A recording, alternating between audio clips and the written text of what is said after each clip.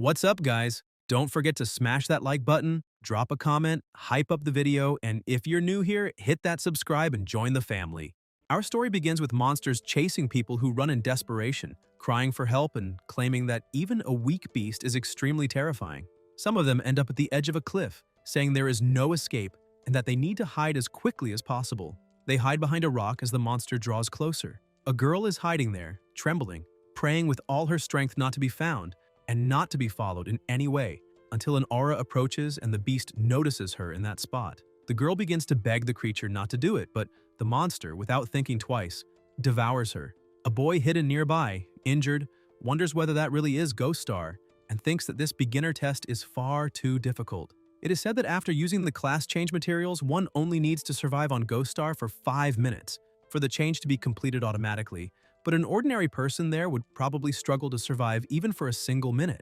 The name of this boy is Jiang Kai, and he is currently undergoing the beginner test period on this planet called Ghost Star. Ghost Star is a gigantic celestial body that suddenly appeared in the vicinity of Earth 50 years ago. However, its appearance did not cause any catastrophic disaster capable of knocking Earth out of its orbit.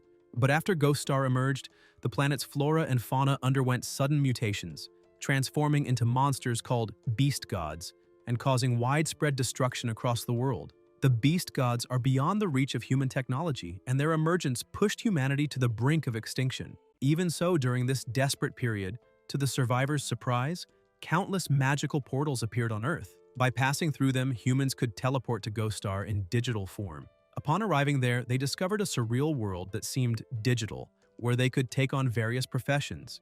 Everyone possessed attributes, equipment, and skills, could level up like game characters and obtain increasingly powerful attributes. They also discovered that by leveling up to a certain point on Ghost Star, this surreal power could be brought back to Earth and used in the real world. In this way, people could become as strong as they were on Ghost Star and even to fight the beast gods with their own physical bodies. In short, if humanity wanted to break free from this terrible situation and survive, it had to obtain power from Ghost Star. People who went to Ghost Star one after another came to be collectively called explorers, and the protagonist, still hidden, thinks that he is the only survivor left there. However, now there is no way to escape.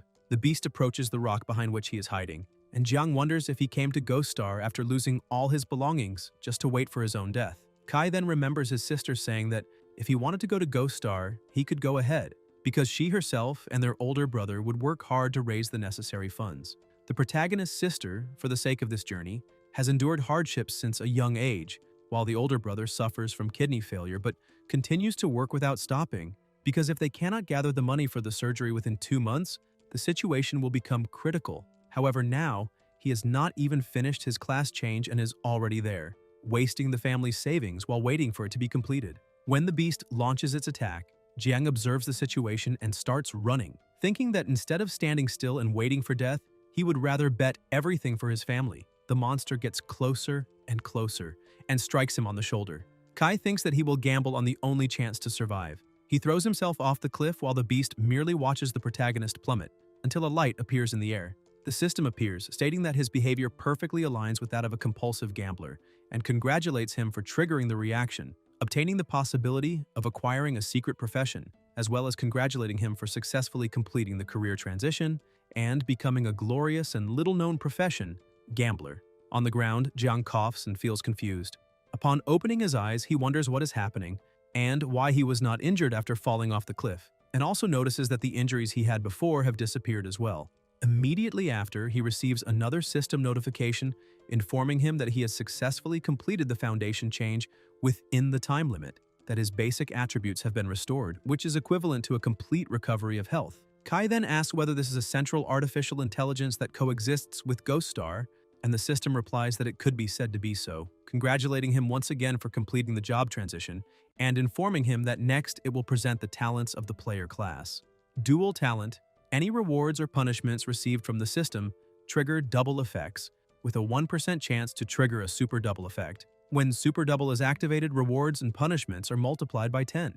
As he activates the dual talent simultaneously upon obtaining it, the number of class talents doubles, and he also receives the gambler's second talent. The protagonist is surprised and wonders how this is possible, since others only acquire one talent after changing jobs while he receives two.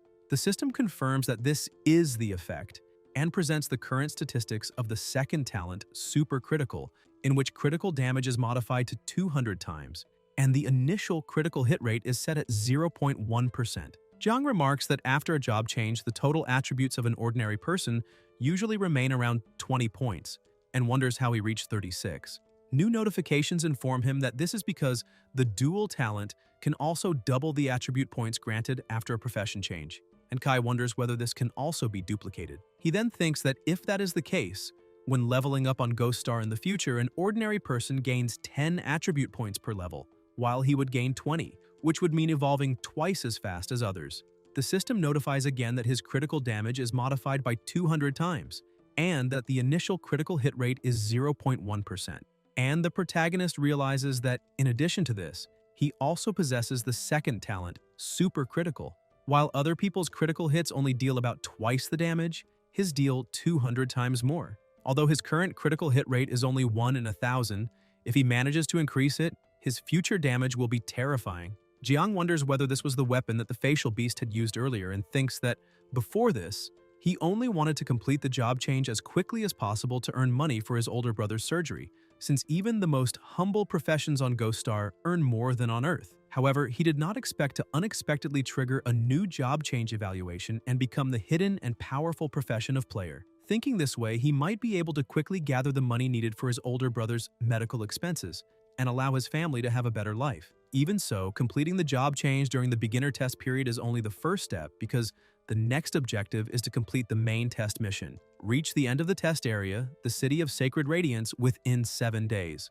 However, reaching this destination is extremely difficult, since the test area is infested with monsters. If he loses his life, the test fails and he is teleported back to Earth. Although losing one's life on Ghost Star does not harm the physical body on Earth, and it is possible to connect again, this seemingly mild completion penalty is something only the rich can afford. After all, entering Ghost Star requires a great deal of money. The rich have countless chances to make mistakes, but for someone poor like him, he must succeed on the very first attempt with no second chances. Just then, Jiang notices something. A very loud noise is rapidly approaching. Kai hides behind a tree and thinks that it is an extremely familiar scream. The monster opens its enormous mouth as a desperate young man cries out for help, and he immediately recognizes that voice as belonging to his longtime friend, Yuan Zhu. The protagonist realizes that he is surrounded by earth snakes and thinks that these creatures are extremely venomous, since a single bite is enough to kill someone, and there are 3 of them there. He shouts to Yuan not to be afraid, saying that he is already coming, and Jiang charges forward with his spear. Yuan asks what he is doing there and tells him not to worry about him, that he can run away because these snakes have high attributes and deadly poison, and they, still at level 1, have no chance of defeating them. Kai keeps advancing and kills one of the snakes with a single attack. Zhu is shocked and asks if he really managed to kill a snake. The protagonist, still in motion, thinks that using his partner to draw the snake's attention and then attacking from behind was extremely effective, but now he himself becomes the target as the others continue to close in. Yuan says that everything is over, claiming that these snakes are very agile. Jiang manages to dodge the attack of one of them, and Zhu becomes even more surprised, asking if he really escaped that. Kai thinks that after the class change, his attributes doubled, and that, even at level 1, his agility is already comparable to that of someone at level 2, so the agility of these level 1 earth snakes does not even come close to his. He shouts for Yuan to keep drawing their attention. Then the weapon moves swiftly, and the remaining snakes are eliminated one after another. Yuan remains incredulous and says that he was only serving as bait while it was Jiang who killed them all. The protagonist feels relieved and thinks that his profession is clearly focused on agility, with little strength, but with enough damage to instantly eliminate level 1 monsters. He concludes that the steel spike obtained from the face beast can be good equipment to increase strength in the beginner zone, since in Ghost Star, strength directly equals attack power. Zhu comments that he always heard that beginners usually only lose their lives to monsters and asks how a beginner can manage to kill them, also questioning how Jiang did it. Jiang replies that he was lucky with his profession and became a gambler, but makes it clear that this cannot be told to anyone else. Yuan asks what a gambler is and says that although he does not really understand the meaning, his own profession is not bad since he became a warrior. Kai replies that it is no wonder he managed to survive for so long facing 3 snakes, since warrior is one of the top 5 professions in the Kingdom of Sacred Radiance. He explains that the first thing all explorers do upon entering Ghost Star is change their profession, and that this change normally depends on the transition materials purchased before entry. Rich people usually spend tens of millions to acquire efficient materials, allowing them to directly change into powerful professions as soon as they arrive on Ghost Star, such as warrior, soldier, and executioner. Poor people, on the other hand, can only afford the cheapest materials, which are extremely crude, and there is also the possibility that the class change occurs randomly. The protagonist comments that a class change material for warrior costs 50 million and asks whether Yuan borrowed money from loan sharks. Ju replies that this was not possible and says that it is a long story, promising to explain later. Jiang confirms if he is serious and says that they need to quickly collect the snake's corpses because he heard that even monster bodies can be sold for money. He thinks that in Ghost Star, many obtained items can be exchanged for money and that he also needs to earn resources there to help his family. Items such as bodies and equipment from Ghost Star turn into cards after being dropped, making collection and sale easier. From the battle that just occurred, the player profession seems much stronger than the warrior profession. At that moment, someone approaches, and the two are startled. It is a woman who introduces herself as Su Nuanuan, saying that it is extremely difficult to pass the trial alone and asking if she can form a team with them. The protagonist apologizes and says that they can barely take care of themselves, and that bringing her along could be dangerous. Su interrupts him and asks them not to leave her alone, explaining that her profession is medic, that she can heal them and also extract venom from snakes like those to enhance weapon attacks. Ju comments that the ability to cure poison is really useful, and Zhang thinks that this is also one of the top 10 advanced professions. Healing is extremely necessary during the beginner test period after all.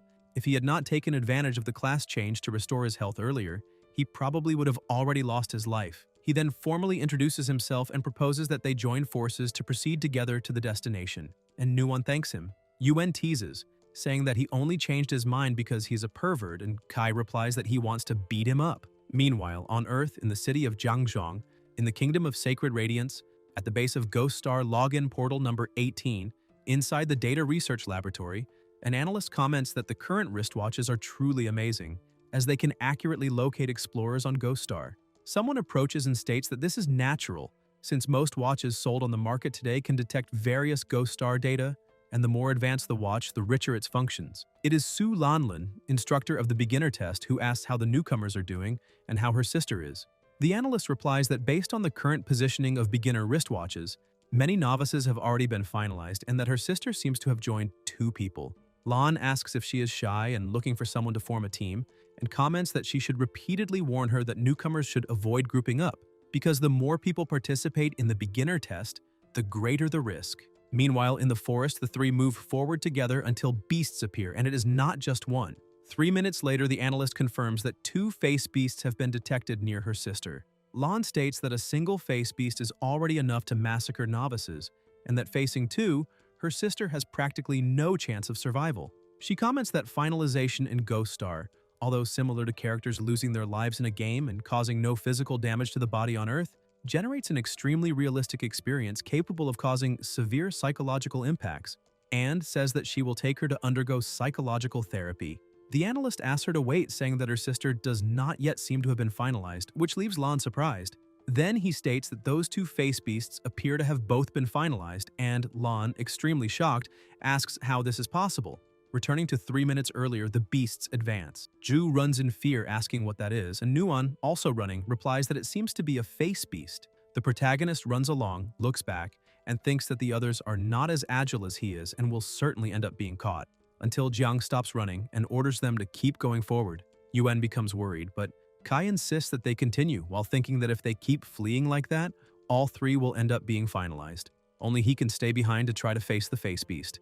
The protagonist advances, attacks the creature with his spear, and keeps striking until one of the beast's hands hits him and violently throws him against a rock. Jiang thinks that the face beast's health is extremely high and that he still cannot defeat it with just 1 blow. The 2 beasts approach, and Kai wonders if he will lose his life there, thinking that his beginner test has come to an end. Su, crying, says that he is in danger and that they need to go back to save him, while Ju remains paralyzed by fear. On Earth, still in the city of Jiangzhong, in a residential area, an elderly woman asks if he is the benefactor who provided the materials for Ju the warrior's job change, and says that she does not understand why he has such a positive evaluation of Ju since he seems strong and tall, but is actually quite timid. She comments that if he encountered a monster on Ghost Star, he probably would not even have the courage to fight. Then the man in the hat says that her son, when facing danger, is even more cowardly than an ordinary person. However, he observes that sometimes, no matter how frightened he is, whenever he sees someone in need of help, the boy never retreats or runs away. Back in the forest, Ju attacks the two beasts with a powerful blow, forcing them to retreat. He then asks his partner if he was treated like a stranger, saying that he was protected because he was timid, and states that they are brothers, and that brothers exist to face everything together. The protagonist looks on in shock, stands up, and Yuan clenches his fist and charges again at the enemy, causing an intense impact. Jiang, surprised, wonders if his partner can really face a face beast head-on, and, although the damage is not high, realizes that this constant control is precisely the characteristic of a true warrior. Kai begins to recover and realizes that it is Su using her skill on him. The protagonist asks what she is doing there and comments that she is not a combat profession. Nuon replies that she will not leave, because when a medic encounters someone injured, no matter how scared she is, she cannot simply run away. She thinks that her father in the past sacrificed himself fighting against the monstrous tide precisely due to a lack of medical support. And now her companions need that support, so there is no way to abandon them and escape. Jiang realizes that his injury is already healed and comments that she really is not afraid of being finalized. He thinks that even with the three of them together, their damage is still not enough to eliminate a face beast, until Kai asks them to wait. He remembers Su mentioning that if they encountered venomous snakes like those, she could also extract the venom to increase a weapon's attack power. The protagonist asks whether she said earlier that she could extract snake venom, and Nuon replies that yes, she did. Jiang then summons a snake and asks if she can heal Ju while enchanting his weapon with the creature's venom. Nuon says she does not know if she can manage both at the same time, but that she will try her best. She begins extracting the venom and applying it to the weapon, and Kai thinks that this is their only way out because, if he's not mistaken, this method can really work. At the moment, they cannot withstand the direct damage of a face beast, but he can endure it, and although his attack is still not enough to kill it alone, her healing can make up for that gap. Seen this way, the three of them clearly form a standard team of tank, healer, and damage dealer, exactly like in a game. The venom enchantment is completed, and Jiang wonders what is wrong with newcomers being weak. He tells his partner to hold one of the face beasts under control by himself. Ju clenches his fist, mana enveloping his entire body, and charges forward, thinking that as long as the three of them form a team and each fulfills their role properly, there is still hope. The protagonist advances immediately after, thinking that even though they are called novice killers, face beasts can still be fought. An explosion occurs, and one of the beasts is finalized, making Jiang instinctively smile. He thinks that they did it, that it worked, but then realizes that there is still one beast left alive. Kai notices that teamwork is truly effective, and even facing another enemy, they continue advancing together. While the protagonist and Yuan attack the monster head-on, Nuon continuously releases her healing abilities on the two of them. After that, in the laboratory, Lan asks whether, according to the bracelet data, they really eliminated two face beasts, commenting that just one would already be enough to massacre an entire group of newcomers, and questioning how the three managed to achieve such a feat. The analyst replies that, according to the data, Nuon has no offensive capability at all, and the warrior on the team also deals little damage, so considering this information, the one responsible for the kills can only be someone named Jiang. However, the strange thing is that they cannot identify his profession. Lan asks how they cannot track his profession and how that is possible, questioning who someone capable of eliminating two face beasts without their class appearing in the records could be.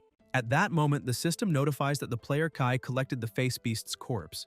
The three lie down on the ground, exhausted but relieved to have survived. Ju comments that he did not expect his partner to be so resourceful in a crisis, and says that it was truly impressive.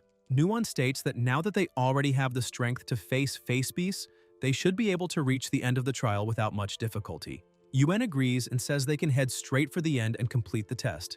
The protagonist asks them to stay calm and not rush, explaining that there is still plenty of time to reach the final destination, Shangyao City, and that they should not act recklessly. He explains that after passing the test, points will be calculated, and if they manage to rank among the top 3, the military will reward them with equipment.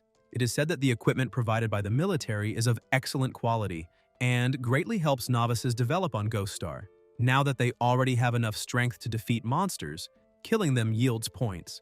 And with enough points, there is a real chance of placing in the top 3. He then asks why not defeat monsters first to accumulate points and only afterwards seek the military rewards.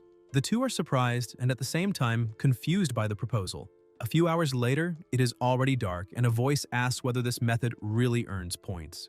Ju comments that although he is not afraid, he is constantly being used as bait to attract so many earth snakes, and asks whether he will not end up losing his life first. The protagonist tells him to have courage after all, he is a warrior, and his specialty is precisely attack and defense. Moreover, Nuon can heal them at any time. The snakes advance from behind Yuan, and at that very moment, Jiang leaps and cuts them down with precision, eliminating 3 earth snakes at once. The rules of Ghost Star state that only the one who performs the kill receives the praise experience. And since at the moment only he has the real capacity to eliminate monsters quickly, everyone decides to let him take the experience alone for now. More snakes appear, emitting strange sounds, and Kai moves swiftly, executes precise strikes, and eliminates them one after another, thinking that this strengthens the team and ensures everyone's safety. One day later, the system congratulates the explorer Jiang, informing him that his experience has reached 100, his level rises to 2, and the double effect is activated, granting doubled attribute points upon leveling up. Kai finds this incredible because, after eliminating earth snakes all day long, he finally reaches level 2. Su congratulates him on his advancement, and Yuan also becomes excited, asking him to say what his attributes are after leveling up. The protagonist replies that he added 20 attribute points upon leveling up, and that currently at level 2, his total attributes amount to 56 points, which he considers acceptable. The two are shocked. Ju comments that he knows leveling up only increases strength, constitution, agility, and spirit, but that normal people only gain 10 attribute points per level, so he asks whether Jiang really gained 20. Nuon observes that with a total of 56 attribute points at level 2, this is already comparable to someone at level 4, which is frighteningly strong. Jiang replies that it is nothing special, just a characteristic of his profession, which can double rewards such as leveling up, but that if there are penalties, they can also be doubled, asking them to keep this secret. Su says that she does not understand it very well, but that this profession seems truly powerful, while Yuan comments that, compared to that, his warrior profession no longer seems so impressive. At that moment, the system sends another notification, informing that upon reaching level 2, players receive a professional skill, but due to the activation of the doubling talent of the gambler profession, he receives 2 skills. The protagonist wonders whether professional skills obtained by leveling up can also be duplicated and concludes that he now possesses 2 professional skills. Yuan is surprised and asks whether his own skills could also be doubled, while Su comments that this is truly strong. The system then notifies that the first professional skill is Ghost Hand Card Throw, in which when throwing items, the penetration effect increases by 20%, and when throwing card-type items, except item cards, the penetration effect increases by 200%. However, spirit consumption increases by 100%, and it is a skill that can be upgraded. The second professional skill is Ghost Eye Focus, also called Ghost Eye Fire, which increases visual range and ocular tracking capability by 50%, with a 100% increase in spirit consumption while in use, and it can also be upgraded. Jiang comments that both seem to be skills oriented toward long-range attacks, saying that he does not yet know exactly how to use them, but that this indicates the gambler is a long-range damage profession, which pleases him greatly. Now that he is stronger, the group can hunt monsters that grant more experience points. 2 days later in the laboratory, the analyst comments that more than 2 days have already passed, and that he did not expect her sister to still be alive. Lan says that newcomers being able to survive as a team indicates that Jiang possesses some special ability. At that moment, someone approaches and informs those responsible for the novice zone that the beginner test is in imminent danger, ordering that alert levels be raised immediately. The two are surprised, and a voice explains that the higher-ups have detected that another country has once again sent infiltrators to invade the novice zone, constituting a large-scale infiltration, something extremely rare, and that they need to prepare immediately. It is the supreme commander of the city, Wei Ying. Lan asks whether the large-scale infiltration of clandestines is real. Wei sighs and replies that if it were a lie, he would not be there. Lan thinks that the situation is grave, because clandestines are special professionals from other countries, specialized in massacring foreign immigrants and preventing their development. Since the rules of the Ghost Star beginner test determine that high-level players cannot enter the test zone to help novices, everyone must complete the test on their own. However, the exclusive clandestine profession is different, because it allows them to use their characteristics to infiltrate novice zones of other countries, without this being preventable. In addition, clandestines use cruel methods to massacre newcomers, inflicting extremely terrifying finalization experiences, with the goal of traumatizing novices so that they become afraid to enter Ghost Star again, drastically reducing the number of new players in other countries. Lan slams her hand on the table and comments that her sister has a very low tolerance, especially when facing those beasts. Ying sighs and says to prepare psychological follow-up for the newcomers because, since a rare large-scale invasion of clandestines has occurred, they must consider the possibility that, in this beginner test, there may be no survivors. Meanwhile, inside the forest, the three continue walking together until the protagonist senses something strange. Yuan asks what is wrong, and Jiang replies that there is something there. Zhu questions what he is doing, saying that they have just passed through that place, while Su states that there is nothing there. Kai answers that no, it is farther over there. The protagonist throws his spear, causing a heavy impact accompanied by a loud noise, then says that he understands and asks them to go check it out. Yuan comments that there is nothing to see and asks what could have been hit, wondering if he has gone crazy. Shortly after, still inside the forest, the system notifies that Jiang has eliminated a wild boar. Zhu is surprised and asks if he has water eyes, if he managed to see a boar from such a great distance, while Su comments that he could even eliminate a level 2 boar. Kai retrieves his spear and says there is nothing surprising about it, explaining that this is thanks to his new abilities. More notifications appear informing the collection of the corpse of a short-spined wild boar and 19 short boar spines, which can be used as weapons. The protagonist thinks that his current professional skill, Phantom Handcard Throw, increases the damage of thrown projectiles, and that Phantom Ocular Focus works as if adding a telescope combined with a slow-motion effect, allowing his attacks to reach longer distances with greater precision. This means that he can now take down enemies from afar before low-level creatures can even detect him. Jiang comments that he is close to reaching level 3 and says they should go hunt monsters elsewhere. Zhu sighs and replies that he is still stuck at level 1. At that moment, a voice comments that the team is really very lucky. Someone watches Kai and his team pass by and says that he did not expect to find such a surprise so soon after arriving, stating that now they can have some fun. The protagonist asks who they are. A young man steps forward and tells them not to be afraid, saying that they are not bad people, they just want to open their chests, hang them up and let them bleed until they dry, or maybe skin them and attract face beasts to lick them slowly until the finalization. Several men surround the three.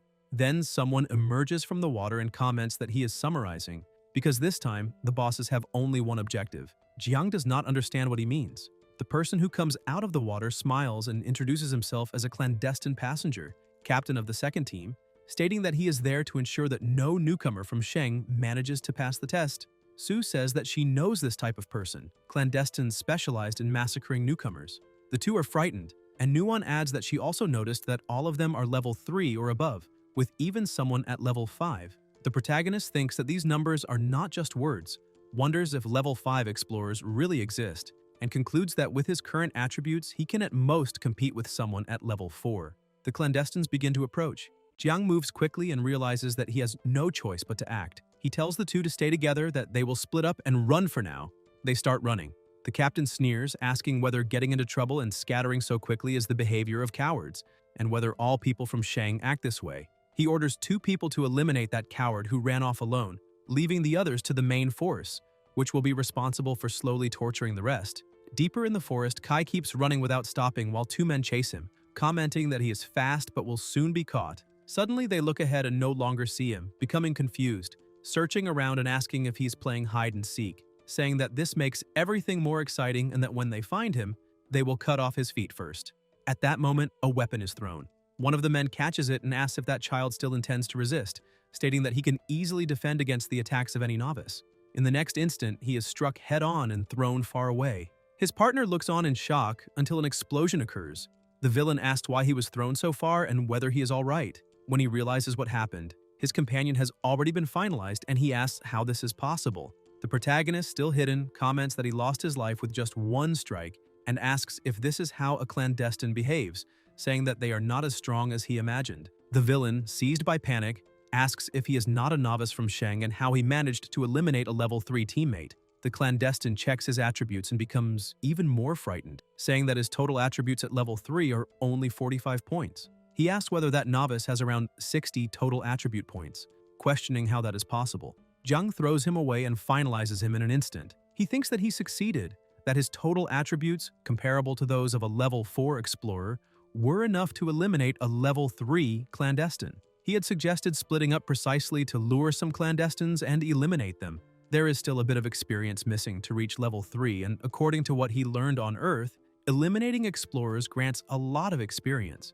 The system notifies that he has successfully eliminated an explorer, informing that he can take the defeated player's bracelet and, before the corpse dissipates, choose whether he wants to loot the experience. He eliminated 2 level 3 explorers and can collect 100 experience points from each. For every point looted, he will receive double that experience. Kai thinks that in this way he can freely accumulate experience and that eliminating explorers yields far more than eliminating monsters. He decides to loot 100 experience points from each. The system congratulates him on reaching level 3, and his total attributes now add up to 76 points, while level 5 clandestines probably have only around 60. Jiang takes the watch of the finalized clandestine and moves forward, thinking that he finally has enough strength to go back and save Ju and the others. Elsewhere in the forest, Yuan and Su are injured, surrounded by clandestines. They comment that one is a martial artist and the other a medic, saying that they did not expect to encounter 2 high-level professions from Sheng so early on, professions of such quality. They state that they should torture them to the end. Even injured, Nuwon continues healing Ju. She comments that their partner is being chased by 2 clandestines and wonders whether he will really come back.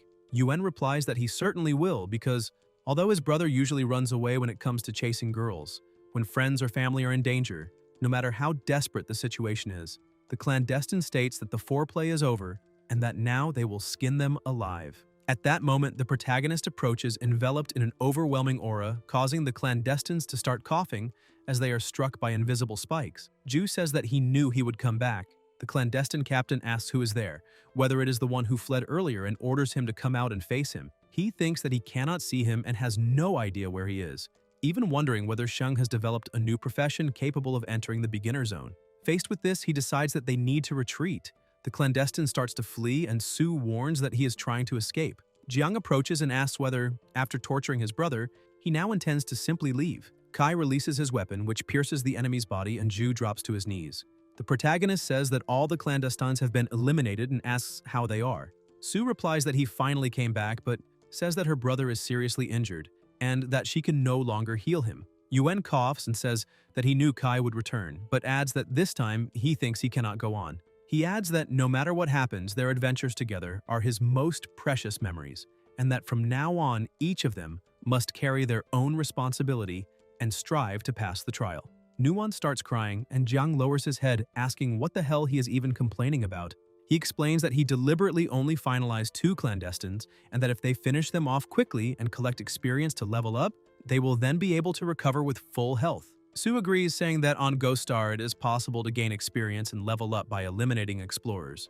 Yuan comments that then he was not pretending for nothing. Kai says that he already knew this and sums it up by saying that since that group of clandestines just tortured them, while they eliminate them, they can repay them in kind and show what divine retribution means. A clandestine asks whether that is not a bit excessive. The protagonist asks if it really is and replies that in Sheng this is called repaying favors, a traditional virtue. Ju comments that if this is a virtue, then they should demonstrate it to the fullest.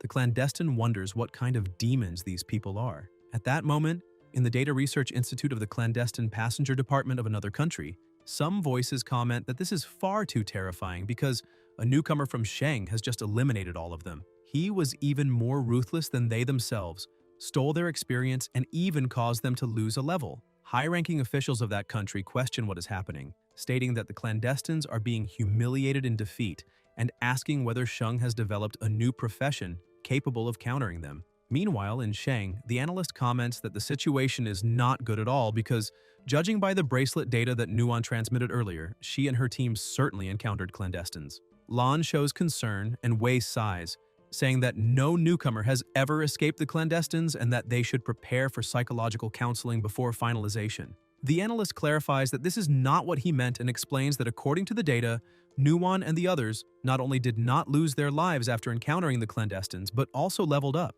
Everyone is shocked. Ying asks how this is possible, encountering clandestines, surviving and still leveling up, questioning whether the clandestines were helping them kill monsters. The analyst replies that no, stating that if Nuwon had only leveled up once, it would still be plausible to imagine that it was from killing monsters. But the data show that she leveled up twice consecutively. He then asks whether there is any logical explanation, suggesting that Nuwon and the others eliminated a group of clandestines. A cup falls to the ground and Lan calls out to the commander loudly. Wei, visibly shaken, orders them to immediately display Nuwon's team data. An electronic sound echoes, and the data of the 3 members appear on the screen. Ying comments that they really reached level 3 and that without eliminating clandestines, it would be impossible to gain 2 levels in such a short time. Lan says that this makes no sense, because Nuon is a non-combat profession, and a martial artist's damage is low in the early stages, questioning whether Jiang crippled all the clandestines by himself and saying that this is far too exaggerated. Wei replies that his intuition tells him it was definitely that Kai, but that his level and profession are unknown, and asks what is going on. The analyst explains that he discovered the reason Jiang's information is inaccessible, saying that all explorers who enter Ghost Star must use a bracelet to register data. However, Kai uses a first-generation bracelet, whose server stopped receiving maintenance more than a decade ago, making the connection unstable and his records almost impossible to access. Lan comments in disbelief that in the 21st century someone is still using such an old bracelet. Ying says that this is interesting and orders them to collect all information about Jiang in the real world because he wants to know exactly what kind of boy he is. In another part of the forest, Yuan celebrates having fully recovered his health after leveling up, while Su also shows excitement at having advanced. Ju asks whether she also acquired the professional skill Earthshaker Stomp, saying that he can now repel nearby enemies and that it is very strong. Nuon replies that she activated the professional skill Benevolent Healer, making her heals even more effective. The protagonist comments that, as expected of the professional skills of a martial artist and a doctor, they are not flashy but extremely practical. Yuan notes that Kai is already 1 level above him, and asks whether he can now bully clandestines like he does. Jiang asks what he is thinking and whether he really believes he can face level 3 clandestines, stating that he himself is already level 4 and telling them to look at his attributes. The two are shocked and ask when he reached level 4, saying that he was just level 2 not long ago, and they realize that with a total of 96 attribute points, this is equivalent to a level 8 explorer. Kai explains that when he separated earlier, he eliminated 2 clandestines and reached level 3, and that upon returning he eliminated several more, one of whom was level 5, which allowed him to reach level 4. Yuan complains that he is showing off again and says he cannot take it anymore, while Su asks what they should do next. The protagonist replies that he already has a plan, recalling that he heard the captain say they were the second team of clandestines, and therefore now they will hunt the first team. Half a day later, in a forest of the beginner zone, a voice comments that this seems like an international joke, while the clandestines discuss the fact that some of their members were finalized by newcomers. They are the members of Clandestine Team 1, all at level 5. The team captain orders them not to let their guard down, stating that if the higher-ups mention this matter, it is not without reason and that they must act with extreme caution. Some ask what they should be worried about since the beginner zone has a level cap of 5 and the entire team is level 5, making them practically unstoppable there. Ju asks whether he is sure he wants to face 9 level 5 clandestines, while Su asks whether it would not be better to simply leave. Jiang replies not to worry because with his current attributes, even if he cannot eliminate them immediately, he can at least guarantee an escape. Moreover, if they do not face them now, they will continue attacking other newcomers from the country. Therefore, instead of only defending passively, it is better to strike first. The clandestine captain senses something strange and orders everyone to be careful, saying that someone is nearby. One of the clandestines detects that it is a level 4 novice, and the partner beside him comments that it is already a miracle for a novice to survive there, let alone level up, suggesting that this might be the one responsible for eliminating the second team. The captain says that this is an important discovery and orders them to maintain formation and pursue him, because capturing him will be a great achievement. They begin chasing after him, and Kai thinks that the situation is not good at all, wondering whether those clandestines really know how to maintain a proper formation. He remembers that the original plan was to lure the enemies so that his partner could find an opportunity to use Earthshaker Stomp, launching everyone into the air and taking advantage of the imbalance to eliminate them. However, now the clandestines' formation is too spread out, and if Ju cannot launch them all at once, anyone left behind might escape. Even so, there is still a countermeasure because if they want to eliminate them all, he will have to take a risk. The protagonist leaps forcefully toward the ground, releasing immense energy and advances,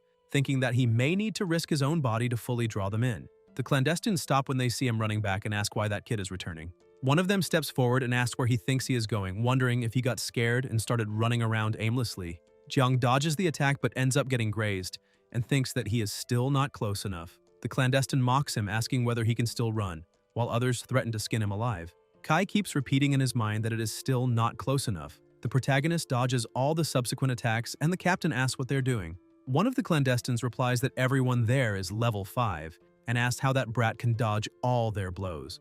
Another says that something is wrong, stating that the first reading was too fast to determine the data properly, but that using an advanced bracelet he managed to scan more accurately, and although he still cannot identify the total attributes, he can now see the agility, which seems to be around 30 points. The captain, shocked, asks whether it is really 30 points of agility.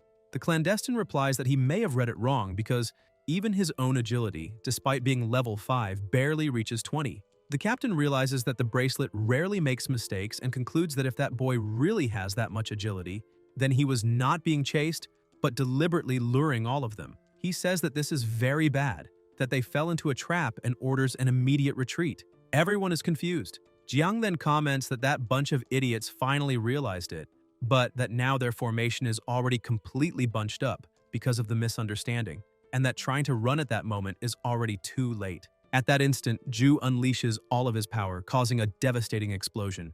Kai, with a tremendous aura surrounding his body, tells them to bring on the next one and says they can leave everything to him. The captain and the clandestines are finalized in an instant, and the protagonist comments that he finished them all at once.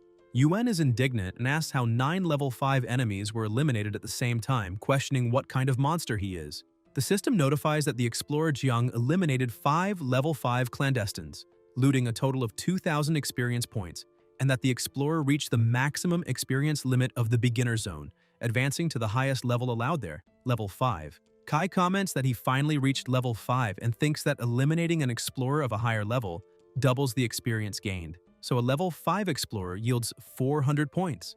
Nuan is amazed and asks whether he is really level 5, saying that she heard that this is the limit of the beginner zone. Ju asks whether he has already reached the cap, and the protagonist replies that it is nothing special because eliminating explorers yields a lot of experience.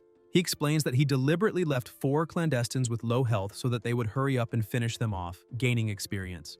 Yuan asks what they should do next. Jiang replies that to improve their combat power before this, he was the one defeating monsters and leveling up alone, but now that he has already grown strong enough, he will lead them in fighting monsters and earning points. And once both of them have accumulated enough points, it will be time to head to the final destination. Yuan comments that it is finally his turn to defeat monsters. Later, already at night as they continue walking, Kai says that they are getting close to the end, so there should be many points to accumulate there. However, the closer they get to the destination, the more terrifying the monsters become, to the point that even beginner zone bosses start to appear, which requires extra caution. Suddenly, a very loud noise echoes and several bodies are scattered on the ground. Su observes carefully and says that they are corpses of beast-faced humans. Yuan notices several bite marks and asks if they were finalized by some powerful creature. The protagonist activates his ocular focus ability and comments that earlier he spotted a golden light in the distance, wondering whether some golden creature had eliminated those 2 beast-faced humans. Nuan asks what kind of golden creature that might be. At that moment, a light appears behind them and begins to approach rapidly. Ju asks what kind of creature could eliminate 2 beast-faced humans and wonders if it is coming after them. The light closes in at high speed and passes by them, making Su ask what that was. Yuan says that it is a golden creature, and that thing really has its eyes on them. The light approaches Jiang, who becomes momentarily confused, unable to react. Ju warns him to be careful, saying that that thing deals a lot of damage and attacks by biting, and that he needs to avoid being hit until it is finalized. The pressure around them increases, and everyone watches closely. Suddenly, Kai appears holding a small animal in his hand, something that looks like a mouse. Yuan asks in disbelief whether something that fast was really captured by him, and Nuan asks if it was just luck. The protagonist asks whether they really think that is fast and says that it is nothing more than a fat, chubby mouse. The mouse, clearly irritated, asks who he thinks he is, to call it that, and claims that being captured was only a momentary lapse. Jiang comments that the little mouse does not seem convinced and asks whether he should let it go and try again. The mouse is released and becomes furious, asking how he dares to look down on it. An intense light explodes around them, and Ju, worried, asks why he let it go, saying that that thing was capable of eliminating 2 beast-faced humans. Jiang grabs the mouse again and releases it once more, saying that it is far too slow for him. Kai keeps grabbing and releasing the mouse repeatedly. Yuan asks if he is really that fast, and Su says that this is unbelievable. After a few minutes of this process, the mouse becomes completely paralyzed, not even trying to escape anymore. The protagonist watches the scene and says that it seems he has tamed that mouse since it no longer even tries to run away. Ju asks, completely incredulous, whether he just captured a pet purely with the speed of his own hands. The protagonist gets excited and comments that it seems he has tamed that mouse, since it no longer even tries to run away, while Yuan asks if he really just caught a pet using only the speed of his hand. Jiang replies that he does not know whether that mouse can be domesticated to become a combat unit, but getting two beast-faced human corpses for free is still very advantageous. He says that the two of them are almost at level 4 with their current experience, and that they need to hurry. Each of them should take one of the corpses, collect them later, and then go look for more monsters to defeat, trying to bring both of them to level 5 before the test ends. Su comments that the little mouse is very cute, and Ju says that compared to it, his martial disciple seems insignificant. Near the mountains, someone stops walking.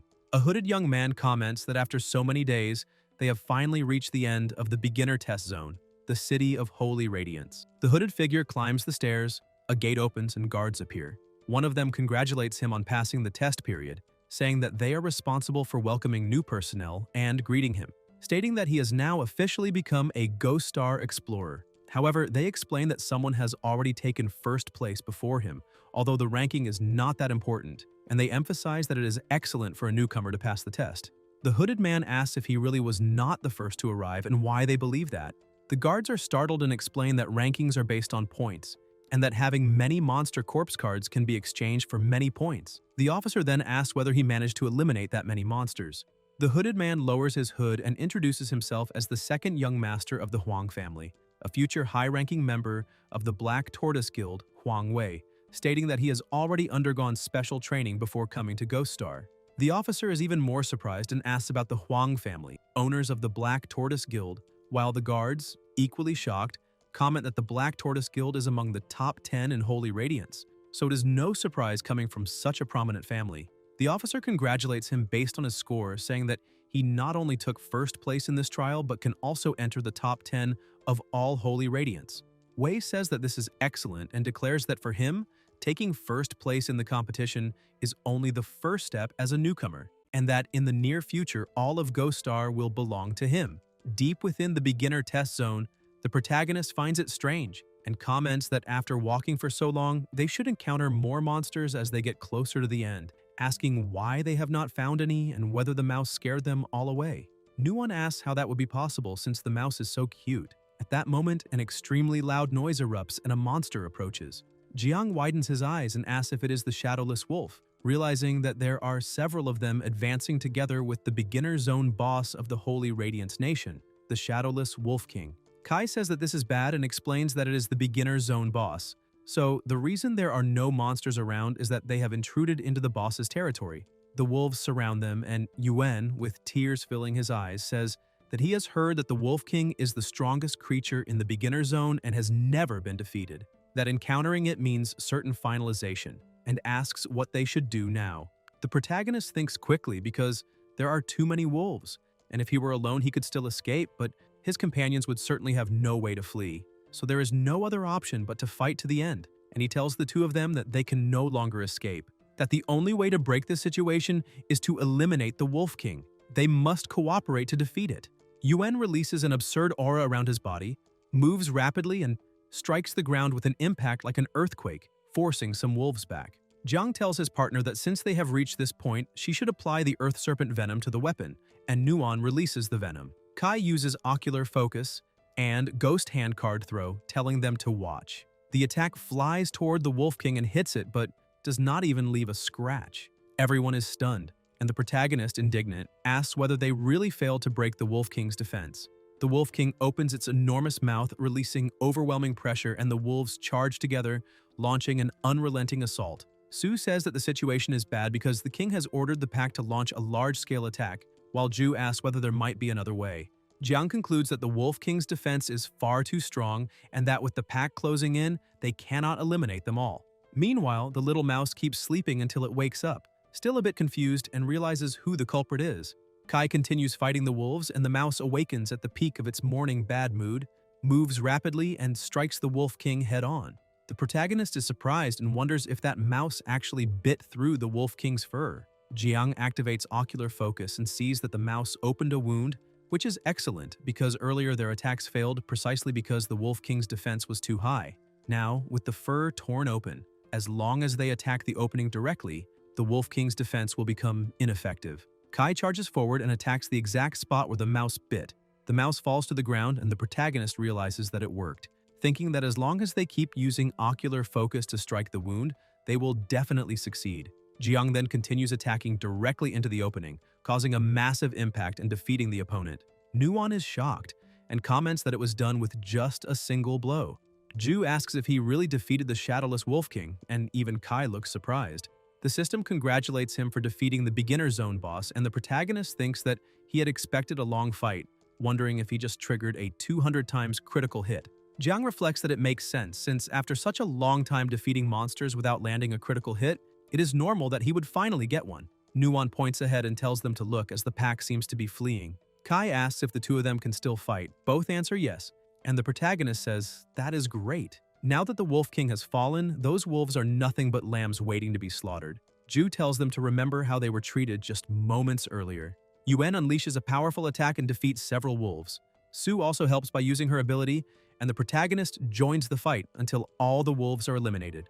Ju comments that he did not expect them to be able to defeat the beginner zone boss. Jiang says that he deliberately left several shadowless wolves at low health earlier, so they need to hurry and finish them all to earn points. While Yuen asks what the next step will be, Jiang replies that now that they have so many points, the next step is to head straight for the finish line. Hours later, Yuen hears a noise ahead and asks whether that is the territory of the Holy Radiance Nation in Ghost Star. Nuon comments that the place is magnificent, and Kai says that of course it is, because the City of Sacred Radiance is the main operational base of the Holy Radiance Nation on Ghost Star. At that moment, the little mouse runs off, and the protagonist says that it is fine, that this is the little one's freedom, and that if fate allows, they might meet again. In the reception hall of the beginner test area, the officer congratulates him for passing the test and introduces himself as Xia Tao, the one responsible for welcoming newcomers, explaining that all who passed have already gathered there. Jiang asks if he can see the ranking of the newcomers who passed the test, and the officer replies that he can. Huang comments that it is a coincidence and says that he did not expect that cheap household servant working for his family would also participate in the trial, then suggests showing the ranking. Kai thinks that he did not expect Wei to have arrived there so long ago. Huang begins celebrating being number one and says that they will perfectly fill the remaining slots from the bottom up, while the people beside him comment that those losers have pathetic scores and are all useless with 0 points. The protagonist thinks about how his sister worked hard for the Huang family, saving money to come to Ghost Star, and how that man repeatedly harassed her and even used his brother's illness to insult him.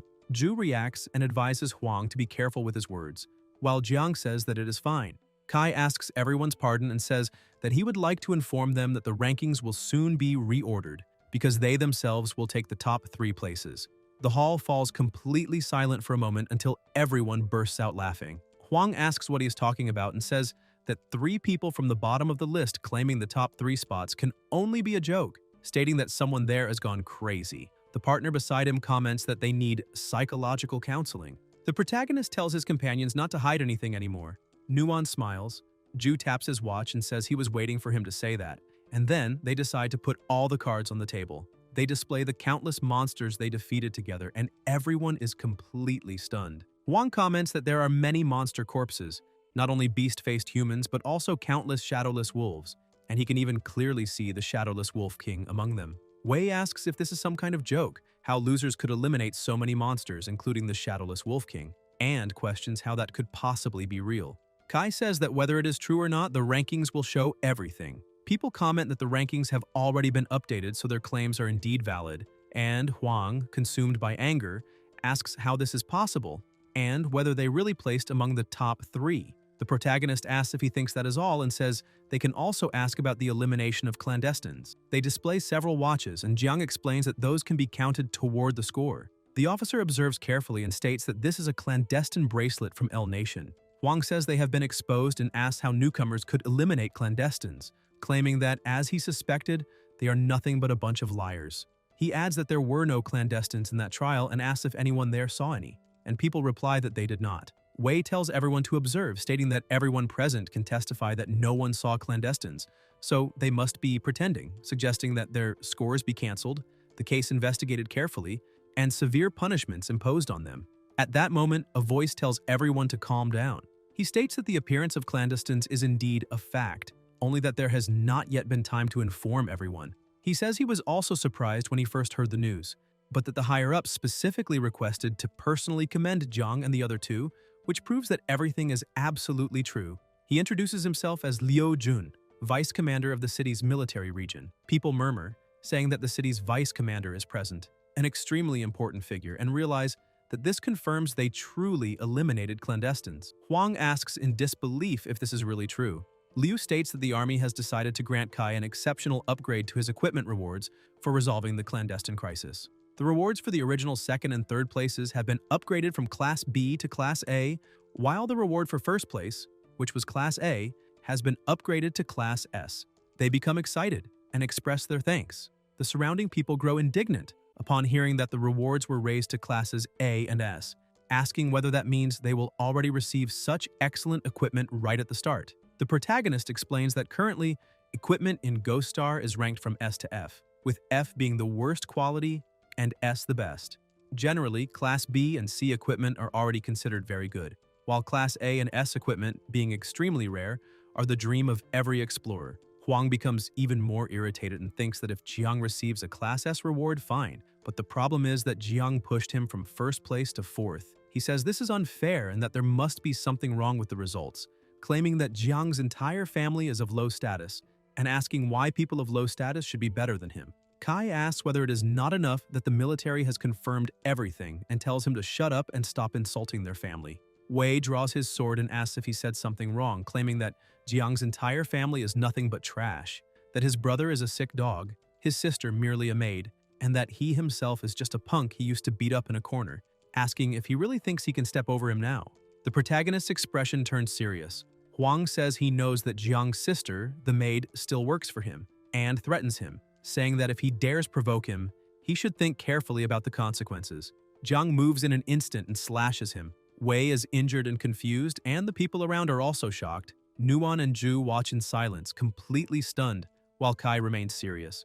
Liu only smiles faintly. A young man comments that Huang comes from the Huang family, one of the country's top 10 guilds, and asks whether that boy really dared to make a move against him.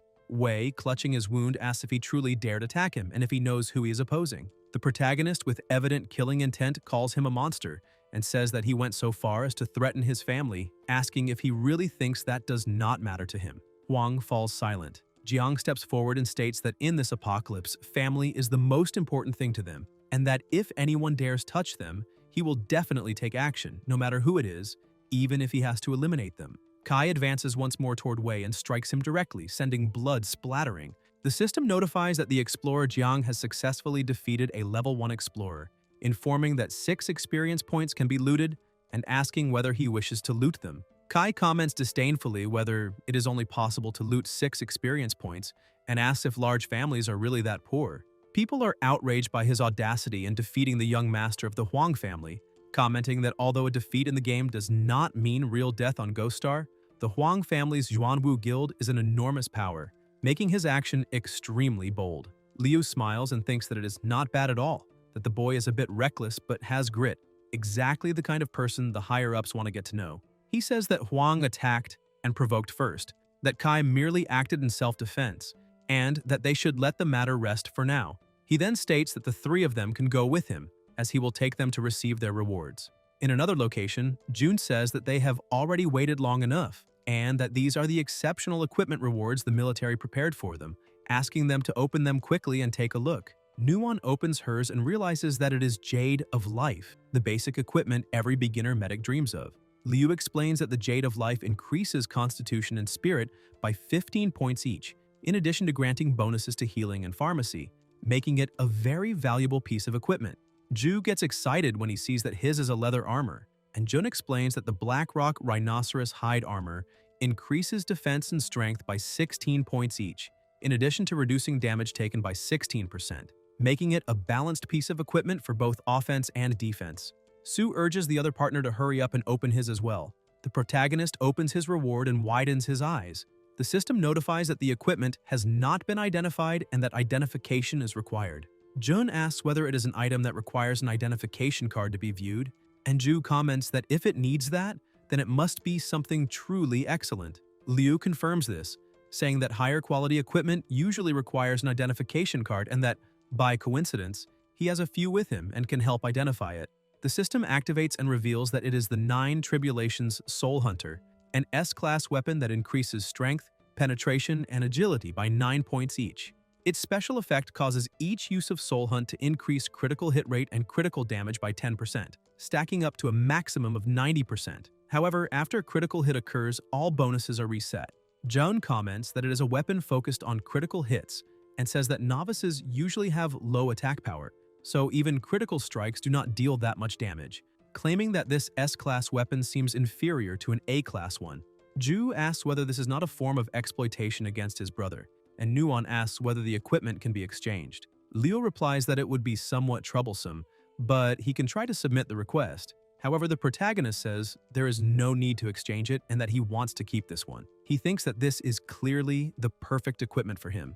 The damage of his critical hits is not merely double the normal amount, but reaches 200 times, and as long as he continues landing critical hits, not even the Shadowless Wolf King could stop him. However, his critical hit rate is extremely low, and when facing a strong enemy, he could lose his life before landing a single critical strike, which makes exploiting this ability difficult. Even so, each use of the 9 Tribulations Soul Hunter increases the critical hit rate by at least 10%, and on the 9th use, it can reach 90%, becoming practically a guaranteed critical hit, even being considered a perfect artifact for gamblers.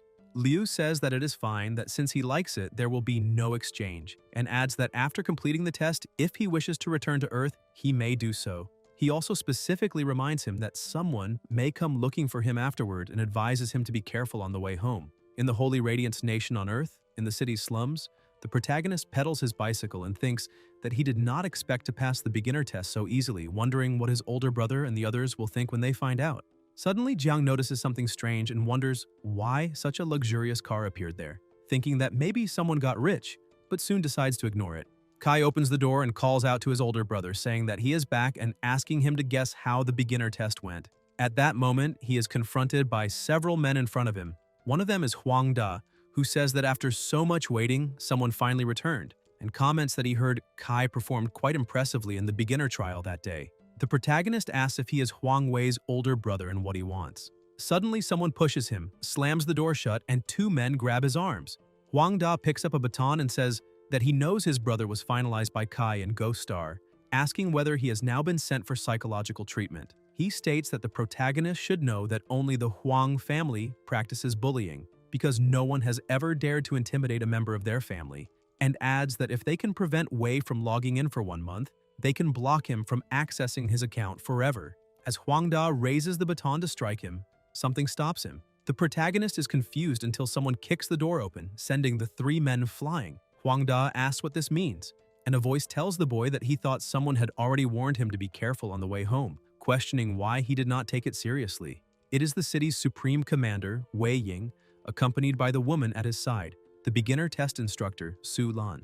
Huang Da asks why such an important figure would be there, and Wei replies that they are there because of the boy, since he angered the wrong people that day. Huang Da asks if he is there because of that boy and how that is possible, questioning what kind of background he could have. The protagonist, equally surprised, wonders whether someone as important as the city's supreme commander would really be there because of him. Huang Da is taken away by the police and Jiang thanks them for saving him, saying that he does not understand the reason for it. Ying tells him not to worry and says that he has a purpose in seeking him out, explaining that during that beginner test, he and the others performed exceptionally well. He asks if he knew that after logging out of the game, his 2 partners were invited to enlist in the military, and says that they came there to invite him as well, asking whether they are part of a new batch. Lan asks if he knows what the emergence of a new class means, and explains that there are currently many classes for explorers on Ghost Star, and that every 20 levels an explorer changes class. With each job change, an explorer's attributes and abilities shift, some becoming stronger while others weaken. Many classes end up becoming practically useless in later stages after a job change, and for this reason, in order to find greater combat power, the military has been constantly discovering new classes. She says that what he possesses appears to be a new and powerful class and asks whether he would be willing to join the military as part of a new batch. She tells him not to worry, saying that they are not forcing anything, and apologizes, explaining that before coming, they had already investigated his family's information and knew that his brother was ill. If he agrees to join the military now, they will not only protect his family, but also cover all of his brother's medical expenses. Jiang falls silent for a moment. The commander asks what his decision is, reminding him that he went to Ghost Star to pay for his brother's medical bills, and says that if he agrees, he should report to the army the next day, and the instructor will meet him then. Kai watches the two walk down the stairs, takes a deep breath, apologizes, and says that he refuses to join the military. They are confused and ask for the reason. The protagonist replies that he knows joining the military is a good thing, but that applies to classes that have already proven to have strong long-term development potential, such as Ju's Martial Disciple class and Nuon's medical class. He says that in his own case, the situation is different because he belongs to a new class, and asks if they remember when the drunk class first appeared, which was also highly valued by the military. He explains that at that time, the military strongly supported the drunk, who became famous very quickly, but when it was discovered that he had little long-term development potential, he was abandoned, and one only needs to look at his current situation. He admits that this time, he got carried away and let his guard down, not expecting the Huang family to act so shamelessly, which is why they distanced themselves from areas controlled by them as soon as possible. He thanks them for the help, but states that he and his brother have relied on each other for more than 10 years, and are more accustomed to controlling their own fate than to relying entirely on others for protection. The instructor says that humanity is in the midst of an apocalypse, that his new class could bring a great change to all of humanity, something everyone needs right now, and asks how he can think this way. The protagonist apologizes and says that he is not that extraordinary, that he only wants to protect his own family and ensure that they live in safety. The commander tells them to forget it and says that he understands what the boy means, because habits formed over more than 10 years of life cannot be changed in a day or two. He reminds him that his brother does not have much time left, and that in this apocalypse, going it alone is not a viable option. He then proposes a wager. Over the next month, the military will continue protecting his family from harassment by the Huang family, and if he manages to pay for his brother's surgery within that month, proving that he has the strength to protect his family, they will accept his decision not to enlist in the military. But if he fails, the military will cover his brother's medical expenses to help prolong his life. However, he will also have to enlist for observation, and then they ask what he thinks. Everyone falls silent for a moment until Jiang smiles and replies that the deal is on. After that, elsewhere, Kai thinks that from now on, faced with the pressure imposed by the military, he needs to return to Ghost Star as quickly as possible in order to earn the money required for his brother's surgery. The protagonist leaves a letter for his brother asking if he is still working overtime, also saying that he passed the test and that he will return to Ghost Star in first place. Jiang walks away thinking that in addition to that, with the threat from the Huang family, the three siblings can no longer continue living in a place like that, and that it is necessary to move to an area with a higher level of security to ensure protection. Thus, this time, upon returning to Ghost Star, the mission is difficult, but next time he will definitely come back with enough money. In Ghost Star, in the city of Sacred Radiance, Kai thinks that after passing the beginner test, the adventure in Ghost Star officially begins. He has just exchanged his equipment at the trading post and can finally start defeating monsters and earning money there. However, for novices to earn money in Ghost Star, it is first necessary to join a guild because monsters are powerful and facing them alone is practically a sentence of finalization.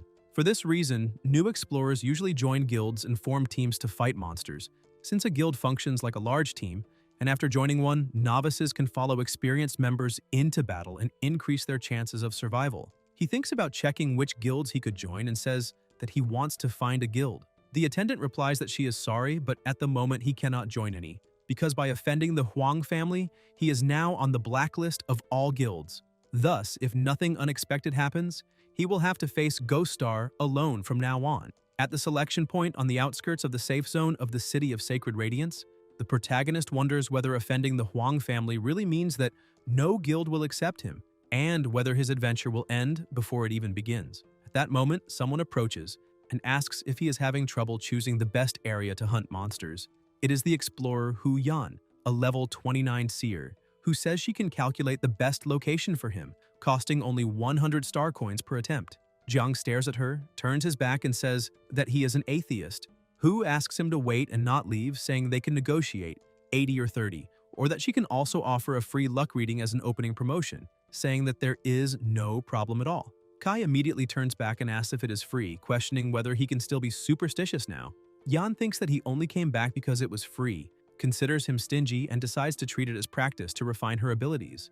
A light is emitted and Hu begins to observe, saying that he is in danger and that if he does not want to get involved in it, she suggests that he go to King's Valley. The protagonist thinks that he truly is in danger, since he risks becoming a target of the Huang family, but the rules within the safe zone prohibit eliminations, so the family cannot act easily against him there.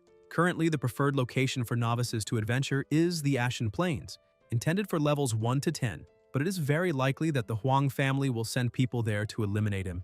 At the entrance of Taiping Mountain, Jiang walks through the area and thinks that the Taiping Mountain route is frequented only by explorers of level 15 or higher, and that if he went there now, he would certainly lose his life. King's Valley, on the other hand, is an area intended for characters of level 10 or higher, and with his current strength, he believes he can handle it, even if with some difficulty.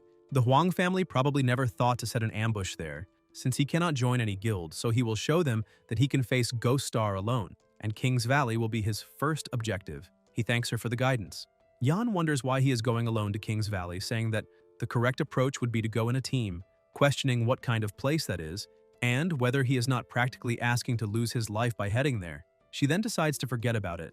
After all, it is not her problem, and only hopes that he does not give her a 1-star review when he comes back. In King's Valley, the protagonist wonders whether that place is really King's Valley, and whether the monsters there are strong, until a noise is heard. A huge monster opens its mouth and attacks the nearby warriors, who fall to the ground. The system notifies that there is danger and informs that the monster is a giant strength black ape. The squad leader says that if everyone fights with determination, they can defeat it, and orders them to advance. They unleash their powers together, causing a huge impact, while Jiang stays hidden behind a tree and wonders if this is how team combat among explorers works, finding everything very intense. He observes that the monsters in King's Valley really do seem strong, and again asks himself whether he could handle them if he encountered them alone. Then Kai notices something. Apes are appearing nearby. The protagonist pulls back and comments that they really did appear, saying that he was just thinking about that and that it could not possibly be such an absurd coincidence. The system issues another danger alert, informing that they are black apes between levels 12 and 14. The Sky Sword Squad defeats the level 11 giant strength black ape, and the team celebrates. One of them comments that they managed to defeat a level 11 black ape without any casualties, and asks if they can already brag about this achievement, while the captain replies that they can. Then they notice something different. Jiang is fighting 3 apes alone, and they wonder if he accidentally trespassed into their territory. A warrior comments that there is someone over there facing 3 black apes. The archer observes that each of them is a higher level than the one they just defeated, and the mage asks if they should go help. The captain says that guy must have tried to show off and ended up attracting 3 at once, stating that he cannot defeat any of them now, and that it is better for them to leave immediately. At that moment, an explosion occurs and the level 12 ape is defeated. Kai is using the new weapon he received and thinks this is great, because the Destiny Pursuit ability increases the critical hit chance with each use, and on the 5th attempt, he finally landed an exceptional critical hit. The captain is indignant, saying that they had to fight with all their strength to defeat a single level 11 giant black ape, while that boy instantly defeated a level 12 one. The other 2 apes continue pursuing the protagonist. Then he looks back and attacks, defeating another level 13 ape. Jiang thinks this is excellent because this time, just the 10% critical hit chance from Destiny Pursuit was already enough to trigger an exceptional critical hit.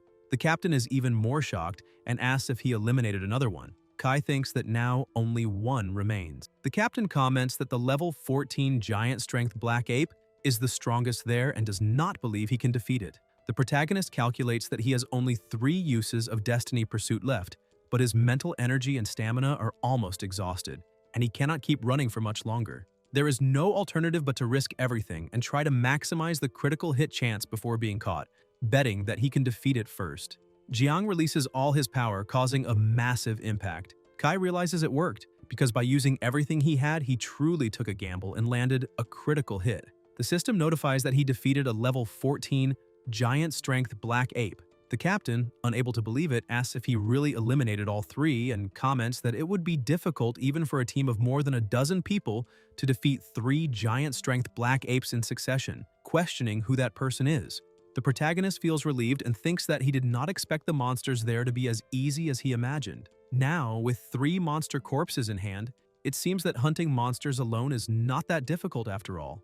Jiang quickly moves away, and the captain comments that the expert has already left, saying that he should definitely approach him if he encounters another expert of that level. He also questions who stopped the team from helping the expert from the beginning, and says that he deeply regrets it. In the Ashen Plains, there is another team in the area, and a voice asks if they saw that correctly: 3 martial arts apprentices, a soldier, and a medic. Someone who is being strangled asks whether that is not the renowned Black Tortoise Guild Eagle Squad of the Huang family, questioning why they would be in beginner areas like the Ashen Plains when they seem so strong. The medic comments that they searched the entire Ashen Plains and still could not find Jiang, and a martial arts apprentice says that he heard she was the last person to see him. The seer, still being strangled, asks why they want him. The warrior replies whether that is not common knowledge, and the partner beside her says that Kai offended the Huang family and that they were sent by the Huang family to take revenge. Yan confirms and says that he went to King's Valley and that they can find him there. The captain drops her to the ground and warns that if she dares to lie, she will be finalized when they return. 2 people there comment that the Eagle Squad is an elite team among the Huang family's level 20 explorers and that, facing such a powerful team, Jiang is definitely doomed. Hu hears this and says that for ill-mannered people, seers do not tell the truth, then adds that she just performed a secret divination for them and calculated that the most likely outcome of them going after the boy is their own finalization. One day later, the protagonist remarks to himself that things are going excellently, since he has defeated 16 giant-strength black apes and finally reached level 6. He thinks that people say the corpse of a giant-strength black ape is worth a fortune, and that although hunting them is difficult, as long as he keeps this up, his brother's medical expenses will be guaranteed. At that moment, a voice asks whether he wants to join them on a hunt, and he sees a hooded man accompanied by several armed men. The team captain explains that there are 3 teams hunting elite giant black apes together, and that if they succeed, they will split an elite chest, then asks whether he wants to participate. Jiang asks about the team hunt and says that he does not have a group since he is alone. The leader replies that this is not a problem, as they only need 1 more person. Near the mountains, there is a gathered group with several level 15 apes already finalized, and someone comments that there are 4 elite giant black apes in that area, guarding a cave where there is an elite chest. However, 4 elite black apes are extremely strong, and since there are only 3 teams, they need someone to lure one of the apes away. The teams present are teams 1, 2, and 3, and the captain explains that if he pulls one of them away, the 3 teams will eliminate the other 3, and then he can return to share the treasure chest with them. Kai thinks about the elite chest and remembers that people say these chests contain many valuable items, far more profitable than monster corpses, so he really needs to find a way to obtain that treasure. However, facing elite monsters that require a full team to defeat, they want him to lure one alone, which makes it clear that they do not intend for him to return alive, allowing the 3 teams to keep the chest that would normally require 4 teams. Having already stepped into this situation, refusing would probably not allow him to leave, so he agrees. The captain tells them to begin, and the warriors advance. The apes notice the movement, and the captain orders the plan to be carried out. The protagonist moves forward, drawing attention and saying that he is there, lures 1 ape, and starts running. The captain watches and comments that it is not bad, that the boy really managed it, thinking that this way they will have 1 less team to split the treasure with. An explosion occurs, and Kai keeps running, thinking that they are truly calculating. The attributes of these elite black apes are several times higher than those of ordinary apes, and any normal explorer would lose their life trying to lure one alone. But he is not a normal explorer. The protagonist attacks the ape with his overwhelming power, causing a massive explosion, and notifications appear, informing that the level 15 ape has been defeated. Jiang thinks this is incredible because he did not expect that not even an elite black ape could withstand his supercritical strike, and then decides that it is time to go after the treasure chest. Meanwhile, the warriors continue fighting the remaining apes, and the captain shouts for them to hold firm, saying that afterward they can split the chest. Jiang, for his part, moves silently from behind and enters the cave while the captain is struck in the midst of the battle. Kai enters the cave and sees something shining, thinking that he cannot believe he managed to get in so easily, and that there really is a treasure chest there, which seems to be worth a fortune, concluding that it was worth luring that level 15 elite black ape alone. Suddenly, a liquid drips onto his shoulder and an ape appears, landing heavily on the ground. The protagonist wonders whether there is also a level 20 elite black ape inside the cave and whether they failed to detect it before the fight. The system issues a danger alert identifying an earth elemental monster, elite giant black ape strength level 20. Jiang realizes that the monster has completely blocked the exit and understands that there is no other option but to fight. Kai attacks the monster's eyes, but the ape remains unharmed. The protagonist wonders whether even striking the eyes is insufficient to deal damage. New notifications appear informing that the current attacks cannot penetrate the target's surface defense and cause no damage at all. Jiang thinks that Chase Fate can only penetrate 9 points of defense, which is not enough to surpass that monster's 23 points, functioning similarly to the case of the Wolf King, and wonders where he should attack first since he needs to break the defense to be able to deal damage. At that moment, the ape advances and violently hurls him away. Kai coughs and thinks that it hurts far too much. The gap in attributes is simply too great, and he wonders if he's going to lose his life there. The ape grips him in its hand, and the protagonist thinks that dying in Ghost Star carries a penalty, allowing access to Ghost Star, again, only after 1 month. If that happens, he will immediately lose the 1-month agreement with Commander Wei, and in that case he, along with his brother and sister, will be forced to rely on the military. But at that moment, he feels extremely sleepy. In Jiang's mind appears the memory of when he was little and being carried by his older brother, who told him not to fall asleep and that he had to stay awake. That happened 10 years ago on the battlefield of the Beast God. In the present, Kai is still in the ape's hand and wonders why he is thinking about drifting off to sleep. The ape opens its enormous mouth to devour him, and the protagonist thinks that on that Beast God battlefield, his older brother risked his own life to save him and his sister. So how could he give up now? Jiang begins to release a tremendous aura around his body. The ape throws him into its mouth and seems delighted until it feels something strange, and then its head explodes. The ape collapses to the ground. The system notifies that the ape has been defeated. Kai thinks that he succeeded, because although the earth element black ape has an extremely high surface defense, its internal defense, through the mouth, is not that strong. As long as he attacks the inside of the mouth, there is no need to penetrate defense, just like when they injured the Wolf King before killing it. After that, the elite chest now belongs to him. Half an hour later, the teams also defeat the apes and celebrate the victory. They say that it was thanks to that boy who lured one of them away that they were not all wiped out, but they believe that the boy was certainly finalized. The captain comments that this is great because if that kid died, there will be one less person to split the treasure. They enter the cave and the captain orders them to advance, saying that the treasure chest is waiting inside. Everyone widens their eyes when they realize there is nothing ahead. The captain asks what is going on, where the treasure chests are, and why the elite chest is gone. One of the warriors says he remembers seeing that boy sneak into the cave while they were fighting, and the captain asks why he did not say that earlier.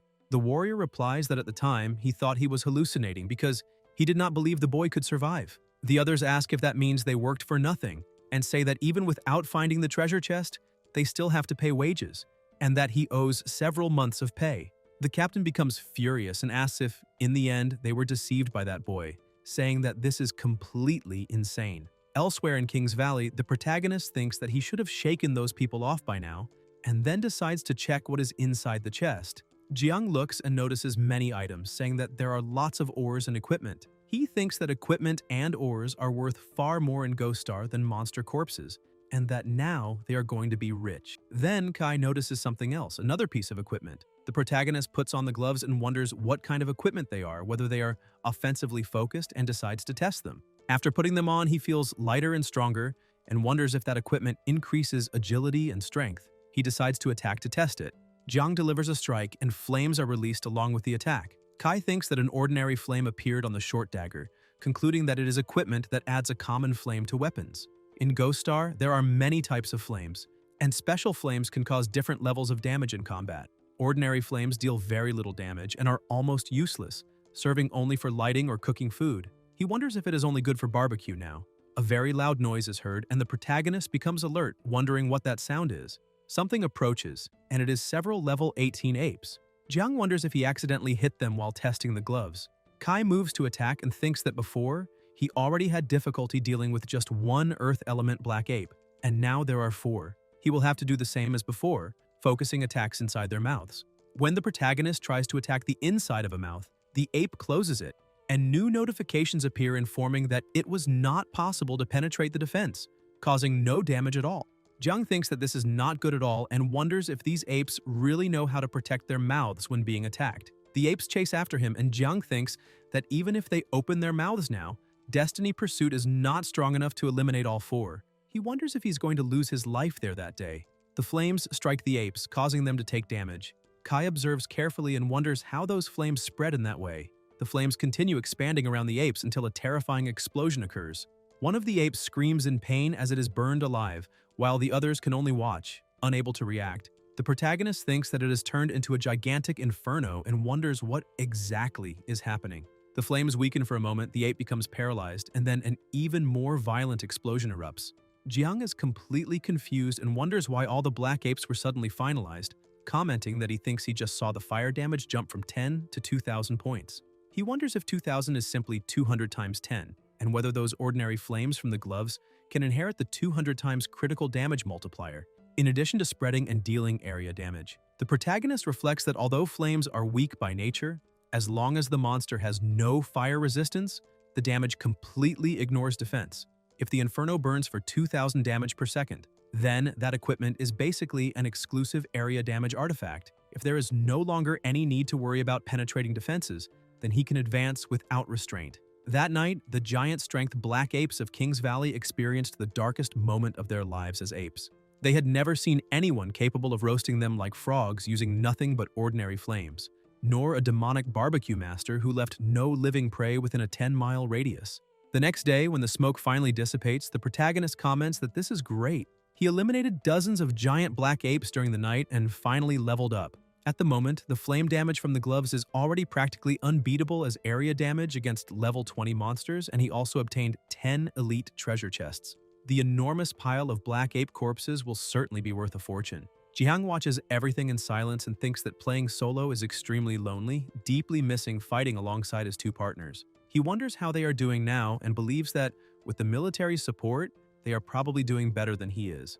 In another area of Kings Valley, Yuan is irritated and asks why everything has become deserted, wanting to know which bastard wiped out all the black apes in the area. He says he has not found a single black ape for days and wonders how they are supposed to survive like this. Sue comments that she really misses the efficiency of their former partner, when he used to guide them to defeat monsters with ease.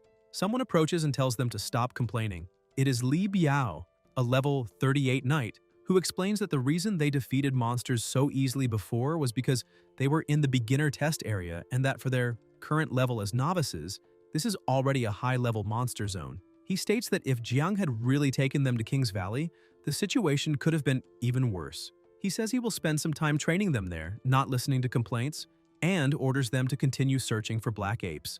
The two can only think about how much they still miss Kai. 3 days later, a team kills a few apes, and someone comments that it is strange to say this, but they have been in Kings Valley for several days, and have only encountered those few ordinary black apes. He says that killing some ordinary giant-strength black apes is very easy for them, and the partner beside him comments that young Master Huang ordered them to eliminate that boy, and that this seems like an exaggeration. A blonde youth says that killing one alone is nothing special. They observe the devastated surroundings, and the blonde remarks that a few days ago, they saw a Grandmaster single-handedly eliminate 3 giant-strength black apes. The archer agrees and says that scene was truly incredible.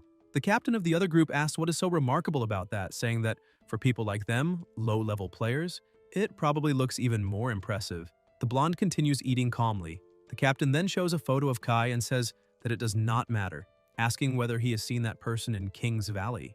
The blonde replies that it is a coincidence because that is precisely the Grand Master they were talking about, the man who single-handedly faced 3 giant-strength black apes. The redhead asks if he is blind and tells him to look more closely, saying that this is just a level 5 novice. The captain agrees and tells him to stop talking nonsense just because he is jealous of them. The blonde throws away the apple he was eating and says that if they do not believe him, they can go find the Grand Master, because they just saw him about to leave Kings Valley. The captain asks if that means he is still around. They immediately draw their weapons and tell everyone to move quickly, saying that they have been wandering through that devastated place for days and that it is finally time to give an explanation to the young master and finally eliminate that boy. The archer asks whether they are really going to pick a fight with the Grand Master, and the mage comments that, judging from his aura, it is clear he's a low-profile master who practices seclusion, adding that people with arrogant attitudes usually end up as cannon fodder in stories. At that moment, the exit of Kings Valley is crowded with people. A voice complains about having bad luck and asks why they did not encounter a single black ape that time, saying they heard there was a forest fire and that everything was burned, so now all that remains is to wait for them to respawn before entering again. The companion agrees, saying that in any case, everyone has to wait, since it is not as if someone could have cleared everything alone. At that instant, the protagonist, the very person responsible for clearing the entire area, passes by thinking that after defeating the black apes in 3 days, his level rose to 10, and he obtained 19 elite treasure chests, finally able to return to the city of Sheng to sell them. Suddenly, someone tells him to stop right there. Jiang turns around and sees the captain accompanied by his team, saying that he hid for so many days and made them search everywhere. The people around are shocked and ask what the hell is going on, questioning whether that is not the 5 Falcon squad of the Huang family's Black Tortoise Guild, and how that boy managed to attract the attention of such an elite squad. Kai asks if they are talking about the Huang family, if that is the Black Tortoise Guild, and if they were sent by the Huang family to find him. The captain replies that he is asking the obvious and questions whether he has already forgotten whom he offended during the beginner test, saying that as an insignificant piece of trash, he dared to offend the young master. He states that they are there to take his life. The protagonist moves swiftly and replies that during the beginner test, Huang was the one who attacked first and that he merely fought back, asking whether they are sure they want to attack him. The team advances without hesitation, saying they do not care about who is right or wrong, and asking whether he knows what the reward for this is. Jiang begins to release flames around his body and says that since they chose to ignore right and wrong in exchange for profit, then he no longer needs to hold back either. The warriors dodge and the captain comments that not a single projectile hit. He asks whether that small flame was his ability. The girl says that now she truly doubts that the young master was finalized by that trash, because fighting with ordinary flames with such low damage is embarrassing. She thought he was strong and even mocks him, asking if that was meant to light cigarettes for people. The protagonist says that those flames are a bit weak at the moment and asks whether he could increase their damage a little. The flames immediately intensify, triggering a massive explosion. The warriors grow worried about the captain, but end up being burned alive. The others, even while facing flames that previously seemed weak, are also consumed as the damage keeps increasing due to the huge explosion. The system notifies that the explorer Jiang annihilated the 5 Falcon squad and can plunder the team's experience. People around ask what is happening to this world. Kai comments that since everyone was in such a hurry to offer themselves up, he will accept this filial offering. The crowd is utterly shocked and asks what the hell he is, and whether this boy really wiped out the 5 Falcon squad by himself. They state that these were elite level 20 squads, and that if they had not witnessed him eliminate the team with ordinary flames, they would have thought it was all staged. They wonder who this boy is, and when they press their wrist devices, they realize they cannot see his attributes, questioning how that is possible. Some speculate that he must be a great fire mage using items to block external detection, while others agree, saying that must be it, even claiming that he could very well be the god of fire. The protagonist thinks that he leveled up twice and is now level 12, and asks the artificial intelligence why it cannot detect all of his attributes. The AI replies that, due to the gambler's doubling talent, many bonus attributes have increased, creating an enormous stat gap between him and others of the same level, making evaluation via external wrist devices impossible.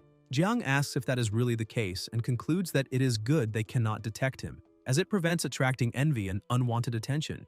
At the item exchange post in the city of Sheng on Ghost Star, a voice says that he would like to sell the equipment he obtained. The attendant, drowsy and leaning on her arm, wonders whether another poor novice showed up again and imagines that her performance today will be terrible once more. Kai says he does not have much and asks her to calculate the value. The attendant questions how much someone who looks that poor could possibly sell, until she widens her eyes upon seeing the numerous finalization cards. The protagonist explains that the stack contains dozens of giant strength black ape corpses he obtained, in addition to that batch.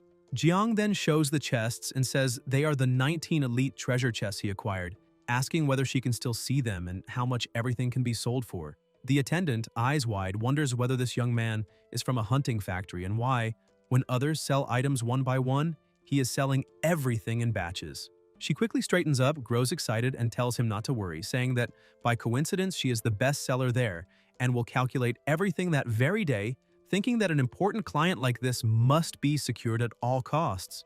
She starts calculating on the calculator, breathing rapidly, and reports that for this important client, the corpse cards can be sold for 10,000 yuan, while the elite treasure chests and their contents can be sold for 170,000, bringing the total to 180,000 Ghost Star coins. Kai is shocked when he remembers that Ghost Star coins are the common currency of that world and that one Ghost Star coin can be exchanged for 10 Sheng coins. Doing the math, he realizes that comes out to 1,800,000, enough to cover his brother's medical expenses. He realizes that the bet he made with Commander Wei to take good care of his older brother has also been fulfilled, making it unnecessary to join the army and allowing him to return to Earth to arrange his brother's hospitalization. At that moment, someone asks him to wait and says it is the same person who asked to read his fortune last time, reminding him that she recommended going to King's Valley, where he clearly had an excellent harvest and even ended up fooling some ill-mannered people. The protagonist confirms that going to King's Valley truly helped him a lot, thanks her, and the seer asks whether he could grant her a small favor because of that. Jiang replies that of course he can, since she helped him so much. Yan says that this is great, that she herself wants to join his team, and asks if he can allow her to fight alongside him from now on.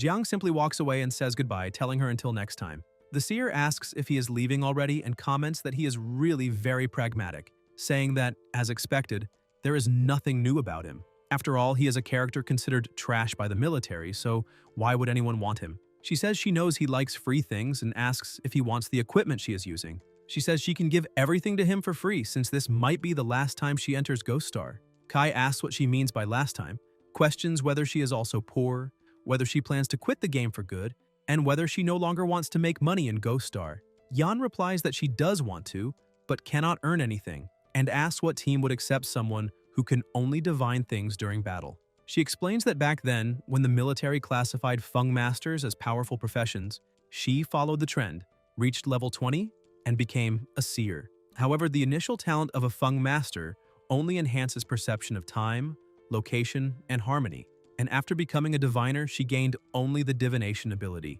Later, when the military realized that seers had no practical combat abilities, they were abandoned. Because they were too weak, no one wanted to team up with them, causing their levels to stagnate.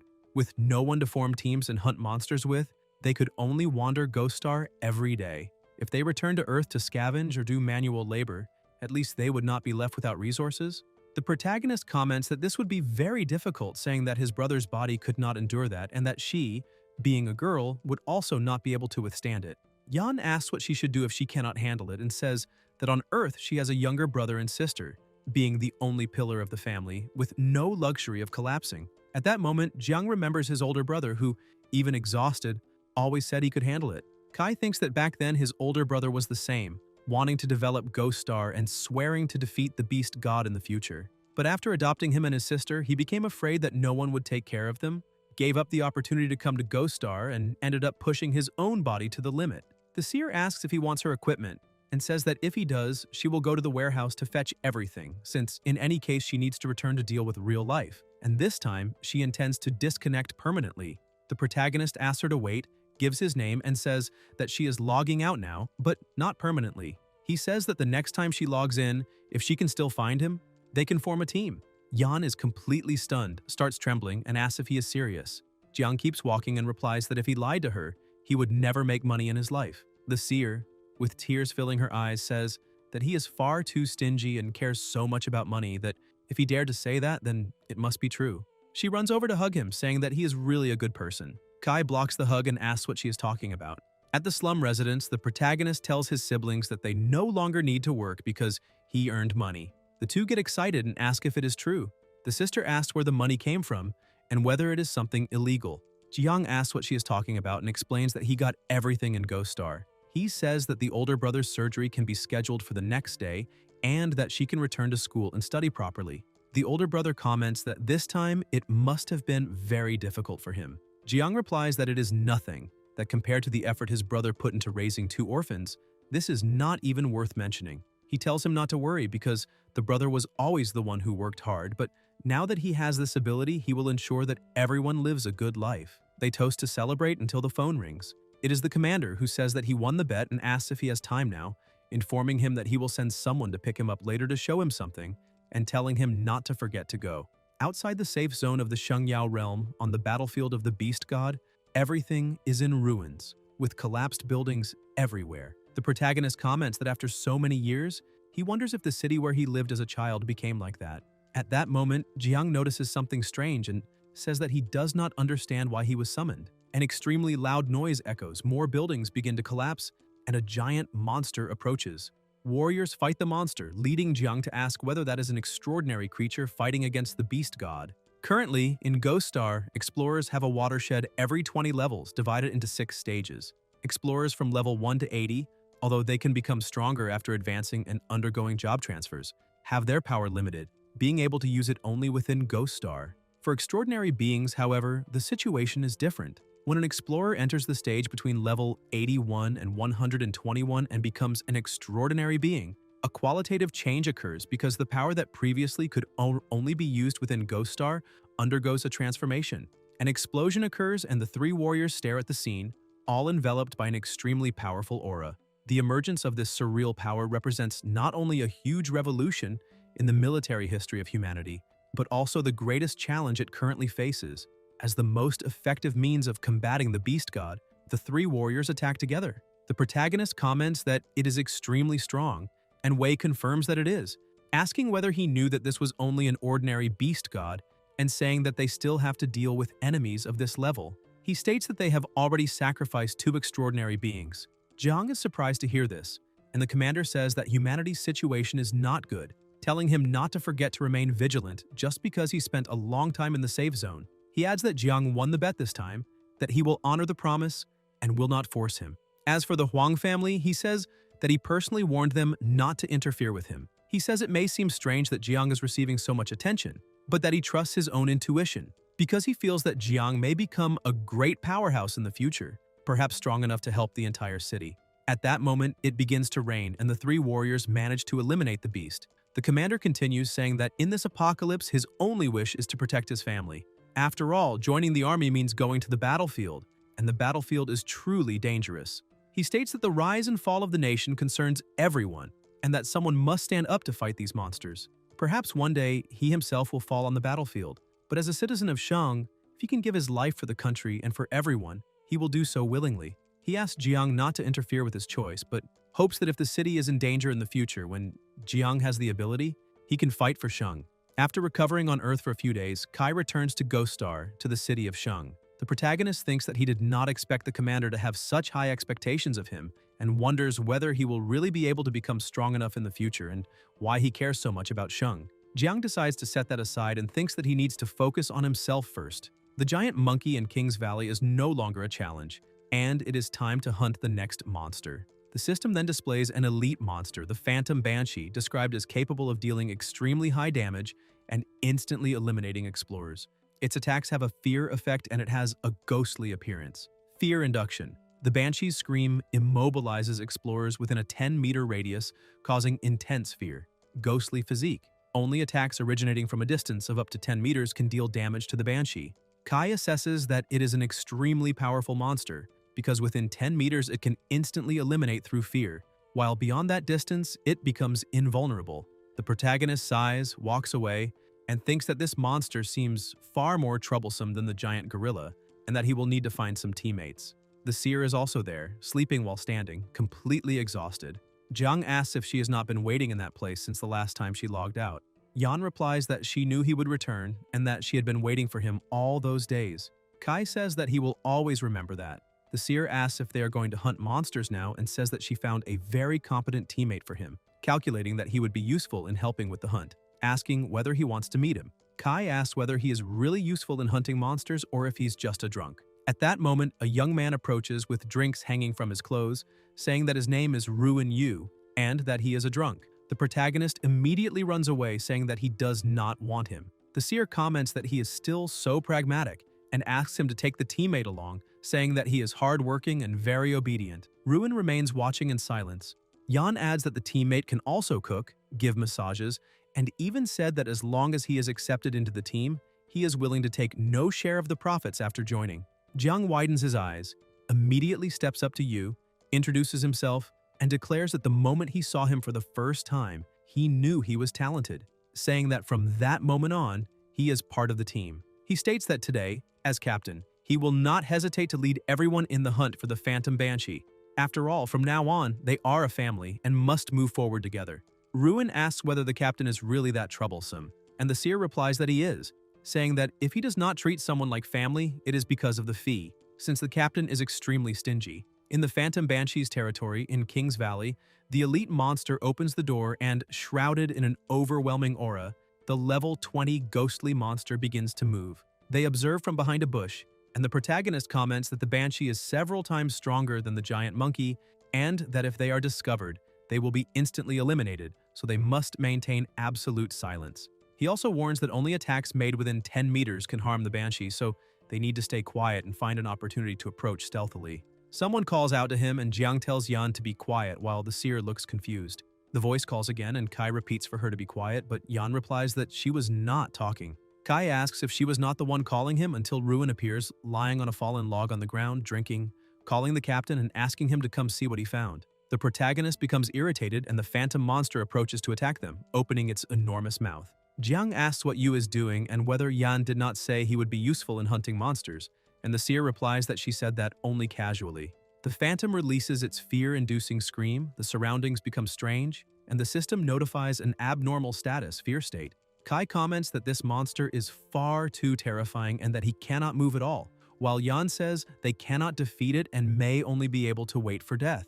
The phantom keeps its mouth wide open, and Ruin also advances, asking how such beauty can exist and how she dares to ask whether he is looking for her. Yu strikes the beast and says that it must be fate that brought them together, calling her a beautiful lady. He runs his hand over her face and comments that her tender skin is incredibly soft, adding that in truth, the one feeling fear now is the phantom. The system notifies that fear has been dispelled, and the protagonist wonders what is happening and whether he is controlling the banshee. He thinks that the banshee's terrifying scream must also have a cooldown, deciding to speed things up and finish it quickly.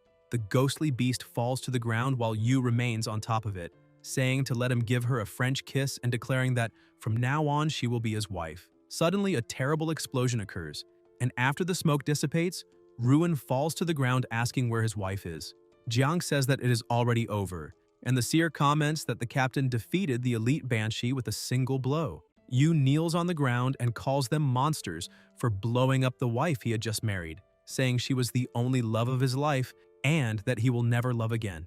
The protagonist asks whether he usually has episodes like that when he is drunk, and Yan replies that he does, saying that he is an incurable drunk, unable to avoid alcohol and prone to becoming even worse when drunk. She goes to retrieve the banshee's elite treasure chest and corpse card, while Jiang thinks that Ruin was also affected earlier by the banshee's fear scream and wonders why, even while affected by fear, he managed to counterattack. He reflects that the most detestable aspect of drunks is the loss of control over consciousness, but that this seemingly fatal flaw might allow one to ignore the banshee's fear, concluding that this means something important. The seer approaches with the chest in hand, and Kai thinks that Yu is simply a natural artifact used to draw the banshee's fear scream. Yan, confused, wonders why the captain is suddenly smiling so maliciously. In another banshee lair, the phantom approaches. Someone moves quickly, and the monster notices. The protagonist orders his partner to advance, and Ruin charges forward. The phantom releases its fear scream, but Yu keeps approaching, asking why she is drooling when she sees him, and whether she desires him, saying that by coincidence, he also desires her. Ruin hugs her, and Jiang thinks that this is perfect because the ability has indeed been refined, and now they can attack up close. Yu, mounted atop the phantom, says that upon meeting her, he fell in love again and that tonight they will rekindle the small flame of love. Kai releases his power against the enemy, causing another explosion. Yu remains standing, calling them damned once more for blowing up his fiancée, before collapsing to the ground, knocking his head. The protagonist says they need to hunt the next banshee quickly before he sobers up, and the seer agrees. Over the next 3 hours, another explosion occurs, and Ruin shouts for them not to blow up his new wife, saying that his 23rd wife has once again been destroyed by those two beasts, while the two of them open yet another treasure chest. Meanwhile, Jiang keeps blowing up ghosts and collecting chests, saying that this is incredible, because he never imagined he could obtain 35 elite banshee treasure chests thanks to Ruin, completely wiping out all the banshees in King's Valley. Yan says she never imagined efficiency on that level. Jiang comments that after eliminating 35 elite banshees, he himself leveled up twice, reaching level 14, and that the only price paid was a broken-hearted Yu. Admitting that Yan was right to say he was useful, Yan agrees and says they can consider this a way to help him develop psychological resilience after breaking up with his girlfriend. Ruin asks what training psychological resilience is, and says that the two of them are real scoundrels. Kai thinks it was not only that because he also collected 2 skill cards in the Banshee lair that allow learning extra skills. The first skill is Rain Prayer, usable by those with strong mental power, capable of summoning a large-scale torrential rain.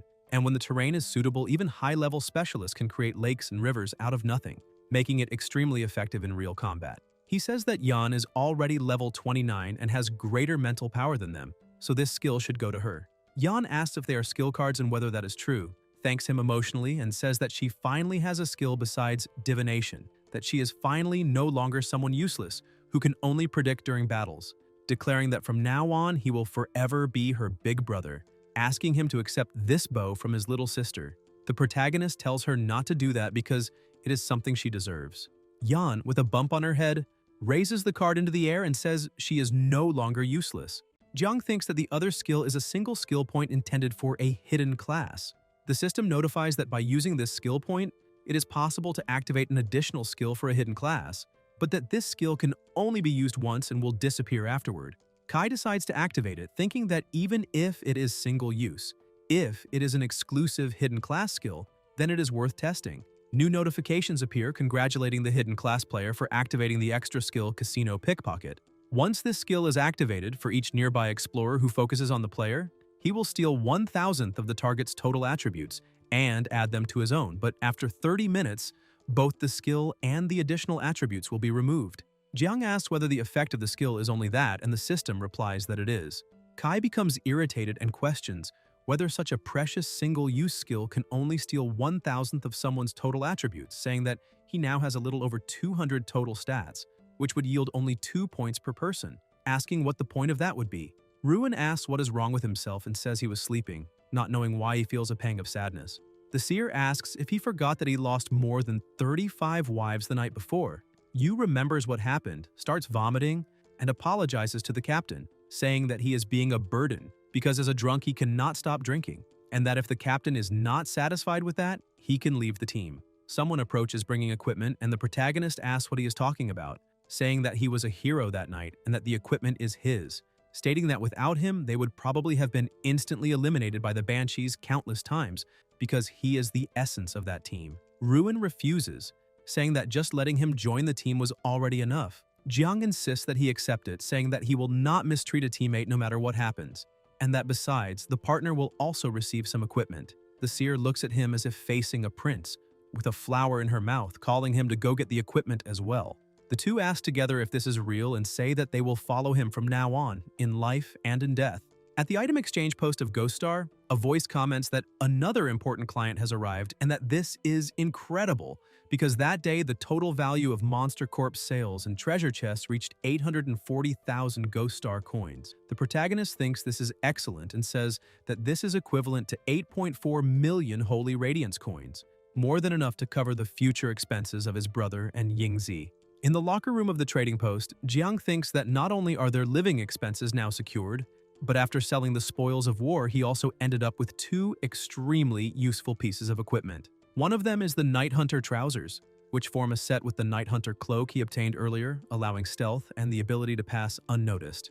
The second item is the Phantom Leather Armor, capable of vanishing at critical moments to avoid fatal attacks. The effect of the gloves has also been identified, and the flames on them truly can inherit critical damage, making them a genuine divine artifact. He feels far stronger than before and believes that even if he were to face explorers of level 20 or above, he has absolute confidence that he could win. Ruin runs over and says that he modified Chasing Fate for him, explaining that he needs to observe the effect first. Jiang looks at him in shock and asks what he is doing, questioning whether this is some kind of revenge for having blown up his 35 wives. The weapon approaches Kai's face dangerously, and Ruin tells it to come back, making it instantly return to his hand. He explains that he noticed Kai often needs to recover Chasing Fate during combat, which is very problematic. So he added a powerful magnetic function to the weapon.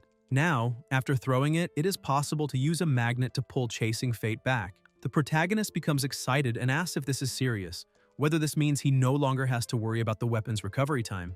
Moreover, he realizes that when Chasing Fate is pulled back, it can also deal damage to targets while flying. He did not expect Yu to be a modification genius, and Yu replies that he learned everything by himself, asking whether it is really that good.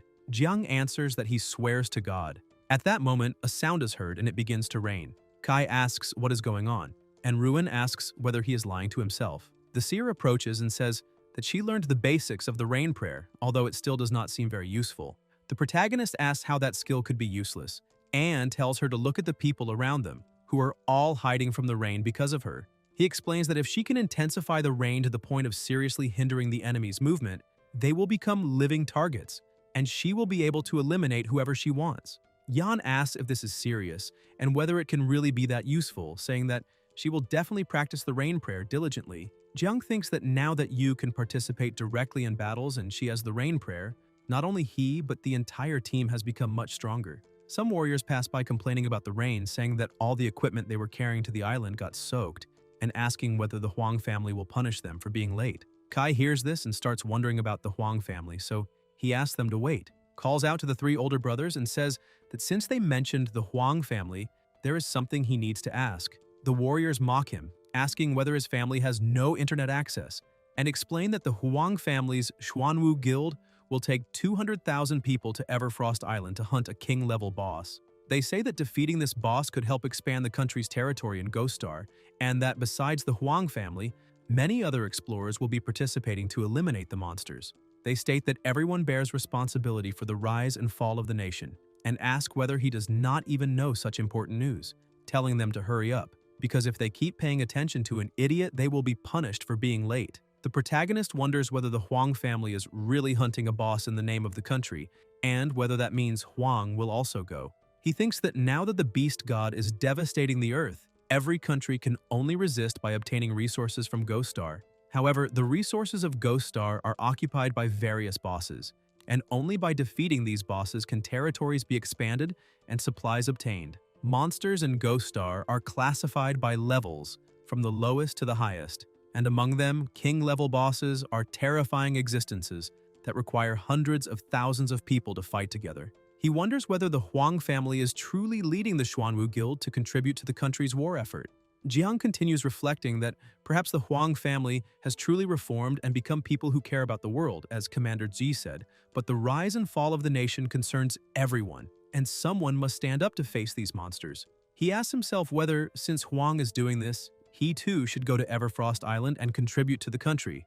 Ghost Star Island, Everfrost. Kai and his team walk forward, and the seer comments that he comes and goes whenever he wants, asking whether he did not buy any suitable clothes for the cold. The protagonist replies that at the beginning he did not expect it to be this cold. Someone shouts, asking what kind of idiot team they are and whether they do not know that one cannot walk on the lake before the battle begins.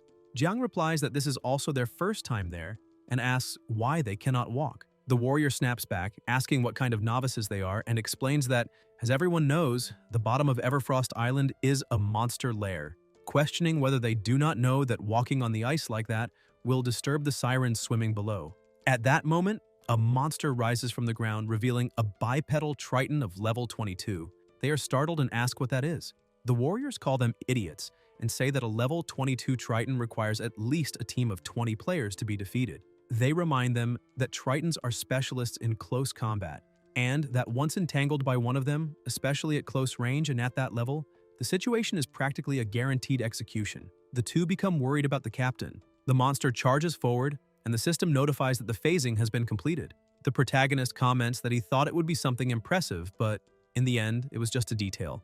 Jiang attacks the Triton, causing a huge explosion. The warriors are shocked and ask whether he simply avoided the inevitable close-quarters combat, saying that a level 22 Triton, which would require an entire team, was instantly eliminated. Jiang comments that after stretching his muscles, he's no longer cold. Kai thinks that his current strength is 76 points and that, counting a critical hit, this represents at least 15,200 damage, without even considering the critical damage bonus from Chasing Fate. Even making a conservative estimate based on his current minimum critical damage, his damage is already at a level 20 tier, whether against monsters or against other explorers. The system notifies him to retrieve it into storage, and the protagonist also thinks that neither of the two would be able to withstand a single critical hit from him. The seer says that she collected the Triton's corpse for him. Jiang thanks her and says that they will disembark quickly. Taking advantage of the moment, he asks the three older brothers whether they happen to know where Huang is.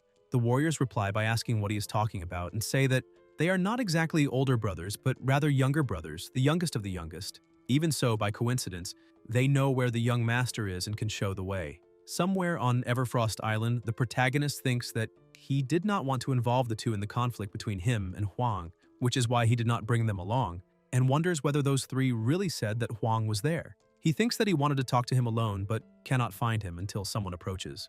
Jiang looks and realizes that it is Huang. He says that after hearing that Huang came to hunt the boss for the good of the country, he began to see him in a different light and thinks that they can set aside past grudges, saying that he is also willing to contribute to the efforts on Everfrost Island. At that instant, Kai notices something. It is Huang trying to strike him, but the protagonist manages to dodge by a narrow margin. He asks what Huang is doing and says that he came to reconcile. Wang sneers, asking about reconciliation, and says that he was the first one eliminated by him, that he went through so much psychological therapy after that, questioning whether he now thinks they can simply reconcile like this. He states that he knows how much he desired revenge after being publicly eliminated last time and says that the military ordered his family not to touch him, asking how that could be accepted. Wang says that he voluntarily joined the campaign to hunt the king-level boss, and that he wanted to use this merit to pressure the military into no longer protecting him.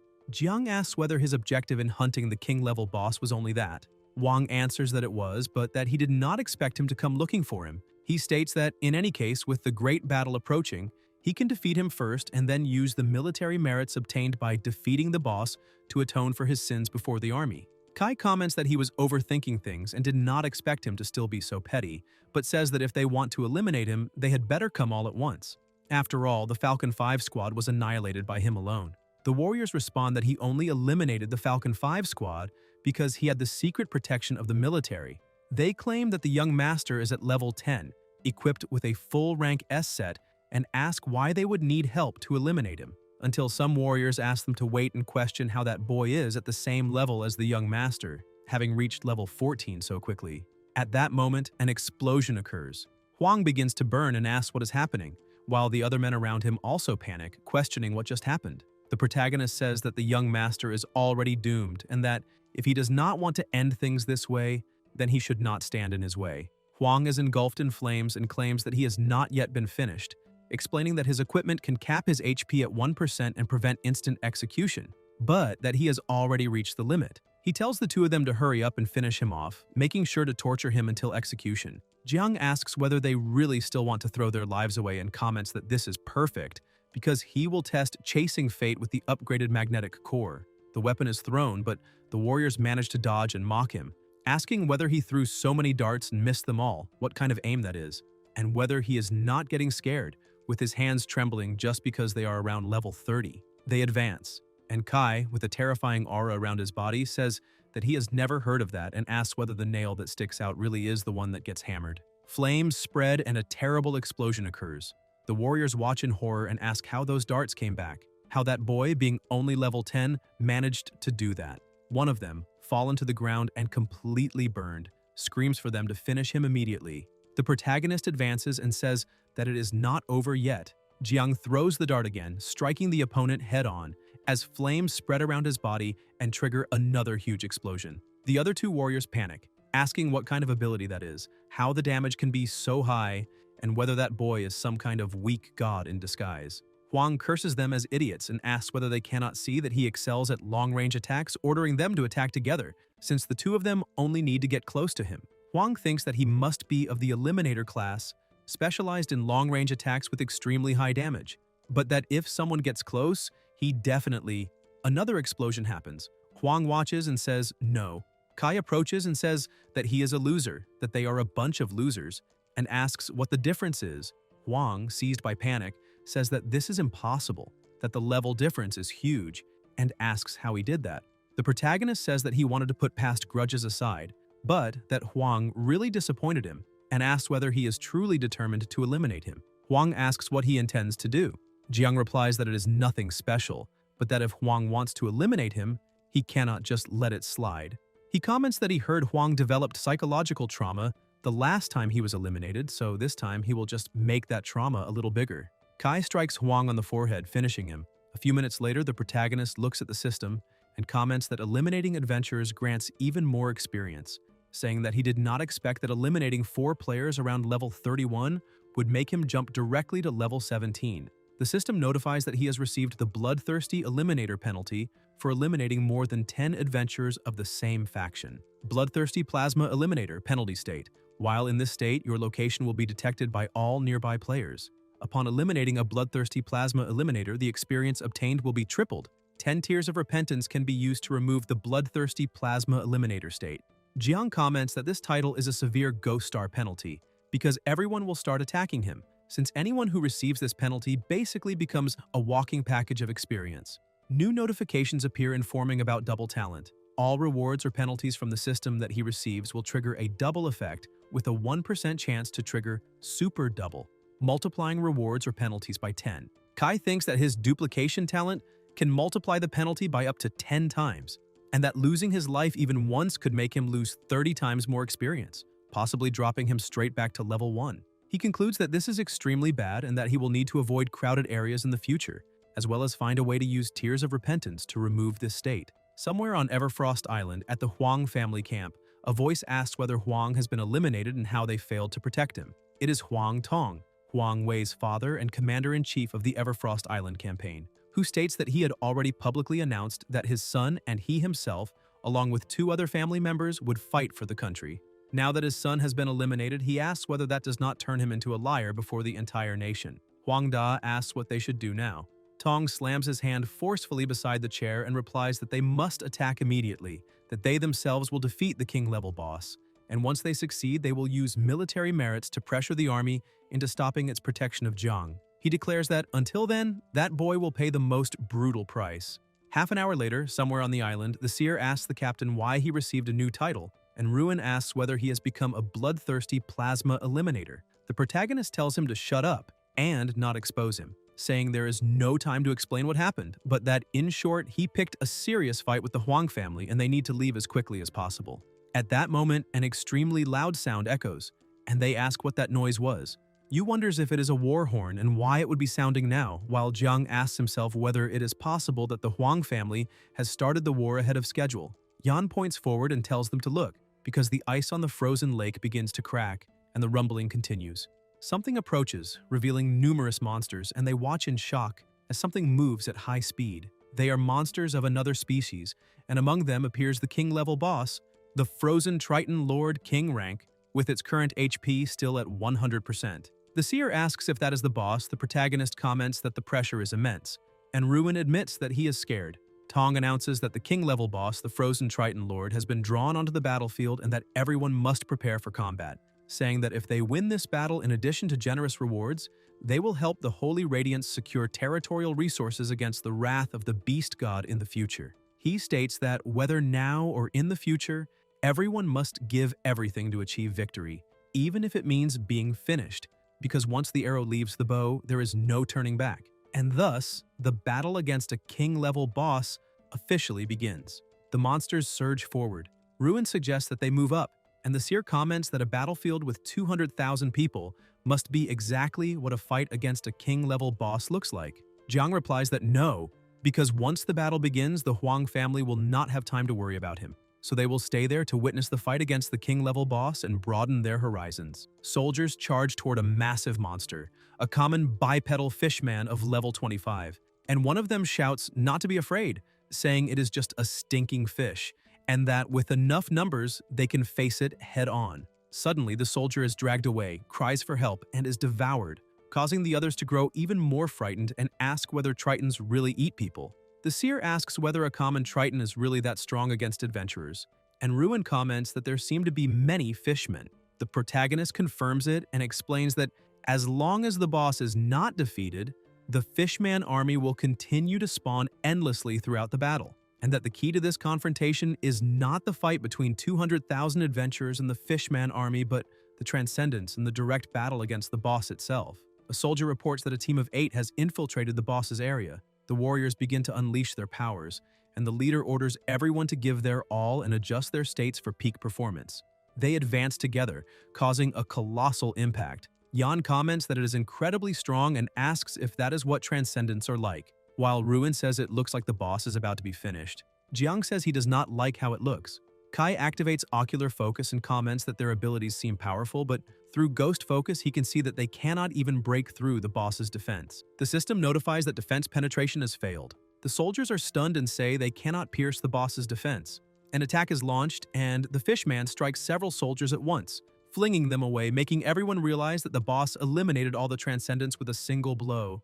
The protagonist wonders if that is the true power of a king-level boss. At that moment, someone advances toward the monster and says that his companions attacked with all their strength and lost their lives, asking who would dare advance alone now. The warrior keeps walking as the soldiers shout for him not to go, saying that it is all over and that one more will be finished. The warrior stops and blocks the attack with his spear, leaving the fishman confused, while everyone around watches in complete shock, asking whether that person really blocked the boss's attack. The warrior says that the earlier sacrifice of his companion was merely a feint and asks whether they truly thought they could be finished by such a casual strike. That warrior is the transcendent Fang of the Lancer profession, bearing the title of the #1 specialist of the Zhuanwu Guild. The system notifies the blessing of the fallen, informing that for each transcendent teammate who loses their life, Fang gains an increase of 25 points of strength. Fang advances and declares that he will bring it down. The boss's armor is shattered, opening a wound, and the soldiers, shocked, say that the Great Master truly has a chance to defeat the boss. The protagonist, equally impressed, comments that he is very strong, since he actually managed to penetrate the boss's defense. Tong asks if they really thought their own guild was weak, and explains that the Transcendents who were finished earlier were part of the plan to increase Fang's power, since he is a force capable of facing 10 men alone. With the blessing of the fallen, Fang's strength has increased by 200%, and now he alone is equivalent to an army of 20 Transcendents. Fang charges forward to attack the monster, and Tong states that as long as nothing unexpected happens in the battle, victory is assured. At that moment, the seer shouts for them to leave. A monster appears behind them, an elite Triton of level 32. Huang Da says the situation is dire and that he has detected a large number of Tritons moving toward the rear of the island. Tong asks if he is saying that the Sea Triton army has been mobilized. Huang Da replies that yes, probably hundreds of them, all elite Tritons above level 35. Tong considers this extremely bad and states that Fang must now focus entirely on the boss, since the battlefield had been stabilized. At present, the battlefield is divided into 5 areas according to the level of the Fishmen, being the normal, elite, general, commander, and boss zones. A large number of combatants have been assigned to face the Tritons in each area, creating a temporary balance. However, if the rear is breached and the battle collapses, this will not only prevent Fang from defeating the boss, but will also lead to the death of all 200,000 present. Tong says that Fang will need at least 30 minutes to defeat the boss and asks how long it will take for those Tritons to reach the battlefield. Huang Da observes, and the system notifies that a large number of Tritons are approaching. The monsters advance at high speed, and an explosion occurs. The system notifies that Kai has eliminated an elite Triton. The seer asks why so many Tritons suddenly appeared around them, and says they need to leave immediately. The protagonist asks whether they are really going to leave and observes that the battlefield seems to be in an extremely delicate balance, and that if that group of Tritons is not contained, the entire battle will be lost. Jiang reflects that although the Huang family is an enemy, and he even feels satisfied seeing them defeated, the 200,000 people called to the battle and the future of the city are innocent. Kai closes his eyes and remembers the commander's words, saying that everyone is responsible for the rise and fall of the world, and that someone needs to stand up to fight these monsters. At that moment, the protagonist concludes that those words were not empty and states that they will not leave. Not only that, he also decides to draw all the nearby Tritons to himself and deal with all of them alone. The two stare at him, completely stunned. 10 minutes later, some Tritons have already defeated several soldiers. One of them, gravely injured but still alive, tells the captain to stop fighting because many people have detected a large number of Tritons approaching from the rear. He explains that if they are surrounded, everything will be lost and that they need to retreat immediately. Around them, several wounded soldiers groan. The captain replies that yes, if they lose their lives, they will not be able to enter for a month, and if they cannot earn money during that period, they will be evicted by the landlord, so everyone must retreat or they will all die. Then he asks that no one run and asks whether they have not noticed that 10 minutes have already passed since they began detecting the Tritons, exactly the time predicted for them to arrive. The soldiers say that none have appeared so far and ask what that means, questioning why none have shown up and whether something transcendent is interfering behind the scenes. The captain replies that this indicates that someone extremely powerful is intervening, managing to contain so many Tritons at the same time, likely an extremely strong elite group of adventurers fighting with everything they have. Meanwhile, the protagonist runs ahead with countless Tritons right behind him. Jiang smiles, stops running, and unleashes his attack, spreading flames and causing successive explosions. Kai comments that he has already eliminated more than 20 Tritons, but that they keep coming one or two at a time, making the process slow. Suddenly, the seer cries for help, saying there are many monsters chasing her, and Ruin is also being pursued by several Triton. The protagonist begins to release even more flames and tells them to leave the rest to him, ordering the two to hide. Yan says that he has drawn in many Tritons and asks whether he really can finish all of them, while Ruin agrees, saying that it was already difficult to eliminate just one or two before. Jiang replies that in fact it is a bit difficult to eliminate one or two individually at that moment, but what they do not know is that compared to fighting a single target, His power is far more suited to crowd control. Kai then unleashes his flames and wipes out 257 Tritons at once. The two teammates are completely shocked and ask if that is really his true strength. On the other side of the battlefield, the soldiers notice a gigantic explosion in the rear and ask what that was. Huangda informs his father that the Tritons coming from behind seem to have disappeared in large numbers and asks whether the invited military forces have already arrived. Tong questions this and says that it should not be possible since he has just contacted them, wondering how they could have arrived so quickly. Tong then falls silent for a moment and comments that it does not matter, and that since the military has arrived, he should inform everyone to rebalance the battlefield, allowing Fang to fully focus on defeating the boss alone. Half an hour later, Fang continues attacking the boss, and the system notifies that the king's current remaining HP has dropped to 65%. The soldiers cheer, saying that the boss's health has been reduced by 1/3 and that they now have a chance to win, until something moves, and it is the boss himself. Huangda warns everyone to be careful because with 1/3 of its life reduced, the boss has entered the second phase, Fury. In the Fury phase, the boss's speed becomes so high that it is almost impossible to dodge, so Fang can only endure this wave of attacks head-on now, and whether they succeed in defeating the boss depends on this. Seeing the situation, Huangda asks whether Fang will be able to withstand it. Then the attacks continue, and the system notifies that the adventurer has 5% HP remaining. Everyone looks on in surprise, and some men ask whether that great master is about to lose his life. The warrior spits blood, calls the opponent a monster, and asks whether he really thinks that amount of damage can take him down. The energy around the warrior begins to intensify, growing stronger and stronger, and when he is attacked, he becomes immune to damage. The protagonist comments that this looks like a resistant armor and asks whether it not only makes him immune, but also reflects damage, wondering if this could be a transcendent talent. The men grow excited and say that there is still hope of defeating the boss and that they need to hold on. Tong smiles and says that he already mentioned he was carefully selected, explaining that the transcendent talent can reflect 50% of the damage back to the enemy for 90 seconds, and that the boss is currently in an enraged phase with an extremely fast attack speed. The boss's remaining HP is 35%, and Tong says that, in other words, the faster the boss attacks, the more HP it will lose. The boss has already lost 30% of its life in such a short time, and if this continues, it will fall within their family's reach. Then the pressure begins to grow more and more intense. Fang widens his eyes and is sent flying, causing a huge impact. His defense collapses, and Fang's remaining HP drops to 1%. Everyone looks on in shock and asks if he has lost. The Monster King smiles, and Tong says they were careless, asking whether that boss has something else hidden. A voice asks about an armor-piercing skill and says that it is over, stating that Fang was the greatest trump card in that battle and that if even he has fallen, then they are doomed in that fight. Meanwhile, some warriors are fighting smaller monsters and cry out for help, saying that the boss has fallen and that they cannot win. Attacks keep happening. A warrior blocks with a shield that is about to shatter and says he was wrong, that he should not have brought him there. He says he only brought him to prove that he is stronger than Jiang, whom he always talks about, but Kai never led him to death and is now leading him to death there, saying that he himself is a failed captain. Nuon cries for the captain. Her partner is lying injured beside her, and Su asks if there is anyone who can save the captain, thinking that there is no mental energy left to heal. They cannot eliminate the boss now because the army of Tritons will keep appearing endlessly, and if no one intervenes again, if this continues, everyone will lose their lives. He wonders if there is no one capable of saving them all. The captain is about to be attacked when someone releases flames and burns the enemy. The captain is shocked when he sees it.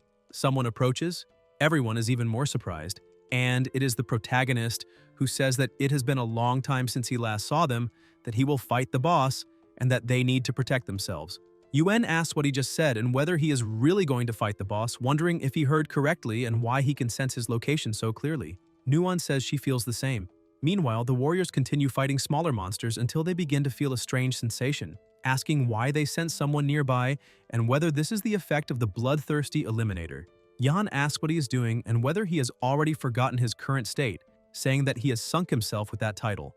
The system notifies danger, informing that he will become the target of 200,000 people. Some warriors say they were prepared to lose their lives but did not expect to run into a bloodthirsty eliminator. They comment that killing a bloodthirsty eliminator can yield a lot of experience, so it is better this way, before being killed by the Tritons, and they decide to take him down first.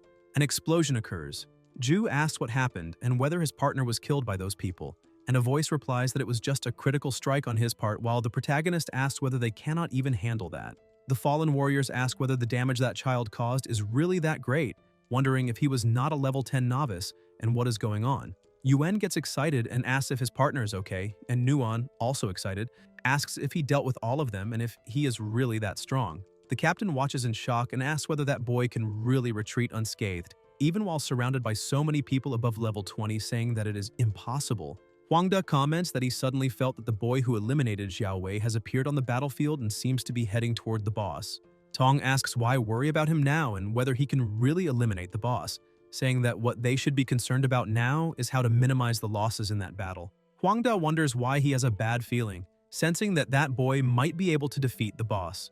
The protagonist advances, thinking that he never expected to end up participating and helping the Huang family fight the boss, something he would never have done before. He recalls the promise he made to the commander, that the country is in crisis and needs more territory to obtain resources, and that by coincidence, he happens to have some space available, deciding to activate that unique ability he obtained earlier. The system notifies that Casino Pickpocket has been activated, informing that for each nearby adventurer who notices him, 0.1% of their total attributes will be drained and added to his own, and that after 30 minutes, both the ability and the drained attributes will be permanently removed. Jiang remarks that at first he thought this single-use ability, which drains only 0.1% of the attributes of those who notice him, would be useless. He did not expect it to prove useful in a situation like this, noting that he is currently under the bloodthirsty eliminator status, which means almost everyone on the battlefield can notice him. The system continues to notify that it is siphoning 0.1% of the total stats of those who perceive him. Kai says that although the amount taken from each person is only 1,000th, something seemingly insignificant, there are 200,000 people there. Even if each of them loses only 0.1%, when it accumulates, the value still becomes incredibly large.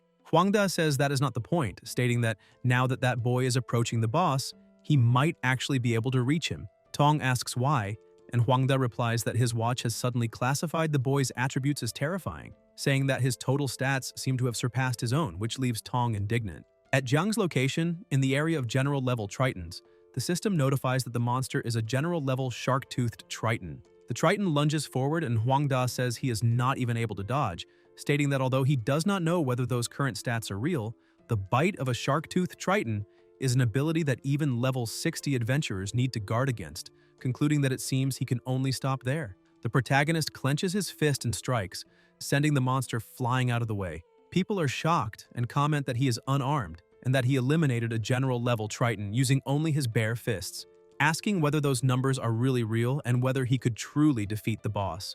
At Jiang's location, in the area of commander-level Tritons, Kai continues advancing and crushing the Tritons ahead with overwhelming power. The protagonist feels a strange sensation. Huangda says he is overestimating himself, stating that the roar of a commander-level Triton requires a special skill or equipment to be ignored, and questioning what good so many attributes are if he has nothing else. Tong says that boy really understands nothing, that he still wants to steal the boss, and that this is nothing but an illusion. Everyone watches as someone approaches holding a drink. It is Ruin who says he will never be inferior to anyone, that he is no worse than the captain himself, and tells them not to try to seduce his captain. Ruin strikes the monster and comments that not even a high-quality man like him can attract it, saying he will give it a kiss that transcends species. Yu steps forward to kiss the opponent and declares that this time, no one will blow up his wife. Ruin keeps kissing as the monster becomes enraged and hurls him against the ground. Yu remarks that they are quite feisty, saying he likes how he is unique, and the system notifies that this can significantly reduce the damage received, though due to the chaos the situation remains unstable. Tong asks who that general is, wondering whether he managed to ignore the Commander Triton's roar and still withstand an attack, drawing the commander's attention all by himself. The protagonist gets up and wonders why they followed him, thinking that he had told them not to.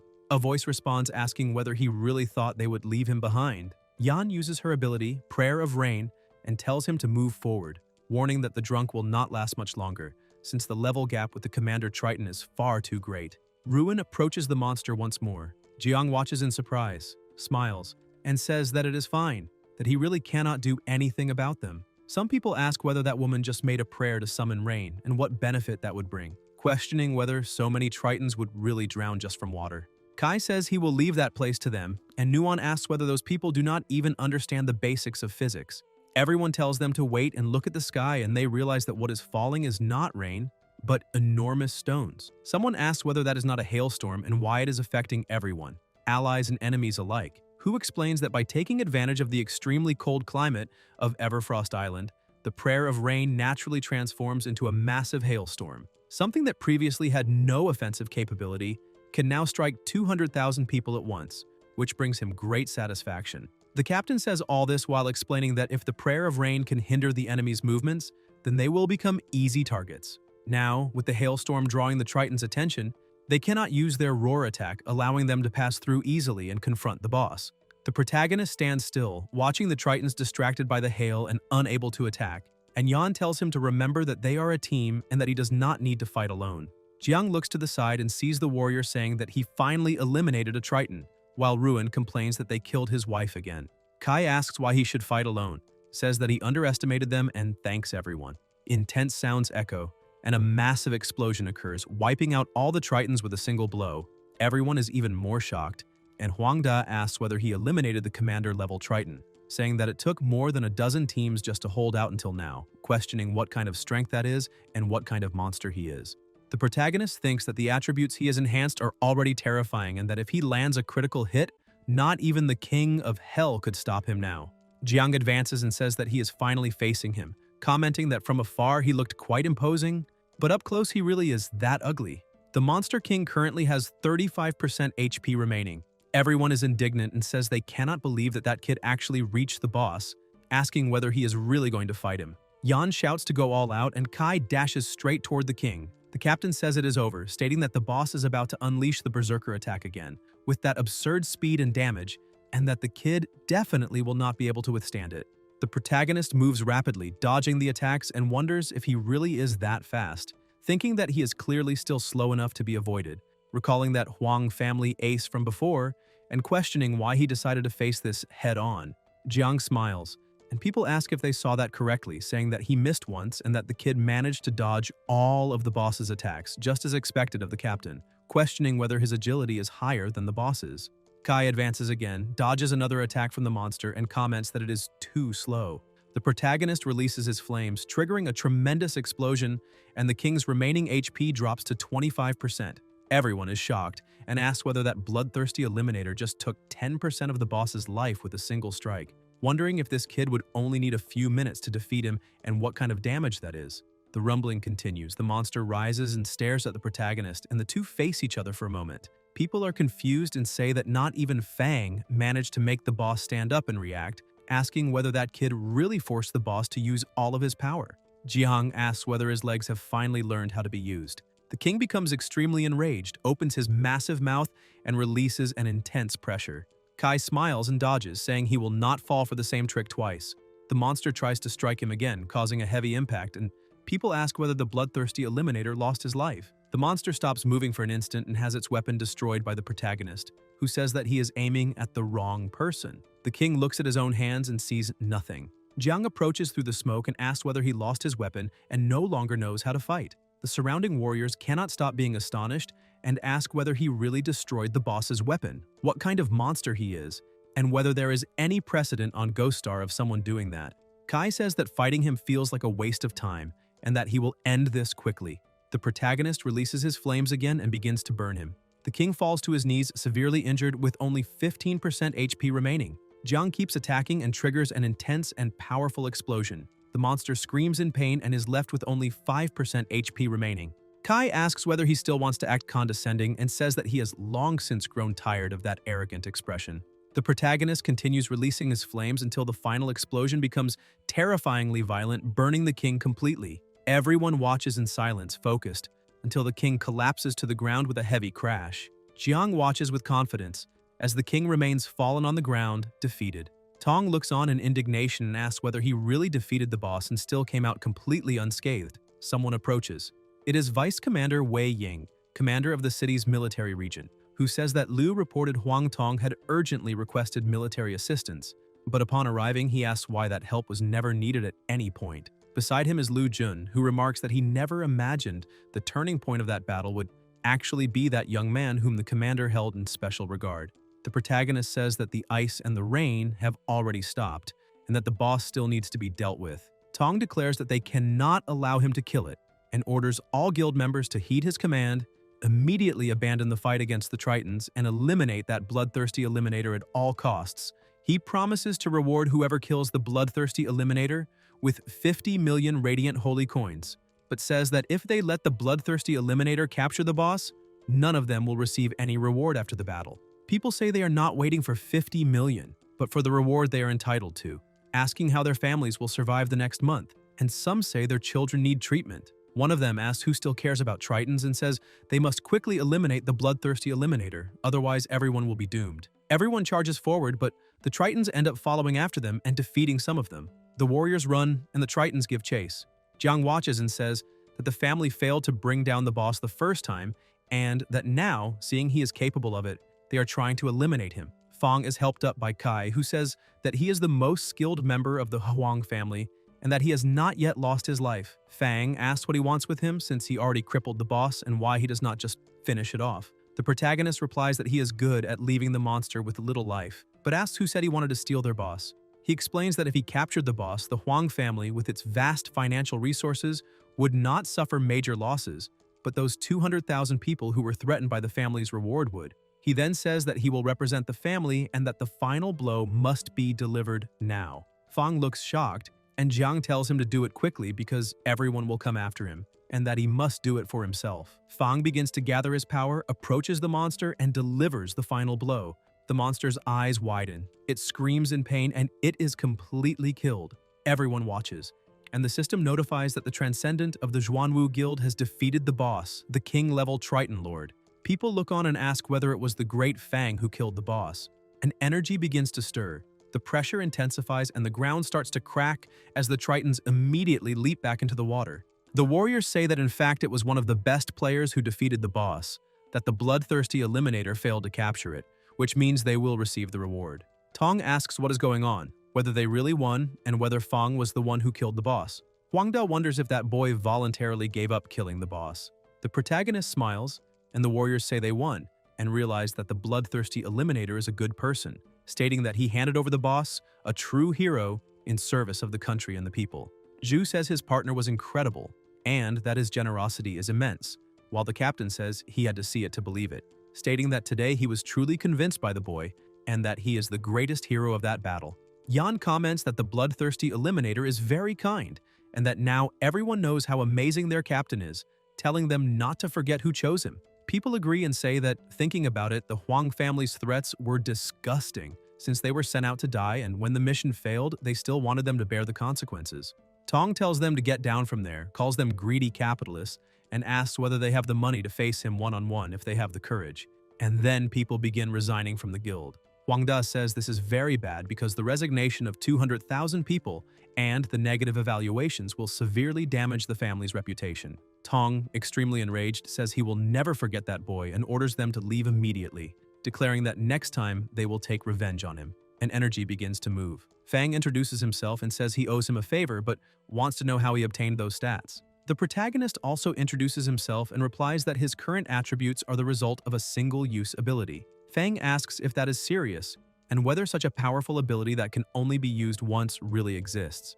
Jiang explains that it is not permanent and loses its effectiveness after use, saying that he merely took advantage of the bloodthirsty eliminator penalty.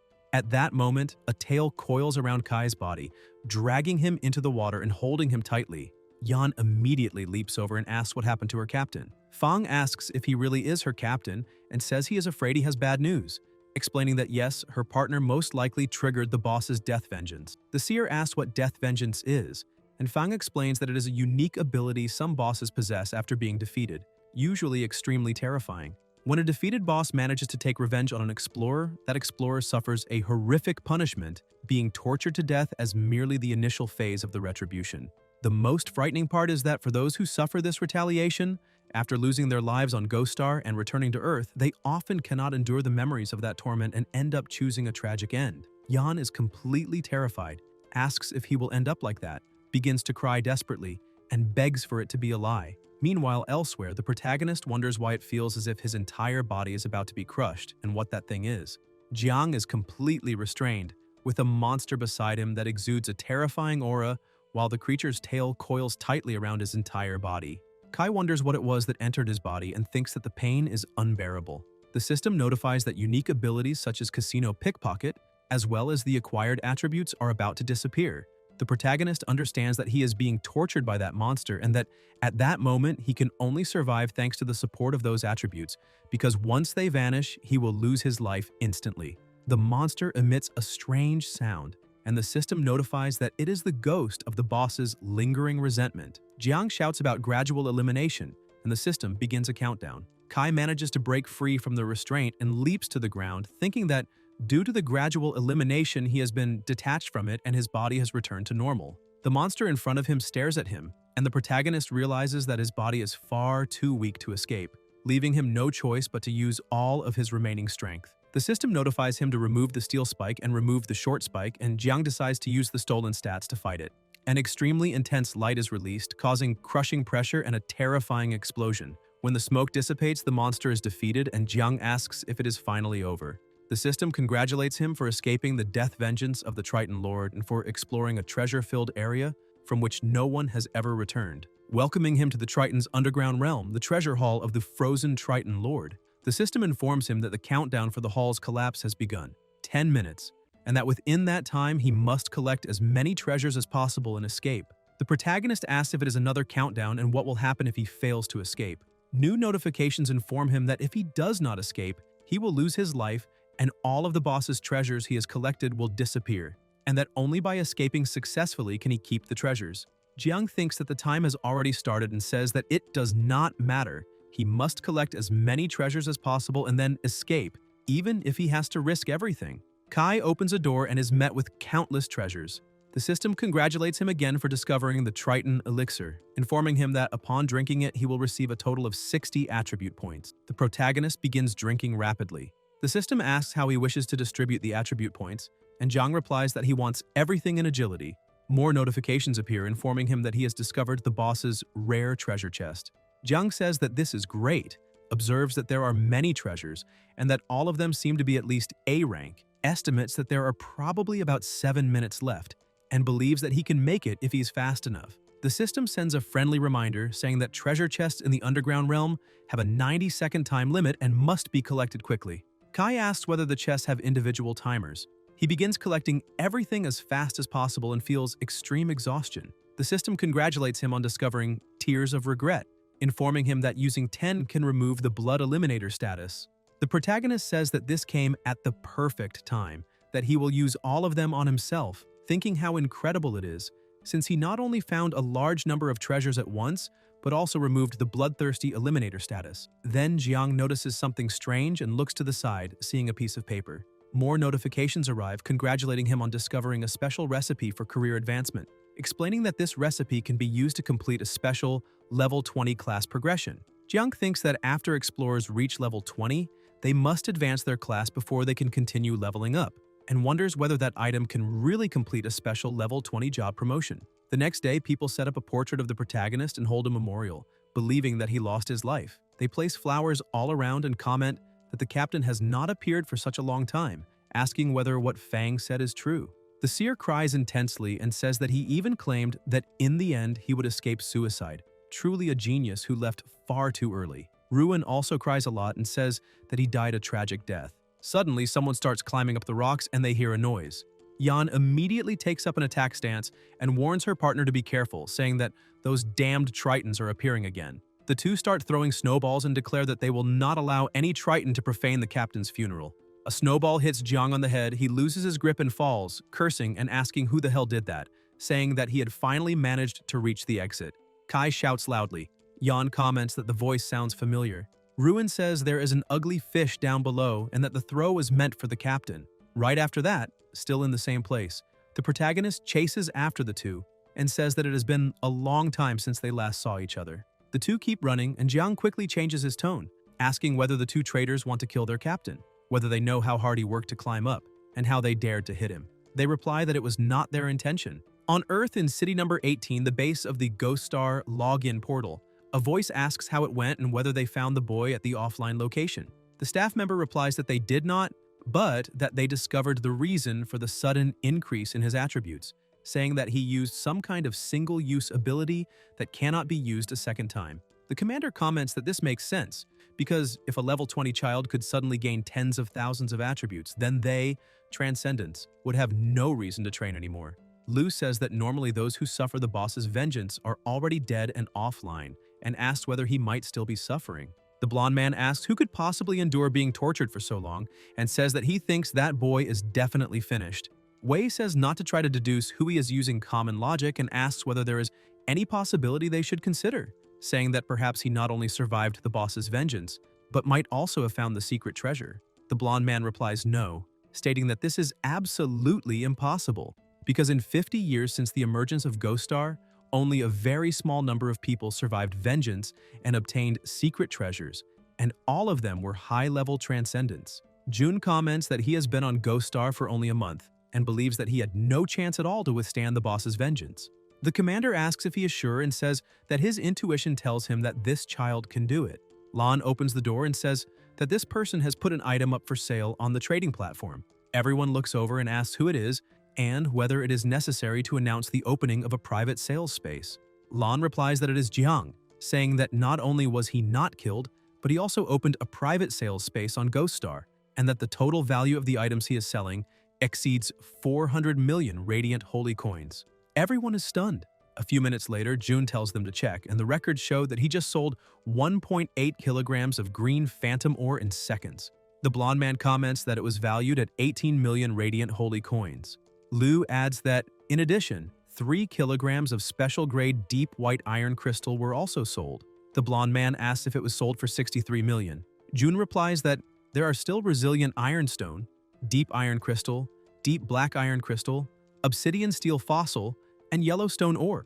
The blonde man asks whether these items are worth more than 100 million. The two of them wonder whether this boy really sold everything for 400 million, and conclude that being able to sell so many high-level items at once can only mean one thing. The commander says that he already knew he would be able to find the boss's secret treasure, and states that the boy truly did not disappoint him. Lan comments that the Huang family suddenly appeared looking for him, seemingly wanting to discuss something.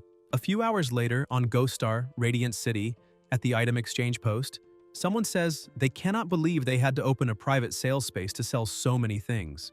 The protagonist comments that he lost quite a bit of money to commission fees and that it feels like a huge waste. Yan says that even so, with no losses and so much war loot, this was the only way to sell everything. Ruin comments that this is the kind of problem that makes them happy. Jiang agrees, saying that it is true, and adds that he also kept many good things for them earlier, and that now they will divide the boss's spoils. Kai says that the deep ice jade is for Yan, explaining that the jade has an ice effect and that, when combined with the prayer of rain technique, it might be possible to conjure a true blizzard. He says the shield is for Ruin, because it can temporarily freeze an opponent when it strikes someone. The protagonist adds that, in addition to the equipment, he also obtained some eternal fragments that can be used to enhance skills.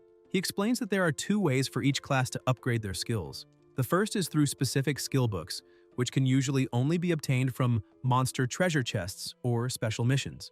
The second is the item he obtained from the Triton Lord's chest, a universal enhancement item capable of increasing the level of all skills, the Eternal Fragment. Because Eternal Fragments are extremely sought after, they are practically priceless, and on the market, as soon as they appear for sale, they are bought instantly, with a single fragment being sold for up to 500,000 radiant holy coins. The amount required to upgrade a skill varies according to its strength, because the more directly it is tied to combat and the higher the skill's level, the more eternal fragments will be required. For now, he tells them to accept those eternal fragments and make the most of them, his dear friends.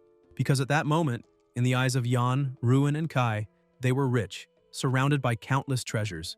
The seer and the drunk approach him, grab onto him, and say that they prayed every day for his great kindness and blessed him, claiming that even if he had lost his life, his soul would have gone to heaven. The protagonist tells the two of them to let go of his leg. Someone approaches and asks whether he still knows what shame is. It is Huang Da, who says that they are a bunch of street scum who do not even care about their own image, something very typical of them. They look at him in confusion, and Huang Da says he is there only to warn him not to become arrogant. nor to think that just because he has military protection, he can repeatedly go against his family, stating that he came to say just one thing. He declares that he will completely crush him in the guild challenge, show the military that he is nothing but useless trash who does not deserve protection, and that after that, when the military gives up on him, he should prepare to be killed by his own hands. Jiang asks what this guild challenge is and what he is talking about.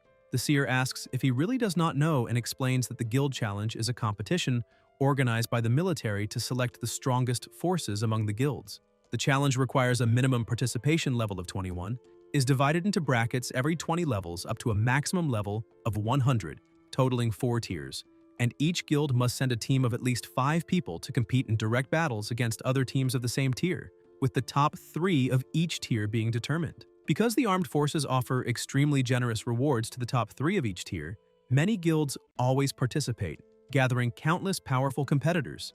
Kai says that he himself will not participate in the challenge and asks why Huang is, but states that it does not matter because this time they had an excellent haul. He says he needs to disconnect for a while to see his family and that they will gather again at the next opportunity. On Earth, in the nation of radiant holy light, Jiangzhong City, a voice asks why he bought so many supplements and how much all of that cost.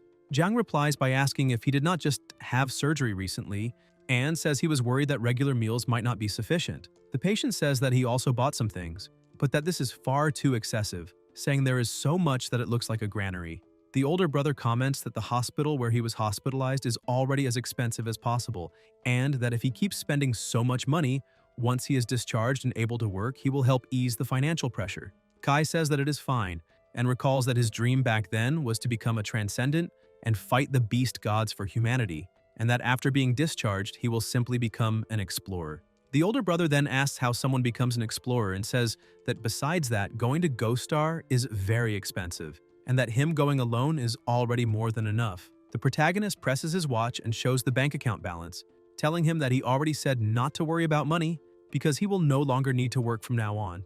The older brother asks where so much money came from, and whether it really exceeds 100 million.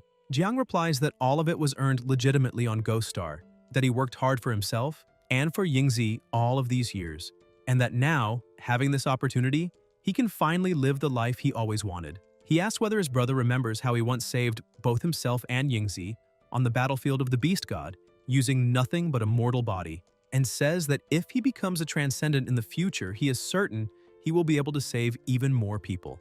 The older brother falls silent for a moment and asks whether someone like him, with a body in that condition, can really become a transcendent being. Kai cuts the apple in half, hands him a piece, and says that he absolutely can. In the outpatient department, the protagonist walks along and comments that he finally managed to help his older brother rekindle his dream, saying that they should celebrate later, but first they still need to pick up their sister Yingxi from school, until he suddenly notices something. Liu calls him and tells him to come immediately.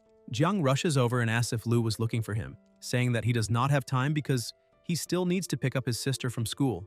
Jun says he is there because of him, because of his sister, explaining that she was involved in a car accident. Ahead of them is a bus that collided with another vehicle. The protagonist breaks into a run shouting his sister's name. Liu watches him closely until someone calls out. It is Yingzi, saying that she's there. Jiang asks if she's okay and what happened. Yingzi replies that she is fine, that the school bus was in an accident, but that fortunately that person saved her and said he knew him. It is Fang. Kai recognizes him and asks what he is doing there.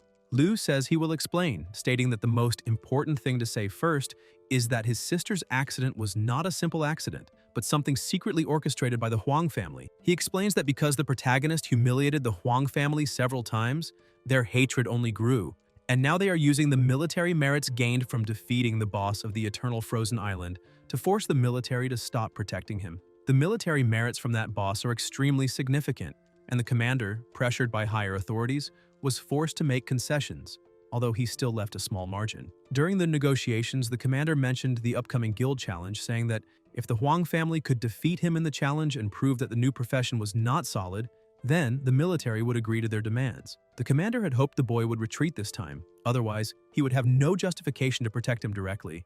Jun says that this is the absolute limit of what they can do for them under the current circumstances, and that today's incident is already the Huang family applying pressure, stating that if he does not dare to participate, the family will suffer even more.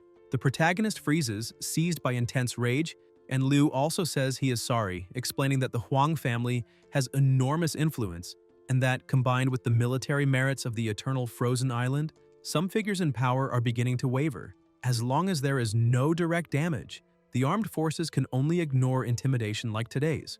Therefore, there are two possible paths.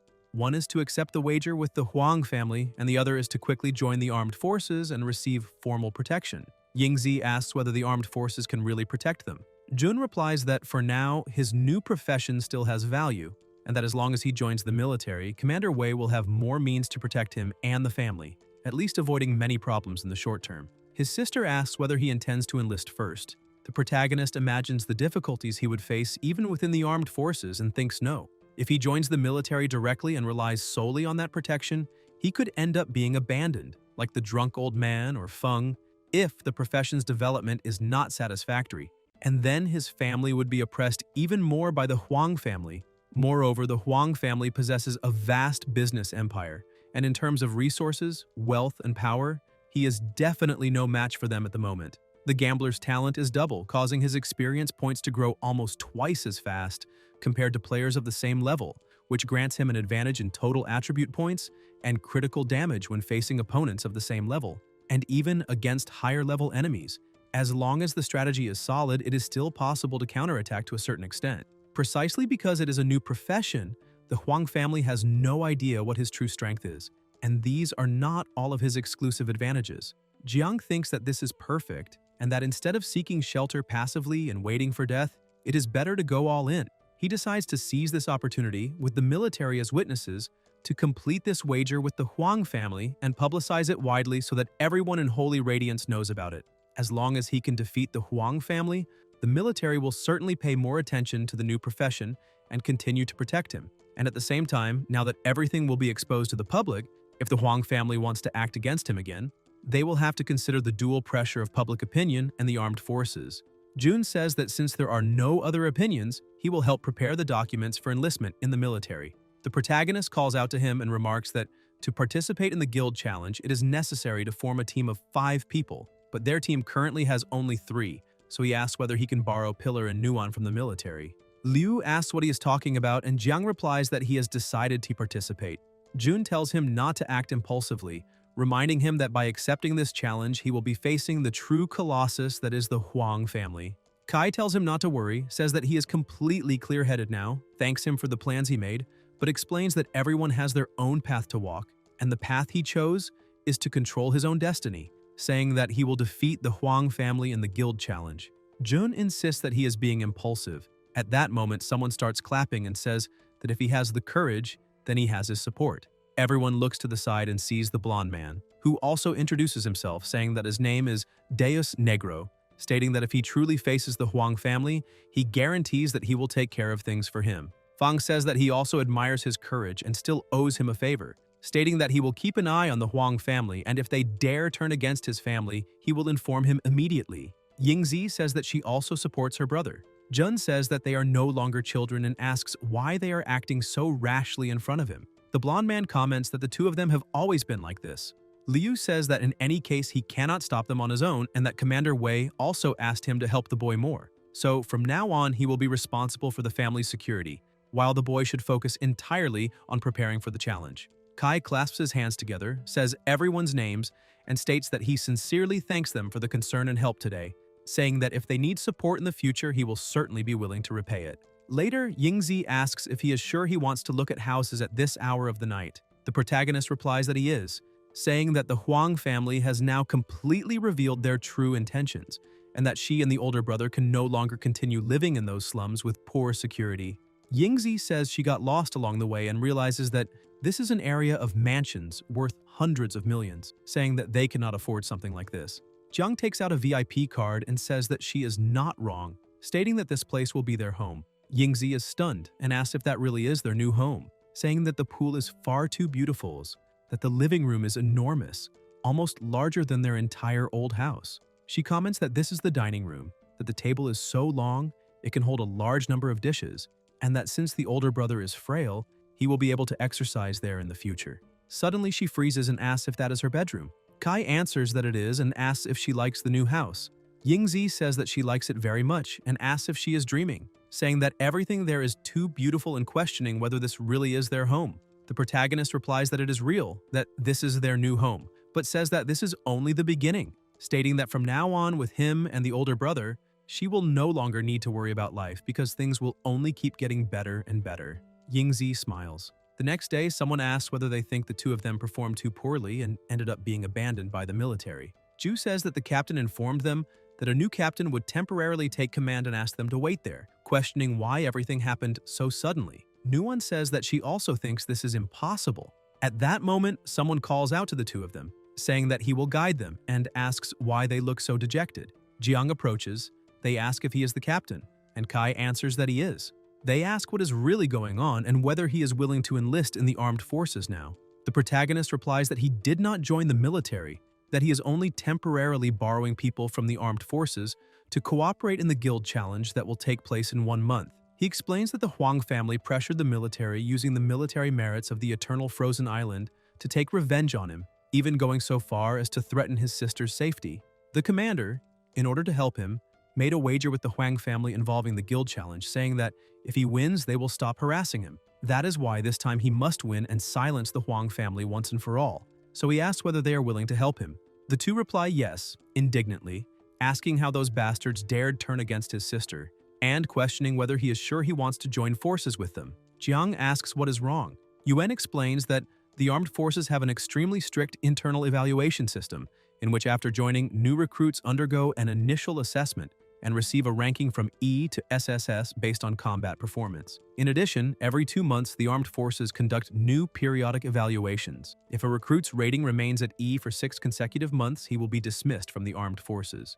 During the initial evaluation, Nuon received a C grade, while he himself gets intimidated very easily, so his evaluation was the worst possible. He fears dragging the group down, and Nuon says she feels the same way. The protagonist replies that it is fine, they will only be teammates for 1 month, and that after the guild challenge ends, he will return to military service, guaranteeing that after the reassessment, their grades will be at least an A. Ju asks if he is sure about that and comments that they have just left the beginner area, questioning whether he can really guide them. Nuwon says that normally a captain needs to be level 15 or higher, and asks whether he has already reached that level. Someone approaches and says that level 15 is nothing. It is the seer, who states that he is already level 20 and is even trying to find a way to change classes, and Ruin agrees. Jiang says that he has not introduced them yet and comments that those are the new teammates. Yan introduces herself and says she has heard the captain mention them many times. Ruin also introduces himself and everyone greets one another. Ju and Nuon are shocked because they are still only level 9 while he has already reached level 20. Kai says that this is nothing and that his next goal is to bring all of them to level 20 before the challenge begins, because that is how they will deal with those bastards from the Huang family. Yuan asks if he heard that right, and Su says that if he really manages to do that for them, he will be a true leveling god. The seer comments that maybe not for others, but she believes the captain can definitely do it. Nuon says that since they are now a team, she asks why they do not think of a name for it. The protagonist agrees and asks if anyone has a suggestion. The drunk suggests Fire God Squad, saying that it represents the 5 of them giving it their all and showing their skills. Jiang says that today and the next day they will rest and conserve their energy, and that early the following day the Fire God Squad will head straight into monster territory. Everyone responds enthusiastically, full of excitement. Kai watches them silently. Inside the testing area during the beginner trial, the protagonist says that in a few hours they will reach their final destination, the City of Holy Radiance. When they enter Ghost Star again, they will face real challenges, and he asks if his partner is nervous.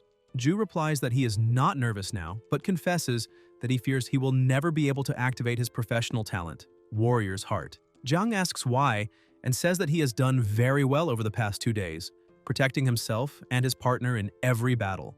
Yuan explains that despite having fought bravely and protected them, there is still a deep fear within him that was only temporarily suppressed by the tension of combat. To truly activate Warrior's Heart, he needs to be genuinely fearless deep down, to believe that he is an invincible warrior, and he feels that he still cannot do that.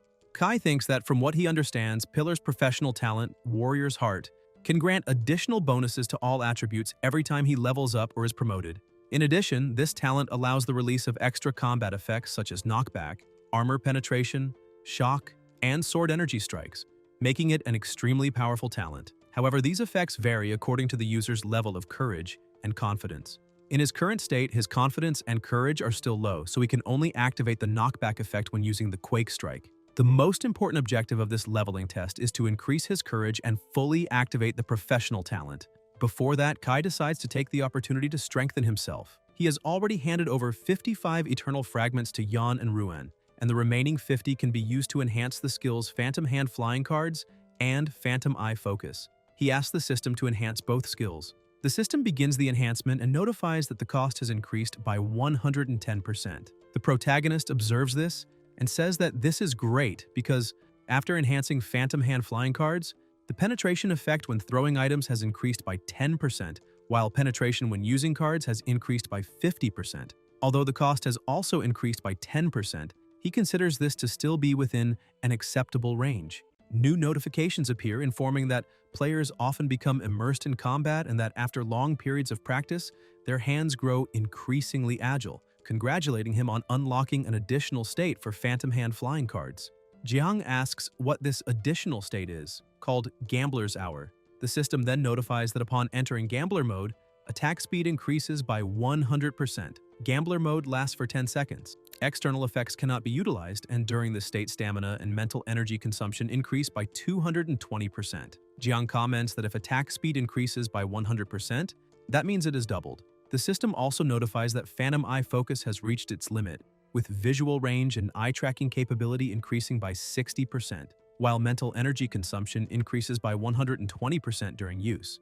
Kai says that the focus feature of the Phantom Eye was enhanced as expected, with increases to both visual range and tracking ability, as well as mental energy consumption, and adds that Phantom Eye Fire has also unlocked an additional state. The system notifies that in a game of chance, the player needs not only agile hands, but also the ability to deceive opponents, preventing them from reading the cards through one's gaze, congratulating him on unlocking the additional deception state. The deception state affects the opponent's judgment through eye contact, and its effect depends on the difference in mental power between the two sides, becoming infinitely close to zero when the opponent's mental power is much higher but never negative. No matter how high the enemy's mental power is, they can still be influenced only with reduced intensity, and there is no risk of reverse influence. The protagonist comments that this deception effect, even when weakened against higher-level opponents, is still very good, and looks forward to testing the two newly unlocked abilities. 2 days later, they arrive at the intersection between Kings Valley and Taiping Mountain Road, the territory of the Armored Lizard. Yan asks about the territory and whether there are many lizards, recalling that armored lizards are monsters of level 25 or higher. Nuwan agrees and says there are many, explaining that armored lizards live in packs, and that the number in this territory is no fewer than 100, adding that there are also general-level armored lizards above level 50. General-level monsters are rare. Usually, among every 20 monsters, there is a higher chance of encountering 1 or 2 elites, and one must face at least 100 monsters to have a reasonable chance of encountering a general level one. Since the team is almost entirely below level 20, she asks whether they are really going to directly confront general level monsters. Nuwan says that he managed to defeat the Triton Lord alone on the Eternal Frozen Island and trusts his abilities, but points out that this time he will have to lead the group, and that a general level armored lizard commands at least 25 common lizards and 35 elites, asking whether that is not too risky. Jiang replies that besides gaining experience, the most important thing is that they entered as a team, and that without difficult eliminations, there is no growth for everyone, because only danger unleashes individual potential, and real combat is what allows rapid improvement. He adds that class change materials usually appear in special general level or higher monster territories, explaining that the treasure chests of white and purple armored lizards can contain the level 20 class change material for the medic, holy water, or the level 20 class change material for the drunk illusory dream core, while the treasure chests of black armored lizards can contain the level 20 class change material for the warrior apprentice, General's Blood. Everyone is shocked upon hearing about level 20 class change materials. Yan says he seems very confident and asks whether he has some hidden trump card. The protagonist thinks that maybe he does. Further ahead in the forest, Jiang observes that those signs indicate armored lizard activity. Ju comments that he heard that he did not feel fear even toward elite phantom mermaids, and asks how he overcame his fear when they appeared. Ruin asks about overcoming fear and says that he did not feel anything at that moment. Yuan asks how that was possible, and whether it can be learned. The drunk replies that, as far as he knows, the wine brewed by drunks has special effects, and presents a level 2 wine prepared after enhancing his professional skills with eternal fragments, explaining that the effects are better and can help. He emphasizes that since he is a warrior apprentice and a trump card of the team, it is better not to drink during battles. Ju says he understands and thanks him. Kai notices something and quickly leaps forward, warning that there is something hidden beneath the rock ahead. An extremely loud noise erupts, revealing a monster, a common armored lizard. The protagonist leaps down to the ground and watches ahead as the lizard releases a deafening roar that startles everyone nearby. Jiang grips his weapon and thinks it would be better to wait, remembering that, precisely because he is timid and afraid of facing enemies head-on, he has been unable to fully activate his professional talent, and he wonders if this might be the perfect opportunity to practice. Kai thinks that this is just a common armored lizard and that Pillar, currently a level 9 warrior apprentice, although unable to defeat it easily, will not lose his life instantly either. Ju is extremely frightened, and the protagonist thinks that as for himself, if necessary, he can enter the void state to dodge the armored lizard's attacks, and so he decides to take the risk, wanting to help his partner realize that he is not weak. Yan shouts for the captain to attack already when suddenly someone moves at high speed. It is Yuan, already in an attacking stance, who unleashes an extremely powerful strike against the lizard.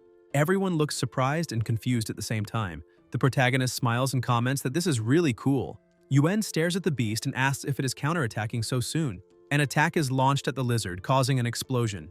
Jiang says he has already pierced the weakest part of its defense, the abdomen, but still has not hit a vital point, stating that if he were faster, it would already be over. The lizard is still alive. Ju starts trembling, moves his sword, and strikes it squarely. After that, only voices tell the pillar to open his eyes, and when Yuan opens them, he realizes that he has managed to eliminate the lizard. He comments that the thing suddenly appeared from a crack and gave him a huge scare, and asks why his partner was so distracted at that moment, saying that if it had taken a little longer, he would have been bitten. Kai replies that he does not know, because his mind went blank, and adds that he had said before that he would protect him from then on, asking if he really would just stand there watching while that thing consumed him. Ju says that he is telling him that he himself is timid, and asks if he knew that. Nuan comments that he was very brave this time because when he was in Captain Lee's Tiger Squad, he rarely dared to face enemies head-on. Yan says that he did not expect his thunderous stomp to be so powerful, and Yuan replies that it was nothing special, just the third best in the world. Ruin says that is exactly right, truly worthy of a warrior apprentice. The protagonist tells them to continue toward the location of the general-level armored lizard and quickly retrieve the corpse card. Elsewhere, the ground is covered with level 35 armored lizards. The team approaches and notices 3 lizards. Jiang says they are likely guarding the general-level armored lizard, explaining that there are many obstacles in the stone forest and that there may be other lizards lying in ambush near those 3 elite armored lizards, so they need to be careful. He thinks that he managed to deal with so many elite newts on Eternal Frozen Island thanks to the unique skill Casino Pickpocket, but that this time he needs to be cautious. He says he needs Hu to use the Rain Dance to mask their scent and prevent more distant armored lizards from detecting them, which may take about 10 minutes, and asks if he can maintain it. Yan replies that he can, saying that his Rain Dance has also been upgraded and that he himself has already gone through the challenges of Eternal Frozen Island, so maintaining it for 10 minutes is not a problem. It is agreed that Yan prepares the Rain Dance, Nuan prepares the poison in case it is needed, and Ruin is responsible for protecting the 2 girls. As soon as it starts to rain, his partner will advance with him into the stone forest, reminding that there is no need to attack them directly, only to use the earthquake strike to help him control and delay them while he himself takes care of the rest. Lightning is released until the rain begins. The 2 advance and more eyes appear ahead in the darkness. Several lizards start to move, and the protagonist says that, as expected, there are still many armored lizards hidden, asking them to protect him. Yuan moves quickly and uses earthquake, hitting them. Jiang wonders if the 100% increase in attack speed for 10 seconds really works, and thinks that now they will test the effect in real combat, saying that it is time for the bets. Kai throws his dagger at the lizards, causing a huge explosion, and in the same place, several lizards are finished off. Yan comments that it looked like an endless rain of darts thanks to the captain, and Ruin says that it is the first time he has seen the pillars and the captain's skills combined, stating that it is extremely powerful. Nuan agrees and says that it is really strong, commenting that this is how they cooperated during the beginner trials. She explains that the armored lizard's armor is very tough and that if the most vulnerable point, the abdomen, is not exposed, it is usually very difficult to eliminate it, saying that not even the captain managed to defeat it with a single strike. The last lizard is finished by a sword. Yuen gets excited and asks if he himself leveled up, and Ju notices that he is now at level 10. The protagonist says that he knew he would make it. Yan comments that their teamwork was incredible and that he is becoming more and more confident in the squad. Nuon says that it has been less than an hour since they set out, and the pillar has already gone from level 9 to 10, stating that she knew the captain and him would be strong together but did not expect the speed of growth to be so impressive, thinking that she would like to have that power too. Jiang says that the elite treasure chest should be somewhere among the rocks or crevices in that area, and that Nuon can accompany him so they can search together. They walk and arrive at another location. Kai says that if nothing unexpected happens, the general level armored lizard should be inside that stone forest. Yuen asks if he wants to rest for a bit and says that his energy must be depleted. The protagonist replies that it was quite exhausting, but he has not yet reached his limit. Besides that, there may be more than one entrance to that stone forest, and they made a lot of noise earlier. If they take too long, whoever is inside might call other armored lizards from different entrances to defend it, so they need to seize the opportunity while the hunt for a general level beast is still hot. 10 minutes later, Nuon comments that everything is very quiet and asks if there really is a general level armored lizard there. Jiang thinks that he did not find anything among the rocks they passed through and that the focus of his phantom eye cannot detect the presence of a general level armored lizard, questioning whether he miscalculated. Ju has his arms drawn in and Ruin asks what is wrong and if he is cold. Yuen replies that he does not know why, but while they were walking he suddenly got goosebumps all over. Yan says that he thinks he is just very nervous, until an extremely loud noise is emitted and Kai thinks it is not nervousness. The problem is the ground they are standing on and he tells everyone to stop. The three stop and a tail moves, trying to strike them. They run and the protagonist observes carefully, realizing that it is a level 58 general lizard. Ju, frightened, says that he almost lost his life just now and asks how it is possible that its color is so similar to the rocks, commenting that it is excellent camouflage, and Yan agrees, saying he is right. Jiang summons his claws, takes an attack stance, and asks his partner to report the data. Nuon observes carefully and replies that yes, informing them that the lizard is a level 58 phosphorescent lizard, also known as the white lizard, approximately 36 years old and weighing between 2 and 2.4 tons. Kai is surprised to hear the term phosphorescent and asks if the first general level monster they encountered is a mutant variant. Next, the lizard starts being attacked, and the system notifies a critical hit. Ju says that this is great and that he finally managed it, while Yan comments that even with just one critical hit, the damage should already be considerable, imagining the effect of two. The protagonist thinks that mutant variants among general-level beasts usually possess richer collectible items and a higher probability of rare items appearing in treasure chests, but that their strength is also far superior to that of ordinary beasts of the same level. The skin covering the back of the general-level phosphorescent lizard not only has defense above 35 points, but is also extremely phosphorescent, resistant to high temperatures and corrosion, making it very difficult to penetrate. In addition, the chest and abdomen also have a layer of phosphorescent protective film with around 20 points of defense, as well as resistance to high temperatures and corrosion. Yan asks if that means he failed to break through that defense. Nuon explains that previous data show that general-level phosphorescent lizards of similar size have spiritual power between 100 and 150, strength between 380 and 420, and physique between 440 and 480. The lizard emits a deafening roar and the system notifies that it is extremely dangerous. Everyone worries about the captain as the beast stares at him fixedly. The protagonist steps back and says that he is fine, asking them not to worry while thinking that, as expected, that creature is resistant to high temperatures and has armor over its entire body. Not even a critical strike of incandescent pursuit managed to truly damage it, only destabilized it.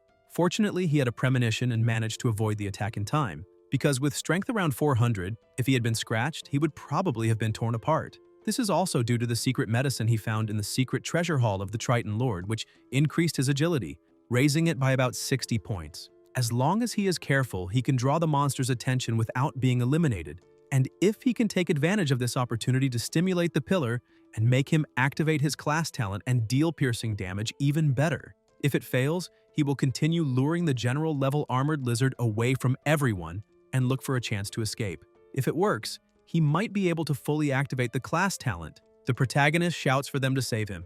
Ju charges forward and says that there he goes again, followed by a breathtaking boom. When Yuen uses the earthquake attack, the impact is huge, but the monster remains practically intact. Ju comments that it is useless, as it does not seem to be having much effect, and Jiang shouts for his partner to run. The monster then starts chasing Yuan. Kai throws his daggers at the monster, causing an explosion. The protagonist seizes the moment and picks up his partner in his arms to run, thinking that now that general-level armored lizard will definitely keep its eyes fixed on him and his partner, so they need to lure it away first. At that instant, someone runs past them, and Jiang wonders who that was just now. Yan comments that the drunk has been drinking alcohol, and Nuan explains that the saliva of a general-level phosphorescent lizard can quickly corrode most equipment and also cause direct damage to the skin. Kai looks back and thinks that no, that really is his drunken partner, reflecting that if Fang were to give the lizard a tongue kiss or something like that, his entire body would probably rot away. Ruin charges at the lizard, but the monster hurls him away.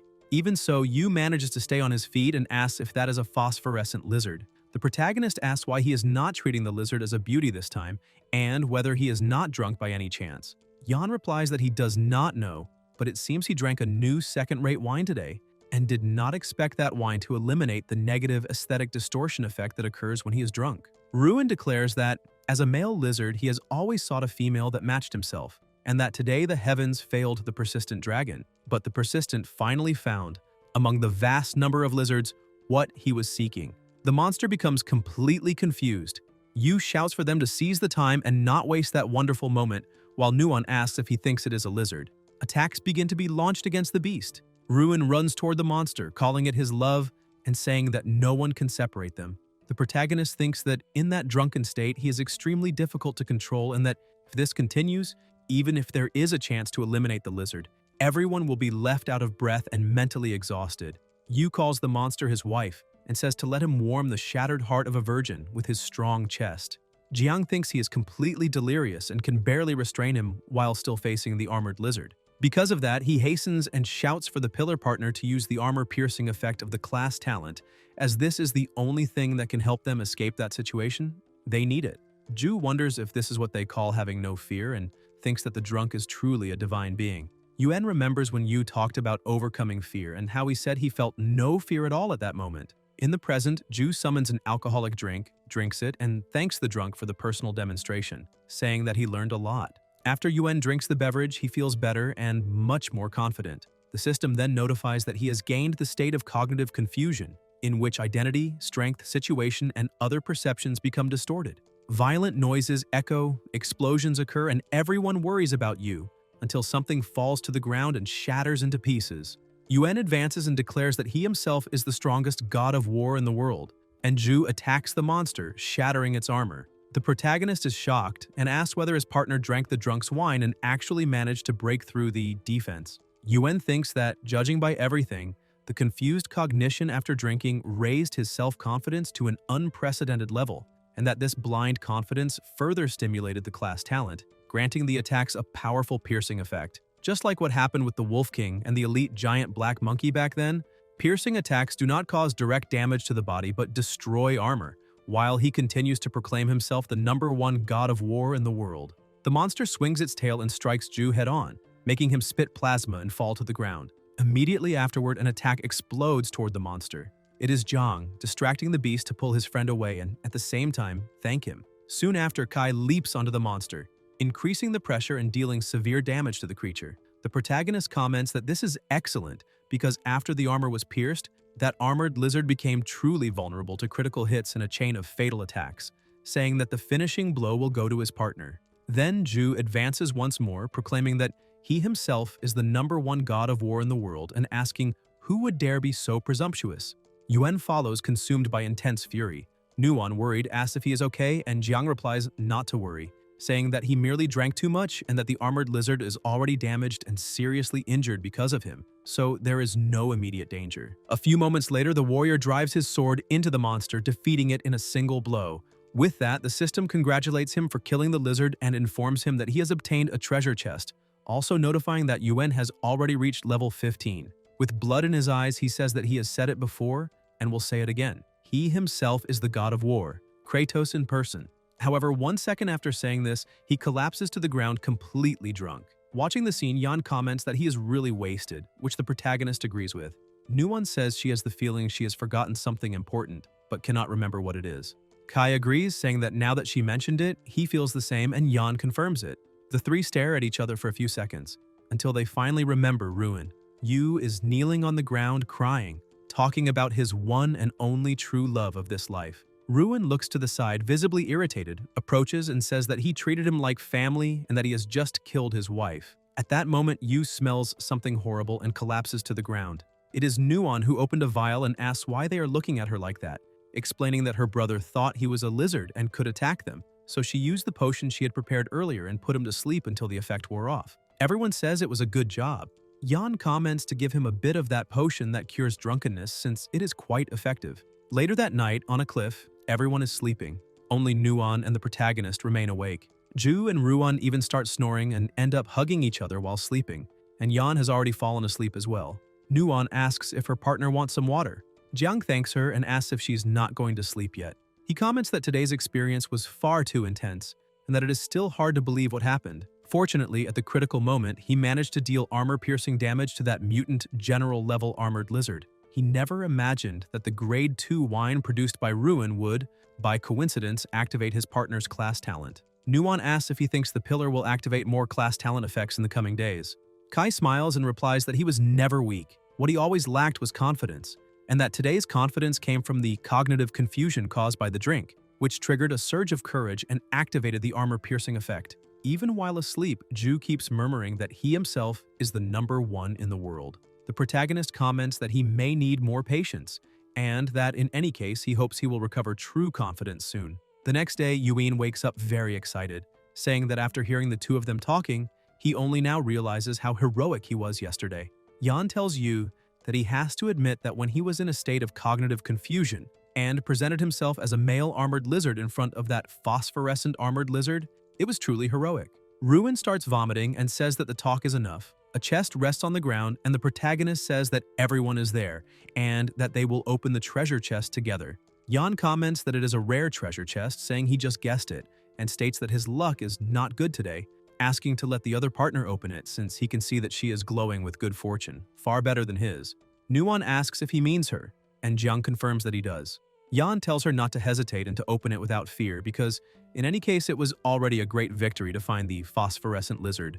Nuon then opens the chest and everyone is surprised. She checks the system notifications and says that there is special grade phosphorus ore essence, capable of adding a phosphorescent coating to weapons and equipment, increasing defense. There are 10.4 kilograms valued at 500,000 sacred brilliance coins. There is also an earth core weighing 17 kilograms, an important energy source for urban construction, valued at 100,000 sacred brilliance coins. An essential plasma crystal, 48 grams, which can be used for the manufacture, optimization, and enhancement of important equipment, valued at 300,000 sacred brilliance coins, 3 celestial boon bone fragments, an important medicinal ingredient for enhancing talent levels, valued at 210,000 sacred brilliance coin. Suddenly, Nuon notices something and asks whether that would not be a mutant essential plasma crystal, saying there are 0.6 grams of it. It is one of the materials to produce attribute elixirs, valued at 6 million sacred brilliance coins. The protagonist asks if that means 1 million sacred brilliance coins per gram, and still being only one of the materials. And Nuon confirms that it is exactly that. Jiang wonders whether the Triton elixir he drank back then was not equivalent to consuming hundreds of millions of sacred brilliance coins all at once. This elixir enhances the user's main attributes.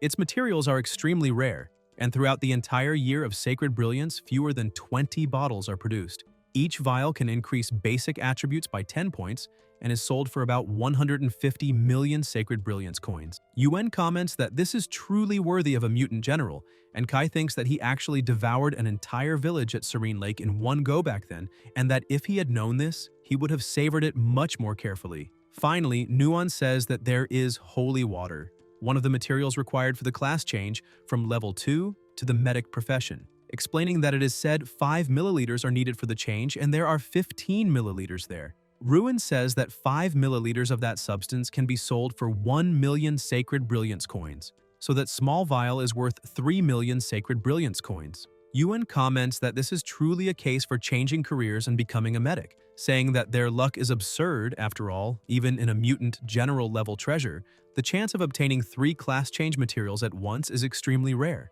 Yan says that an ordinary general level treasure would yield a total profit of around 8 million sacred brilliance coins, so the value of that chest exceeds 10 million, and Ruin comments that he is sounding greedy now. Yan asks if he is sure and if he wants to see how the captain is at this moment. The protagonist is drooling and thinks that the previous elite treasure chest, added to the loot obtained from defeating that phosphorescent general lizard, already easily surpasses 15 million sacred brilliance coins.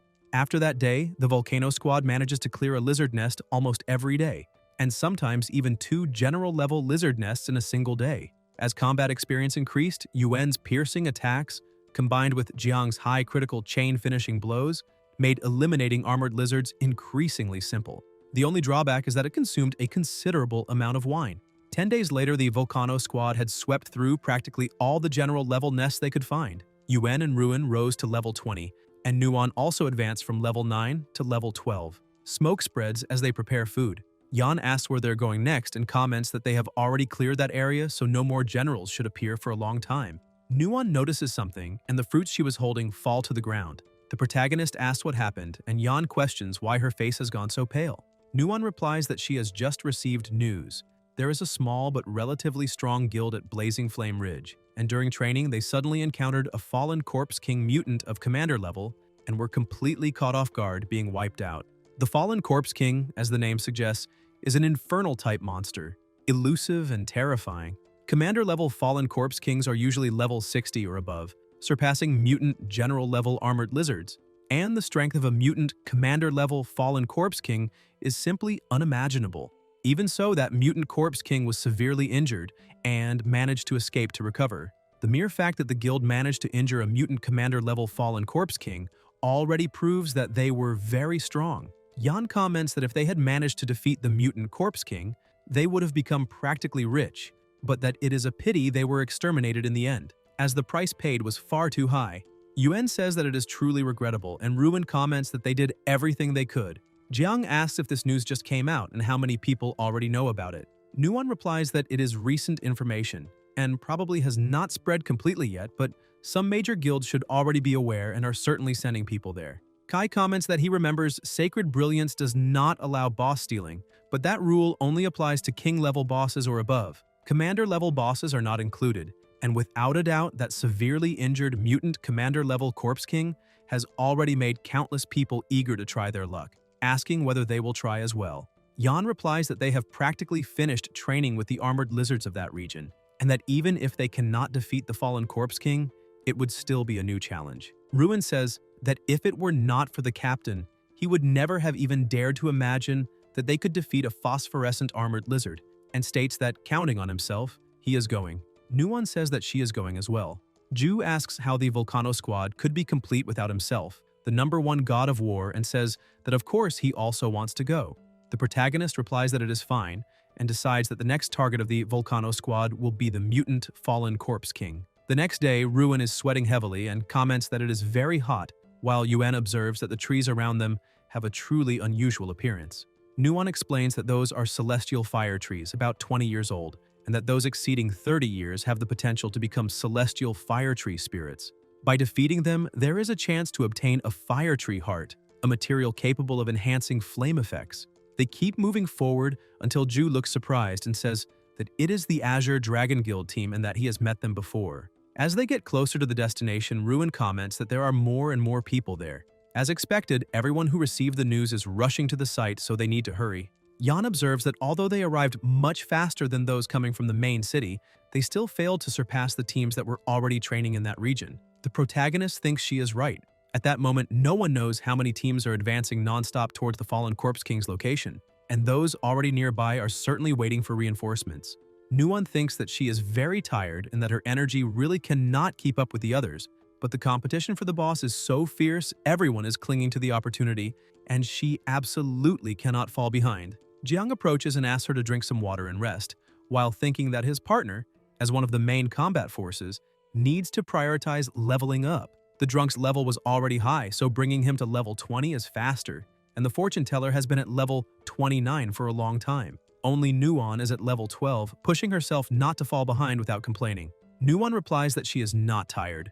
Kai thinks that even at the most basic level and being a medic with no combat abilities, Managing to persist this far shows that she is definitely not as fragile as she appears, and comments that if she is not tired, then he himself is, and that he can pretend to rest with her. Yuen observes that there are many high-level teams gathered, and asks why they do not rest and conserve energy for the fight. Nuwon is surprised, and Kai explains that Blazing Flame Ridge, where the Fallen Corpse King is located, covers an area of 5 to 6 kilometers. In addition, most monsters in that region do not have a clear sense of territory and tend to wander across the entire Blazing Flame range. Added to that, with so many teams searching at the same time, it is difficult to gain an advantage through speed and stamina alone. Yan asks if he has any ideas. The protagonist replies that he is thinking they should stop and reflect before searching for the Fallen Corpse King, and asks whether they have any special advantage compared to the other teams. Ruin agrees, saying that the captain is right and that amid so many skilled teams searching, the question is what the Volcano squad can rely on to find the Corpse King first. Yan and Yuen exchange glances. Nuwon says she cannot think of anything at the moment and that perhaps they can only rely on luck. Jiang reflects on that word. Ju suggests doing a divination to see if they are lucky enough to find the Fallen Corpse King, and Yan asks how someone could divine something like that. Kai replies that the team's advantage is precisely her, the seer, and asks whether she is not being invited to do a divination or perform a rain ritual. The protagonist adds that she has forgotten that before becoming a seer, he was a geomancer. The Fallen Corpse King is seriously injured and must be hiding to recover, so he asks what kind of place an infernal monster like that would choose to hide in. Yan asks if it would be a place with stronger yin energy. Jiang replies that not necessarily the strongest, because he is injured and may not have the energy to search for the ideal spot. It is possible to use intuition to identify some areas near Blazing Flame Ridge that have relatively strong yin energy and filter them. Then Nuwon says that feng shui is her specialty and that they can rest while she goes to find the possible hiding place of the Fallen Corpse King. Everyone replies that they understand. Shortly after, still in the same place, someone taps Kai on the shoulder. It is Yuen, who says that he looks really troubled and asks what he is thinking about so seriously, commenting that he did not even notice him approaching. The protagonist replies that it is nothing much. He just suddenly remembered that Nuwon has already obtained the materials for her class transfer to level 20, and that although he himself knows the recipe for his own class transfer documents, he still does not know how to find them. Ju says that he already knows the recipe and asks whether the ingredients are rare. Jiang replies that they are not exactly rare, but that he simply cannot figure out what they are. Back then, he found a special class transfer recipe for level 20 in the underground secret palace of the Triton boss on Eternal Frozen Island. After deciphering those mysterious words, he realized they spoke of living water of unknown origin, flames that ignite spontaneously, calm air, unstable mud, and ever-changing metal. Yuen asks him to wait and asks what he means by living water from an unknown source, and flames that ignite spontaneously, questioning whether that is really a recipe or just a riddle. Kai replies that there is only one recipe, so it cannot be wrong, but admits that it is indeed confusing. He has also thought about whether living water from an unknown source could refer to rainwater, but has no idea about the other parts. Ju comments on the unknown source and says that now that it has been mentioned, it actually makes some sense, then asks about the flames that ignite spontaneously and whether they could be at Blazing Flame Ridge. The protagonist asks what Blazing Flame Ridge is. Yuen replies that it refers to Blazing Flame Ridge and says he has heard that it is extremely hot there, even without any visible fire like a natural furnace, asking if that does not sound magical. Jiang reflects and says that, thinking about it, it really does make sense. At that moment, someone approaches and asks if he is not the kid who got lucky and became famous on Eternal Frozen Island, saying that now he has gotten all full of himself. 5 warriors approach, all at level 40, and their captain says that they truly are enemies on a narrow road. Yuen asks his partner in a low voice why he is saying that and whether he happens to have some grudge against those shady-looking guys. Kai replies that he has never met them, but judging by their aggressive attitude, they're probably from the Huang family. Ju asks if they really are from the Huang family and says that if that is the case, he needs to teach them a lesson. The protagonist tells him not to be rash, explaining that those guys look high level and that their current objective is the mutant Corpse King, so they should not start a fight now, and asks what all this is about. The captain steps forward and asks what this is supposed to mean, saying that he eliminated members of the Falcon Squad before and then ambushed and killed Huang while they were hunting the Triton Lord, asking whether he really has that much audacity and likes to go around taking finishing blows. Yuen retorts that his partner did not ambush Huang, but that on the contrary, Huang brought 4 helpers and was still completely defeated. A crack is heard as a red-haired woman swings her whip, saying that her captain is talking to Kai and asking why he is barking like a dog. The protagonist notices the attack and blocks it. The red-haired woman becomes furious, and Jiang tells her not to dare call him audacious, commenting that when there are always flies buzzing around, it becomes extremely irritating. The captain draws his sword and asks if he dares to call the Vermilion Bird Guild flies, saying they will finish them quickly and make their lives a living hell. Kai thinks that those people have clearly decided to fight today, and that a clash seems inevitable. Nuon asks what he's doing and whether he intends to attack them right there. The protagonist glances sideways and wonders whether they know each other. The captain asks whether she was not from the army and why she is with this guy. Nuon replies that she is now part of the Volcano squad, that Jiang is her leader, and that if he makes any move, she will not stand by and watch. One of the captain's partners comments that that woman's sister works for Wei Ying and says that finding the fallen corpse king is urgent now, so they should not cause trouble. The captain sheathes his sword and says that he is lucky today and that he will not touch him, adding that he did not know he liked taking advantage of others and using women as shields. Kai only stares at him without saying a word. The captain continues saying that he really likes using darts, that it makes sense because a scoundrel like him only deserves such treacherous weapons, and promises that the next time they meet, before killing him, he will not only destroy the darts but also leave his arms covered in cuts. The protagonist keeps staring at him in silence. They leave laughing, saying that they are pathetic and that they do not understand how the Falcon Squad lost to someone like that. Yuan comments that this went too far, and Jiang replies that now is not the time to fight and that they should let them go. He asks whether his partner knows Zhu Feixiang. Nuon replies that she knows a little, saying that he also lived in the residential area of the military families, and that she heard he was promoted from martial apprentice to warrior more than 6 months ago, and that his current combat abilities are probably already equivalent to those of an heir. They ask what an heir is. Nuon explains that the martial apprentice profession is highly valued by the military, and that the 4 professional stages before becoming an extraordinary being have long been known. From level 1 to 20, they are called martial apprentices. From level 21 to 40, they are warriors. From level 41 to 60, they are heirs. And from levels 61 to 80, they are ancestral warriors. The protagonist says he did not expect Zhu's strength to be comparable to that of an heir. Nuon comments that he has a good relationship with his brothers, and that on top of that, it is said his agility is extremely high, so he needs to be careful. Jiang thinks that, for some reason, he has a strong premonition that he will encounter this person again during the guild challenge. Yan calls him over and says that she has calculated 3 locations that meet the conditions. The first is Twilight Cemetery, northwest of Blazing Flame Ridge, relatively close to the Fallen Corpse King's territory. The second is Shanyin Lake, located south of the Blazing Flame mountain range, which has yin energy and is closer to the main city. There is also a third place, a low basin directly west of Blazing Flame Ridge, little known without even a name and which requires crossing a small mountain. Kai stands still, deep in thought. Yuan says that the Fallen Corpse King, being severely injured, must be in a hurry to return to its lair, and asks whether they should try their luck at Twilight Cemetery. The protagonist replies no and says they will go to the basin. Everyone looks surprised.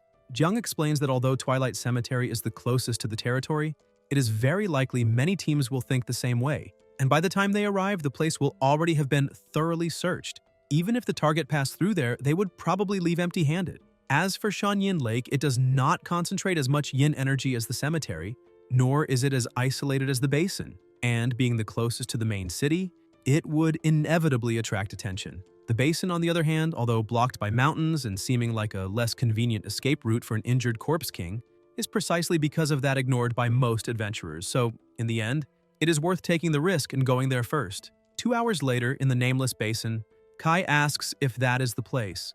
Yuan replies that in that cursed location he can feel a strong yin energy, even without observing feng shui. Ruin comments that the place is huge, and that the mutant corpse king is injured and hiding. And now, besides finding it, they need to deal with it before others discover it, which makes the difficulty even greater. Since the fallen corpse king fears being discovered and wants to hide to recover, it will certainly choose the most concealed location possible, such as a cave or a tomb. Nuon says that this is a potion she created while fighting the military, capable of weakening the toxic damage of infernal-type monsters. The effect can last half a day and might be useful. The protagonist says they should first take Nuon's medicine and then search together for caves, abandoned tombs, or something similar. At night, in the forest, Yuan says he really cannot walk anymore and asks whether they should rest a bit before continuing. Jiang tells him not to lag behind and to keep up the pace, and Nuon agrees, asking what they would do if the Corpse King suddenly appeared. Ju questions that possibility and says that it is injured and hiding. Yan replies that it is possible that if this mutant corpse king feels hungry while recovering and catches the scent of a person, it might suddenly appear. Yuan imagines the king right behind himself and runs off in panic. Kai, anxious, says he is timid and that they should not scare him even more. The seer comments that in fact he is very strong, just limited by his own timidity. Then Yuan trips over a stone and falls to the ground. They rush over and ask if he is all right. Ju widens his eyes when he sees a tomb right ahead. Yan asks if that is an unmarked grave and comments that it is so well hidden, they might not even have noticed it if they had passed a bit farther away. Ruin observes that the tomb is very small and questions whether a commander-level fallen corpse king could really hide there. They fall silent for a few moments, staring at the tomb until the protagonist says that it is there and orders everyone to retreat. They move back quickly and Jiang climbs to the top of a tree, saying that his partner will face it head-on while he prepares to attack from the shadows. A light appears and Kai says that if his brother cannot hold on, he should flee and not push himself too hard because he will use his life pursuit ability to distract it at any moment. Suddenly, a hand rises from the tomb and Yuan says that it is extremely frightening. A dark mist spreads, and the king rises from the ground wrapped in an oppressive aura. Everyone stares at the scene. Ju observes and thinks that it truly looks terrifying. The corpse king lets out a deafening roar and hurls him away. Then Yuan summons a drink and says he cannot take it anymore and is about to pass out.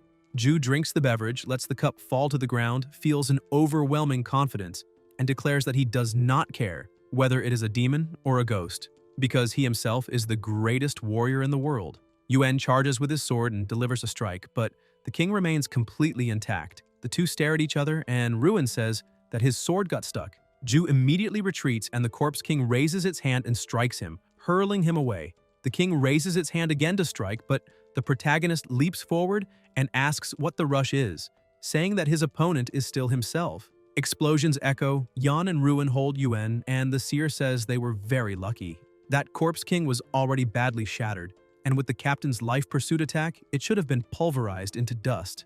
The drunk comments that he saw Juzi's sword fail to even cut it just now, and worries that it will not be that simple. Yan asks what is wrong. The seer watches in shock and asks what is happening, questioning whether that corpse king is immortal. The system notifies that the boss's skill is Undead Resurrection. When the fallen corpse king suffers a fatal injury, the necromantic energy within it revives it, greatly reducing the damage received and accelerating the healing of the wound. Nuon adds that the large wound in its chest is also showing signs of gradual recovery. The corpse king slams the ground and Jiang is thrown away. He steadies himself and thinks that this fallen corpse king, despite having its armor shattered and being gravely injured, and despite having suffered several consecutive critical hits from his vital pursuit, is still standing, something truly formidable. Nuon calls out to him and says that they need to pierce the heart of that mutant corpse king. Otherwise, no matter how severe the damage to the body, it can recover. The protagonist understands that this is why it seems indestructible, and that the heart must be completely pierced. Nuon observes carefully.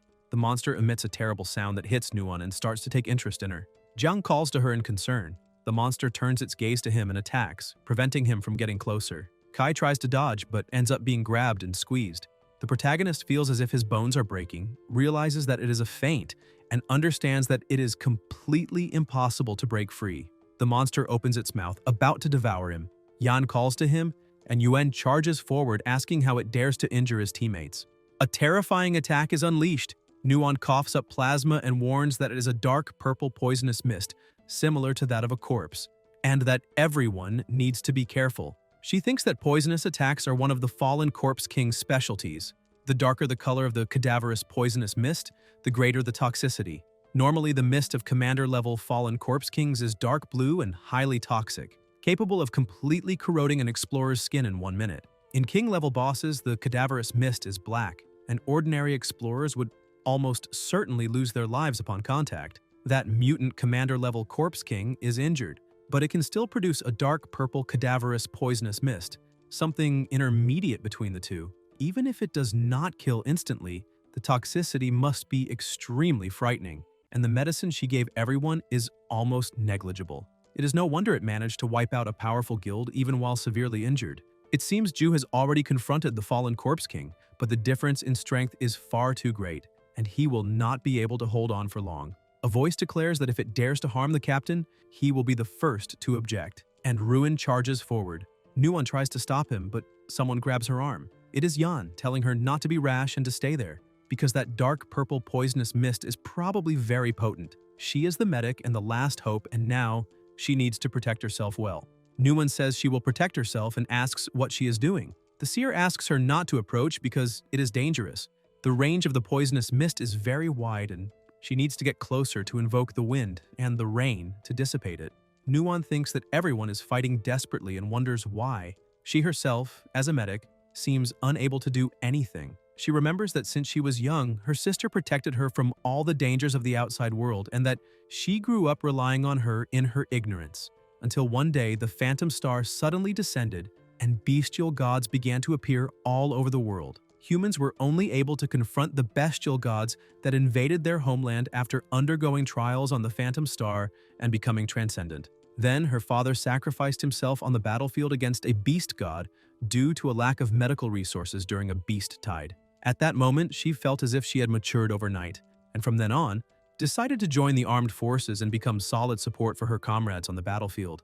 When she was at her most helpless upon first entering the Phantom Star, she met the two of them. They fought together with perfect synergy. Under Kai's leadership, Ju and she herself were selected by the army thanks to their outstanding recruitment records.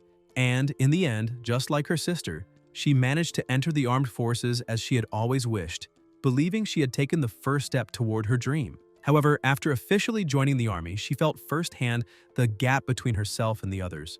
Despite all her effort, her evaluation was only a C. She comforted her partner, who had also received an unsatisfactory result, telling him not to be discouraged. But deep down, she herself was even more frustrated, wondering whether she could truly become an excellent medic and whether she was really qualified to protect everyone. Yuen says that is a beautiful fallen corpse king and that, like himself, he could give up this opportunity, declaring that he is the greatest warrior in the world. Nuon thinks that, just like back then, watching her closest friends fight with their lives on the line, she can only hide behind them, the same way she always hid behind her sister.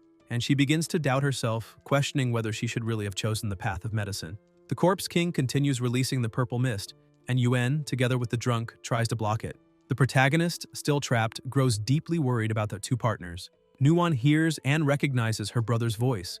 Ju and Ruin are thrown far away. Nuon rushes to them immediately and realizes that they were exposed to the toxic mist for less than a minute and have already suffered extremely severe corrosion. She releases her mana without hesitation and uses her healing skill on both of them. At that moment, lightning tears across the sky and Nuon asks what is happening. Soon it starts to rain and it is Yan. Under the violent wind and rain she summons, the poisonous mist begins to dissipate. Next, Nuon directs her skill toward her partner. Jiang, still immobilized, feels intense pain throughout his body. He can still breathe, but with great difficulty, and thinks that perhaps he was too arrogant. Kai also reflects that on the frozen Eternal Island, if it were not for the game heist ability, he would never have managed to deal damage to the weakened Triton boss. This time, that mutant commander-level Corpse King completely escaped their planning and dragged everyone into an extreme situation, making him question whether he failed to protect them. Yan is seriously injured and collapses to the ground, and the protagonist begins to wonder whether he truly was arrogant and completely wrong, and whether he is still capable of making the Wang family pay the price they deserve. Jiang remains silent, deep in thought. Yuen charges with his sword and declares that he is the greatest warrior in the world, and that no one dares be presumptuous. Ruin says he is back. Ju and Ruin charge together. Kai thinks that he cannot simply give up here, and remembers that Big Brother and Yingzi are still waiting for him to live well. Everyone keeps worrying about him, fighting to the very last moment. The protagonist falls to the ground, coughing, feeling searing pain all over his body, unable to stand up. Nuon approaches, and Jiang tells her to calm down. Yan has fallen, and the wind and rain will not last much longer. He feels as if his entire body is fractured, but they need to deal with that enemy quickly, so he asks if there is any way to restore him as fast as possible. Kai pleads. Nuon, with tears in her eyes, answers that she understands. The monster grabs the drunk and Yuen and is about to devour them. The protagonist throws himself forward with everything he has, attacks the beast, and manages to save his partners from its grasp. They fall to the ground, gravely injured. Jiang tells them to leave the rest to his partner, and then Kai charges toward the monster. Shortly before, Nuon had explained that with her current healing abilities, she could not restore him immediately. That was a beginner's Phoenix tier obtained by chance during a previous military training. By using that item, Explorers of level 20 or below could ignore their injuries for 1 minute and temporarily return to ideal physical condition. However, the side effect was that after 1 minute, the user would immediately lose consciousness regardless of circumstances, and she asked if he was sure he wanted to use it. The protagonist replied that 1 minute was enough. In the present, Jiang attacks and starts running, provoking the monster and telling it to chase him if it can. The creature begins releasing the purple mist, and Kai, while running, thinks that this is perfect because the wind and rain have almost ceased, and the distance is also just right, until the protagonist suddenly stops running. A deafening boom erupts. The monster tries to grab him again, but Jiang dodges and asks whether, after being fooled once, it really thinks it will fall for the same trick again. The Corpse King keeps releasing the purple mist until Kai finally unleashes his attack with everything he has toward the opponent. The beast tries to dodge, believing it to be just a minor strike, but a massive explosion erupts. The monster becomes confused, looking around without understanding what happened. Other attacks close in on it. The creature screams and keeps scanning its surroundings, trying to locate him. The protagonist appears from behind and remarks that he is right there, saying its reaction is far too slow. The monster tries to hit him, but Jiang dodges and counterattacks, triggering another explosion. The beast manages to grab him again and begins to squeeze him tightly. Nuon becomes extremely worried. The monster is about to swallow him when it suddenly widens its eyes. Kai asks whether it really thought it could catch him a second time and reveals that he was pretending to be captured just to lure it in. The protagonist releases all of his power, and the corpse lets out a deafening scream of pain. Jiang thinks that this time the attack truly landed. The potion's effect lasts only 1 minute, far too little. The monster finally collapses to the ground. Nuon rushes over to them, and Kai says that now everything depends on her. Nuon begins healing him and thinks that those 3 deadly arrows embedded in the tree, which at first looked like missed shots, were actually part of the plan for the final blow. Wondering if everything had been calculated from the very beginning, the monster emits a strange sound. Nuon stares at the fallen beast and asks whether it has still not been finished off, remembering her partner's words that now everything would depend on her. She looks at the monster and realizes she has to act because her companions need her at that moment. Nuon raises her weapon and faces the creature.